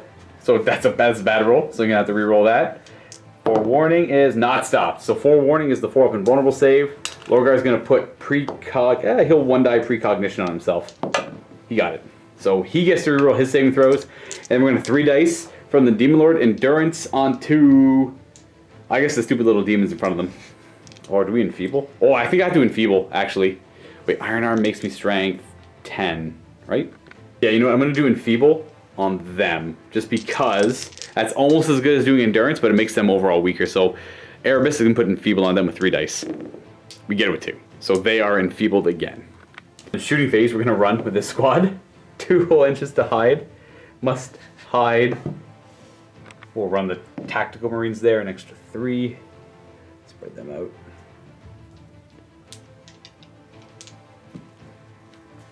Demons of the Ruinstorm, my lesser demons, are charging. The Heteron Guard, they make a 9. Charge and pile in like so. That's pretty much it for there. Out of the combats, I have this one to do, so I'll do this one. I'll go first. I'll do 6 attacks against him because I don't want to kill him. Hitting on 3s. Wounding on, because I'm currently strength, yeah, so wounding on 2s. He could die here. It's 3, 4 up and vulnerable saves on him. Oh, I have 2s. Ah, so you're right, yeah. 4 up and vulnerable saves. Okay, he dies. He buckles and dies. All right, you know, consolidation, fine, whatever. You know, if we're gonna do this, Warlord Titan, let's do this. We come closer. I'm just gonna roll his it will not die. He's back to full wounds. You know what? You get to roll to see if his voice shields come back online. I've obviously given up shooting at him, and he gets yeah, sure, that's why he gets 4 back. The plasma could try and pop them again, but I'm not. I'm just gonna work on the close combat. Without my strength D, that guy's unstoppable. Onto this fight, you get to go with your shield captain first, and then the Heteron Guard. Scratch that, my Demon Lord's got warp speed, plus 3 attacks, plus 3 initiative. He big fat, but he big fast. We are hitting on 4s, 5s because of the shield. We have 3 hits. Currently strength 10. Yes. 2s to wound. We have 3 wounds, and you have your 3 up and vulnerables. 1 at a time, 3 up and vulnerable saves, just because it could result in killing another guy. 6. 4. He lives. Nice. So no counterattack because you're already locked in close combat. This is into my Demon Lord. We hit on 4s. We have 2 hits. It's not Mastercraft. Oh, right. So it's only 2 hits. You're currently enfeebled, so strength 5 against my toughness of 9 or 8. So still 6s. 6 wound. That is instant death, but I have Eternal Warrior. So my demon save, we make it. Both the Heteron Guard are going to try and kill off the big guy, or at least pull more wounds. They hit him on 3s. So 1 miss, not bad. 6 to wound. Instant death on that one, so demon save. I am too far away from the little portal. I fail it, so it's just D3 extra damage instead of 1, because I have unstoppable. 3. Nice. So he is down to 4 wounds remaining. So I've taken 3 wounds, and I've dealt 0 damage. Big guy has 5 attacks on 5s. He got 2 hits, wounding on, I'm strength 7 right now. And I'm toughness 4. Yeah, so I can't actually instant kill you. So we have 2 wounds still, but not instant death. They only have 1 wound each anyways, so invulnerable saves, and 1 goes down. The one nearest him. So as they've taken a lot of damage throughout the course of this battle. And at the same time these guys would have gone, so I've had 3, 4, 5, 6, 7, 8, 9, 10 guys attacking for a total of 20 attacks. Hitting on 5s because of the Presidium shields. That is not bad, that was a hit. You're down to toughness 3 because of enfeeble and miasma of rot, so You're also strength 3. I'm only strength 3, so 4s to wound with rending. Hey, 3 rends! Why don't you go ahead and do the 2 up save first, and then 3 rends. 2 up. He's fine. And then 3 rending, 4 ups. You have to do 1 at a time, though. Yeah, 1 at a time. So, he's dead, and then 2 3 ups? He takes a damage from the stupid little guy! Alright, so I think he's actually down to 3. I don't remember him ever taking damage. Does he get an extra wound when he upgrades, or has he always got 4? Always got 4. Okay, so he is alive. The last remaining custodian on the battlefield. Nope. Oh wait, yeah, he got creamed too. He also died. Oh, that's a healthy dead pile. I put away some of my dead guys, so you won't get the full spectrum. Actually, that's technically mine over there. It's a lot of dead custodians, a lot of gold. And at the end of my turn 5, I score 1 more victory point, putting me at 7 because of the Slayer of the Warlord. Moving the Warlord now on your turn 5. This could be the last turn of the game. So let's see. You got move through cover as you walk through the trenches. There you go. You got the 12. So the Warlord has a new home over here. He's on the hunt for Lorgar. See if Lorgar can survive. Lorgar has survived. No, definitely not worse. Like, I mean, I don't know. I'm not too far in the books. He took some plasma, overloaded plasma to the face, I believe, 3 times from a Warhound. But I don't know. I'm going to assume a Sun Fury Plasma Annihilator, Bellicosa, and those two things up there are a little bit worse. Alright, everything that can see Lorgar is going to be shooting into Lorgar now. They're so far ahead in points, killing these guys here isn't going to be that important, because it's pretty much the last turn of the game. We've been playing for a long time, so we're going to go ahead and say that this is going to be the last shooting phase of the Warlord Titan, and we're going to end the game here, and we'll see where the points are at, just because we've been playing for 5, 3, 8, probably like 12 hours, all collectively over 2 days. I'm just curious if he can survive. Let's just say everything's in range. He's got all his buffs on him right now anyways. Yeah. Oh, I don't have endurance on him though. Yikes. Well, not that endurance matters for Lorgar all that much. Because the Bellicosa can only see here, and you can only really kill things you have line of sight on. So we'll do, you know what, we'll start with these guys up here and see where that takes us. And then we'll move over here for fun to see if Lorgar and his Galvorback squad can take it. Realize by this point of the battle. That's true to this building. It's taken a few hits from the Warlord. Taken 2 knights falling into it and exploding too. That's true. There was literally a couple destroyer hit knights over here. Shooting the destroyer blast. This building, as it stands, pretty structurally sound. Starting with the Sun Fury Plasma Annihilator, it's got line of sight on that little Galvorback's head. The goal here is to kill as much Galvorback as possible so Lorgar can't look out for the strength D stuff. And we'll say at the end of this turn, this is when all the rest of the Word Bearer reinforcements show up from the rest of the battlefield that's off of this table as they overwhelm the rest of the Custodian forces and the Imperial forces fighting. And they need to take out this Warlord that we don't have the capability to take out because we really, really need the help, guys. So we're going to aim it right on top of his head-ish. You don't have to technically, so it's a 2-inch scatter. Oh no! We don't want that! So it's going to be hitting Lorgar first. And then we'll see where, of course, it's the Apocalyptic Barrage, so we'll see where the rest go. It's going to go the 1-2 blast there, 3-4 blasts here, because that makes the most sense. So really, I want a lot of 1s and 2s. Yes, you want tons of 1s and 2s. So, boom. So we have, well, 3s and 4s, of course. So we got a couple hits over here, some hits over there. We'll tell you what it is afterwards. 11 hits altogether, all on pretty Lorgar's head. And even though it's got the clover pattern, all the shots are still from the center of the whole template. So these are 11 hits on pretty Lorgar's head. These hit wound on 2s, rank 9. No fails. Well, he's going to take as many of these as he can. So we'll do 4 at a time. I forgot to do his it will not die. He's back up to 5 wounds. 6 wounds. So he's got 5 wounds left. He has a 4-up invuln. Okay. 4-up invuln. Don't even need precognition. So he takes 1. They don't have endurance on this turn. And 4-up invuln, rerollable.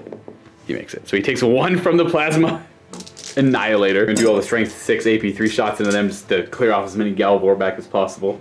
12 shots on 3s. They are twin linked as well. They're strength 6? Yep. Alright, so they're going to be wounding on 5. 4s, 3s. Wow, 3s then. And are they rending or anything like that? There's No, just AP3. That's still really good in this case. So on him, so he's got 2 4-warning saves, 1 at a time. He makes both. He fails 1, so 1 at a time until he dies. So he still makes it. 4-up invuln, so he's dead. So this guy dies from that shot. Erebus is too far back to be seen, so Lorgar is getting hit by these. He's got, I'll put them all on Lorgar. 2-up armor save, rerollable for precognition. It's a heck of a power. This one over here, directly on Lorgar's head. 3 shots. Looking for direct hits naturally. Direct hit for the first one. Second one's going to be 4-inch scatter towards the wall. That's going to scatter over there and hit 4 of them. And which is still adding more to the... So we have direct hit and 4 hits so far. I'll figure out what the direct hit actually is. And a direct hit, nice. So the direct hit was what, 6? Yeah, 6 hits.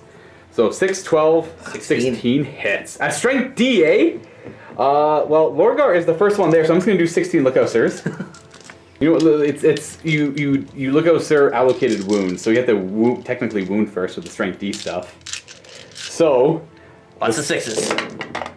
There are no 6s. There's one 6. There's one 6. 6s. Oh, Lookout Sirs. Okay, okay, they both pass off. Oh gosh. So you're dead from that, and you're dead from that, from those 2 6s. And then I'm gonna do these 1 at a time. These are 4-up and vulnerable saves re-rolling. I'll do 2 at a time to save everyone the nuisance here. He's only got 5 wounds though, so this is actually kind of risky. So if I fail both re-rollable, that's D3 damage on him. He takes 3. He's got 2 wounds left.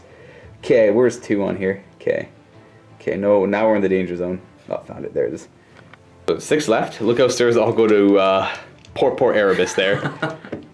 Who will get insta-killed. Erebus would definitely, Erebus would definitely do this for him. So Erebus takes all those. So I just want the Erebus and now the Galvor back. So Erebus has a 4-up invulnerable save against these. Not rerollable, so I have to do one at a time with him. So D3 damage. Oh wait, it's strength. No, it's strength 10, so he's just... Yeah, he does not have endurance on, so Erebus is dead.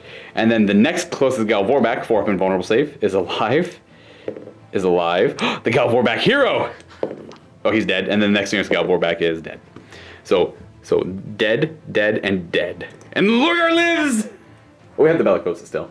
Bellicosa could be put right here. And well, I guess you can't quite see like Lorgar's base enough. You put it like right there. So we can put the Bellicosa there, see if it's a direct hit. And even if it scatters, it's probably gonna hit Lorgar. So okay, it's hitting Lorgar and guys maybe. So it's just one hit on Lorgar. Let's see what it is. If it's I guess it doesn't really matter when we look out it anyways. Okay, well 2 up or he's dead.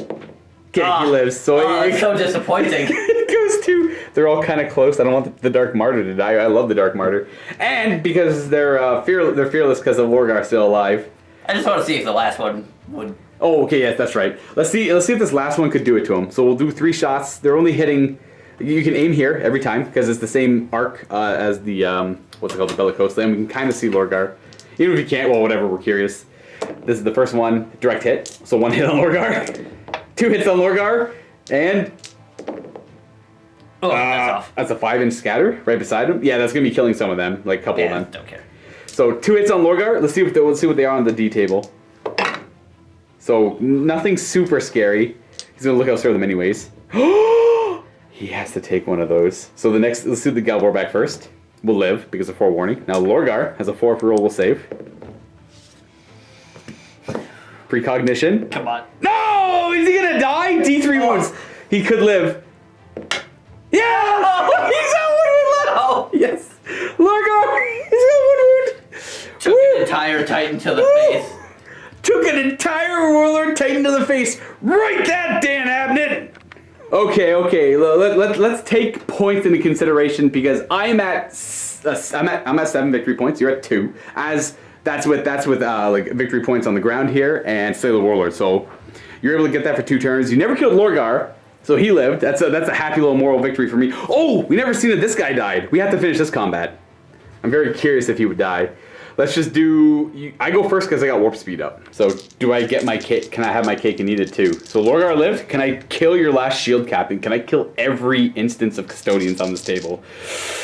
We hit on 5s because of the Presidium shield. Okay, we got 4 hits. 2s to wound. Okay, we only got 2. He's got 3 up invulnerable saves. Oh, sorry, I threw a die on the ground. There you go. And does he die? Oh my goodness, he's gonna live. So he gets to attack. He gets to attack into the challenge. And then we hit on... Lightning strikes. Okay, we have 3 extra potential hits, which gives you none. We hit on 4s into my Demon Lord. These wound on 6s because of Iron Arm. Okay, nothing.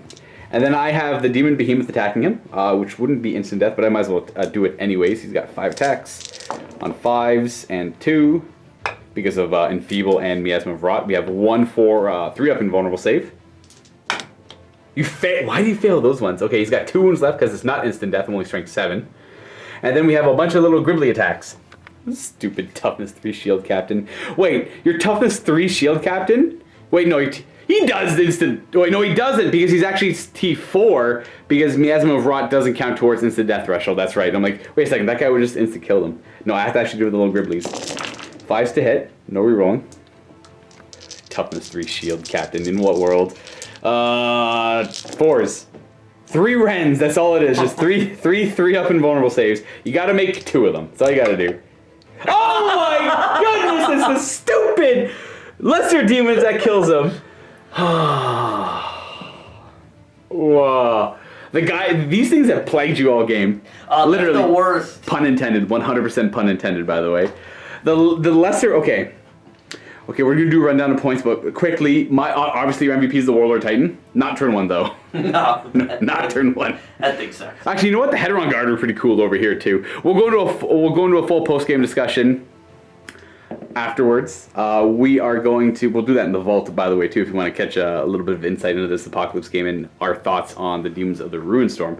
Now, the score is, I got some points. So 7, I'm pooped. I got 7, you got 2, and now we're gonna count the super heavies. We decided to do the price of failure is a third of their wounds or hull points rounded down. So for what I killed 4 Cerastus Knights that are all 6 hull points. So that's 2 points of Cerastus Knight. So that's 8 points in Cerastus Knights. Bring you up to 15. Putting me at 15. I don't think I killed anything. Oh, I got, 15. That's with Warlord included. Now on my end, you killed both my Warhound Titans, which are 3 points each. So that's a total of 6 plus 2 from the Typhon, giving you 8 more points, putting me at 10. That's actually a pretty close game, because I think that's it. So the final score is 13-10. Wordbearer is winning by 3 points with Demons of the Ruinstorm as allies. So realistically, if you killed him, that's a tie game. All you had to do was kill him. Yeah. He was stuck in combat for too long. I know, That was he was. If he died, if you had any chance to shoot him, you know what? Like, you could have actually just shot him this whole turn instead of trying to kill Lorgar. Oh, then you know what? Killing Lorgar would have also been a tie game. Because he would have been worth 2 points for us. He's Lord of War and Slay the Warlord. Now, actually, I don't know what's more obnoxious, because they both have a 4-up invulnerable save. And he's got 10 wounds, but he's got all they're the both 4-up rerollable. Yeah, so he's got a 4-up rerollable because rerollable for shooting. He's got a 4-up rerollable for precognition. He's got 10 wounds. He only had 6. But he had a lot of lookouts, especially for all the strength D. So he would have been the easier target. So realistically, if you were to go for him, and I don't know if people are going to comment, you know what? We could even say it's a tie game, because the couple 6s he rolled would have killed him. Nah, I don't. You don't count it that way? Nah. You went for the gamble, the clutch win? Okay. The moral victory of killing Lorgar would have been enough, but 1 wound. I know, it all really came down to the 1 wound. A lot of lookout sirs, of course. I can't believe if you just killed him or him as a tie game. I thought I was way more ahead than that. Now, of course, this is Apocalypse. It's not a super serious competitive game. It's very much fun and in the books. Like I said in the beginning, for me to run the Creeping Scourge and for me to have only the 2 rift markers I had to have them as a primary detachment, and that was not the case in this game. The Word Bearers were my primary detachment because I wanted Lorgar to be the Warlord, because that felt right. Now, I apologize if you have an issue with that. That we were just kind of playing for a fun game. Both of us were over the Lord of War limits as well for this 10,000 point per player Apocalypse game. And this was also a way for me to test out the Demons of the Ruinstorm. And I can immediately see some issues with them. And like I said, we're going to go ahead and we're going to go talk about this in the post-game chat in the vault right afterwards. We're gonna take a little break. We're going to tidy up our models a little bit. I guess you don't have a whole lot of cleaning to do. You had a pretty elite army. Yeah, I have 1 motto to remove from the table. Yep, literally it. Back in his box he goes, to maybe be seen another day, because you're not too far away. You're only 3 hours away. So, obviously Apocalypse games are pretty fun, so you're always welcome to come back for more Apocalypse. So, a very pleasant opponent, by the way, as well. So I'll give you that awkward left-handed handshake. We've been playing for 12 hours. You deserve it. Thank you for the game. Everyone, that is the end of this battle report. If you stuck through for this whole thing, or maybe you watched it over a couple of days, kudos to you. It was long, and it was great.